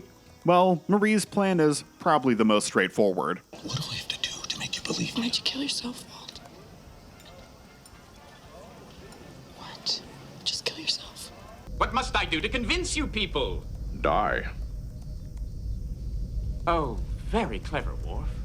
Needless to say, this endgame material is all dynamite stuff. The show is still firing on all cylinders at this point, when frequently with television, the double life main character's lead will either never be uncovered before cancellation, or be uncovered long after the original showrunner has left the series and the writing has turned to shit. Breaking Bad pulled the trigger on this juicy material while still in its prime, and it's fantastic. His money stashed away, Walt's effort to tie up his other loose end, the guilt-ridden Jesse Pinkman, by buying him a new identity in Alaska, blows up in his face. Seconds before the pickup, Jesse comes to the realization that Walt was behind Brock's poisoning all along. Pair that with his increasing awareness of how Walt manipulates him during moments of vulnerability, and heavy suspicion that Mike's flight from justice was cut short by Heisenberg's take no prisoners MO, and Jesse's on the warpath to fuck over Walt any way he can. You had him stolen off of me, and all for that asshole Mr. White. He poisoned Brock, and you helped him. After half a season effectively on the bench, Aaron Paul gets to play all of Jesse Pinkman's greatest hits in the aftermath of this revelation. Fragile, vulnerable, broken Jesse, hot-headed, rabid, pain-shouting Jesse, comically, rightfully paranoid Jesse, driven by a cold, righteous anger Jesse, calling Walt gay one last time for the road Jesse. And after Walt allies with Uncle Jack to have Jesse assassinated, Jesse sets in motion a plan of his own to beat the devil at his own game, exploiting Walt's aggressive defense of his cache that Jesse has been witness to many, many times. Tricking Walt into believing he has found and is burning his buried treasure, Jesse and his secret ally Hank are able to track Walt's car to the burial site and record a few murderous confessions to boot. All that's left to do is slap the handcuffs on Heisenberg and call it a day. Who's that coming over the horizon? Oh, it's Jack, ready to fulfill his end of the bargain to assassinate Jesse, and while he's at it, he can spring Heisenberg from his DEA captors. Despite Walt's pleas and offers to pay them off with his fortune, Jack kills Hank and his partner Gomez, especially since he's realized they're sitting right on top of the fortune and he can just take it anyways. Do what you're gonna do. At the request of Todd, Jack leaves Walt with a single barrel of money to roll home through the desert, while the rest of the gang rolls off with Jesse to keep him as a meth-cooking slave. I'm gonna take this moment to address another common criticism I see of Season 5, and that's that Jack Welker is a poor replacement to Gus Fring as the villain. I mean, yeah, simply put, he's not intended to be a replacement to Gus Fring. He's only really the antagonist in the final 2 episodes. It's kind of an inverse of the backlash I saw between seasons 2 and 3 of Boardwalk Empire, where the second season was this falling out between main characters who were family, both literally and figuratively. Then the third season was about defeating a scene-stealing season arc villain. Boardwalk Empire Season 3 got the, what the hell? All we're doing is a season arc villain complaint, but Breaking Bad Season 5, people complained, what the hell? Where's the season arc villain? So when the blatantly evil Jack showed up, I think some people glommed onto him, correctly anticipating a showdown with him would occur in the finale, but expected his villainy to be more of a defining trait of the season, when in reality 5B is about Hank and Jesse bringing Walt to justice. I understand everyone has different tastes, and there's a myriad of different reasons you might dislike Season 5, but if your one and only reason for calling it the worst is because Jack is a weak villain, it's kind of like saying the second season of Dexter is the worst because Lila's the worst villain. Walt tries to skip town with his family, but upon learning that Hank is dead, Skyler pulls a knife on him and Walt Jr. calls the fuzz. What the hell is wrong with you? We're a family!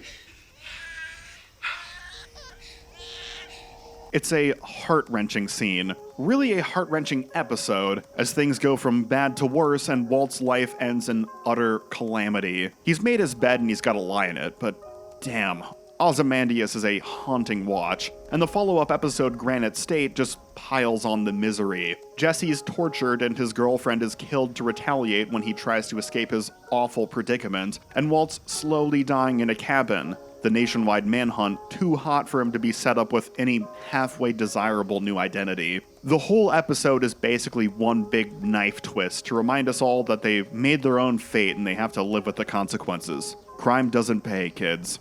Okay, did you all learn your lesson? Good.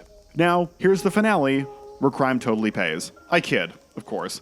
Walt still lost the things most important to him, his family, and, as he often reiterated, the memory of the man he was. You want them to actually miss you when you're gone. But he does go out in an orgy of Heisenberg self-satisfaction, confessing to Skyler he did, in truth, do all of this criminal shit for himself, and then doing a whole bunch of stuff for himself before cashing out. Threatening Gretchen and Elliot into sending his drug money to his son via a trust, poisoning Lydia, massacring Jack and his gang with a machine gun booby trap, and freeing Jesse from his captivity, finally dying from an errant gunshot wound with a slight smile on his face moments before the police had the chance to catch him. It's an immensely satisfying conclusion, and to some people, it was a little too satisfying. Not to me, I loved it. I think it was perfect, and that outro music by a kid named Badfinger is just the cherry on top.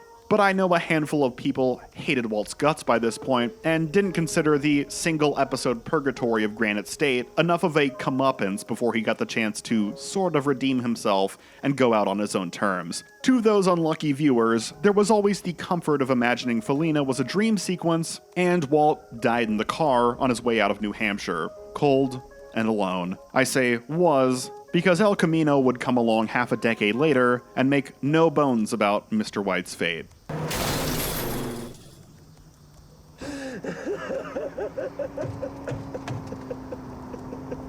Hey, I've still got time. Let's do El Camino. 6 years after the conclusion of Breaking Bad, Vince Gilligan wrote and directed a follow-up film that details the events immediately following Jesse's escape from Jack's compound, titled El Camino. Actually, full title was El Camino, a Breaking Bad movie, and the even fuller title was El Camino. Fuck. If we knew we were getting a Breaking Bad movie, we wouldn't have killed off Todd. Todd's eccentricity is definitely the most defining feature of the film. Of all the Breaking Bad alum flashbacks peppered throughout the movie, his are both the most extended and the most memorable, as he forces the enslaved Jesse to help him dispose of his cleaning lady's body after she discovered his stash of cash. He may not be tormenting Jesse Ramsay Bolton style, but his casual demeanor, like Jesse is less of a slave and more of a work pal, is just as eerily dehumanizing, even as it's apparent his intentions are just to be sociable, nothing more. Is that why I'm here? You want me to help you paint? Maybe, yeah. If we have some time left over.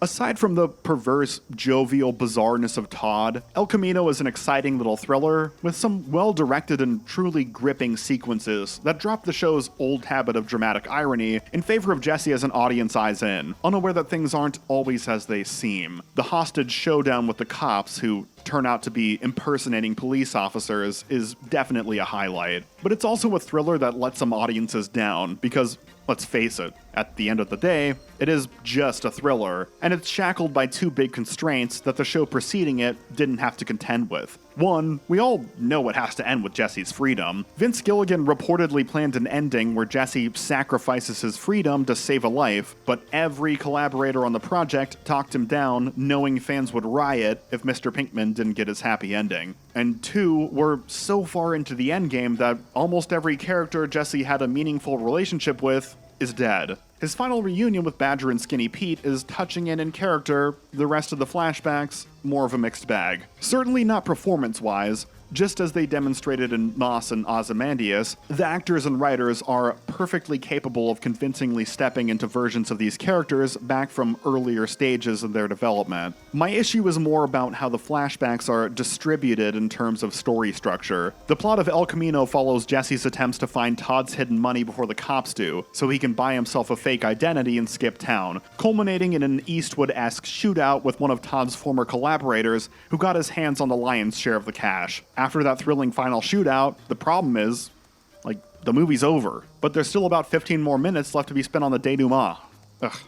I don't know why. I just hate that word. Seeing bitch Jesse and still-employed teacher Walt yucking it up in a diner half a decade after the show concluded is wonderful, glorious fan service, but it's treated like Bryan Cranston's surprise reprisal of the role is the climax of the movie, when really it's more of a treat for the fans, and the climax is already done and dusted. The first time I watched the movie, I was like, oh, there must be another big action set piece coming up where Jesse has to elude the cops or something. I thought the movie was over when he defeated the Wicked Welder, but I guess it's not.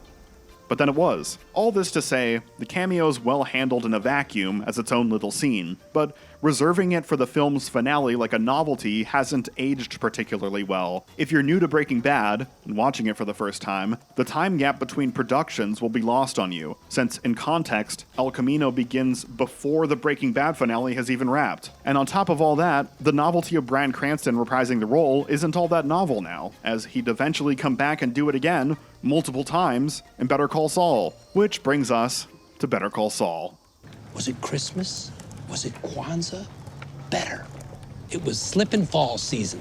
Despite their shaky track record in modern pop culture, there's no denying that the allure of a prequel series is enthralling. Sci-fi worlds have the opportunity to depict rich histories that previously existed as fascinating lore bits. Fantasy settings can detail the grand legends the original works referenced. Or maybe it's as simple as wanting to see additional adventures of a character who met their demise. In 2015, Breaking Bad creator Vince Gilligan and Breaking Bad writer Peter Gould joined forces to...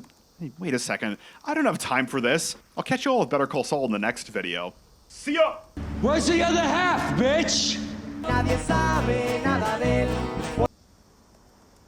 Oh boy. Okay.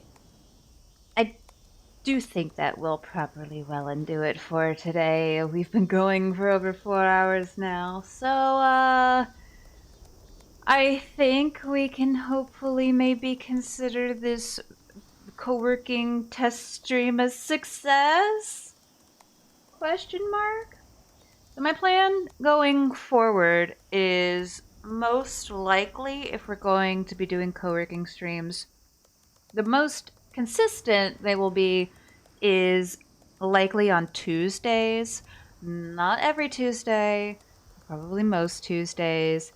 Yeah, just kind of occasionally when I feel like it, I guess. Like if I wake up one day on like a regular streaming day where I'm planning to do like a game on camera or something, but then I just kind of, you know, don't have the spoons and just would rather be productive in other ways, then we'll probably do something like this, or maybe like, I don't know, maybe on some other days that I have off or something. I don't know. Anyway, let's run some music here. Let's see here. So, speaking of, we are still slowly working on building up to what's eventually going to be our more regular stream schedule, more full-time, now that I am unemployed and blah, blah, blah, blah, all that fun stuff. So, we're taking a little bit, you know, because I am still dealing with things in my dad's estate and getting all his crap sorted. I still need to do his taxes, which is just a whole bitch and a half. I don't want to do that. It's gonna suck, but you know, that's the thing. So, still busy with that, but we should be back on Friday, and we will be resuming Clair Obscura Expedition 33, which we played like 2 times. Managed to get like 2 whole streams in before my dad kicked the bucket and I suddenly got extremely busy and had to put it to the side for a few months. So finally getting back to that. I'm sure Ben is very excited. I think you could probably hear me from the other room. And so that will be now happening more consistently throughout the weekends. The only exception being this Saturday is I do want to hop back into Life is Strange Reunion to get the good ending. We're not going to do another full playthrough like we did last Saturday. Dear God, I'm not doing another 10-hour stream. Not of that game. Absolutely fucking not. You can't make me. But we will be trying to get the good ending, hopefully. And then probably cap off, since I don't think that's going to take more than like an hour or 2. We'll probably cap off with some Date Everything. And then we are back to Ultimate Modded Stardew Valley Sundays. Really excited about that. So, and then I think possibly starting next week we will do our usual Wednesday slots, which will be either a one-off game or part of like whatever long-term series we got going on, because we got a few of those, or going back to replay some games for achievement hunting purposes, because I don't have a problem where I need to 100% a game. Otherwise I practically like break out in hives. That's not a thing that happens. I'm totally cool and chill and swell, and I'm not seeking help at this time. Thank you very much. But, yeah. So, it kind of, like I said, we're still slowly easing into this schedule just because I do still have the thing where I'm dealing with my dad's estate, and that's keeping me quite busy and frustrated, wanting to tear my hair out, having to deal with all this mess. But yeah, I mean, we should hopefully be wrapping up-ish. That's just a slow but steady process. Because I think a week from Friday, ideally, is going to be the settlement day for my dad's house. And that's going to be a huge and exciting and great, and I'm so looking forward to it. But I hope y'all enjoyed this stream today. Looking forward to more co-working streams in the future. So y'all make sure you join the Discord, follow me on socials if you have not already. I have a YouTube channel where I post game bullshit, highlights, compilations, shorts, playthroughs, all that jazz. And I want to thank y'all so very much for hanging out today. Like I said, today was a brand new territory. Wasn't sure how it would go, but I had a good time, and I hope y'all did as well. So thank y'all so very much for hanging out with me, and I hope you have an absolutely wonderful rest of your morning, afternoon, or evening, whatever time it may be for you. And until next time, I will see you folks later. Bye-bye!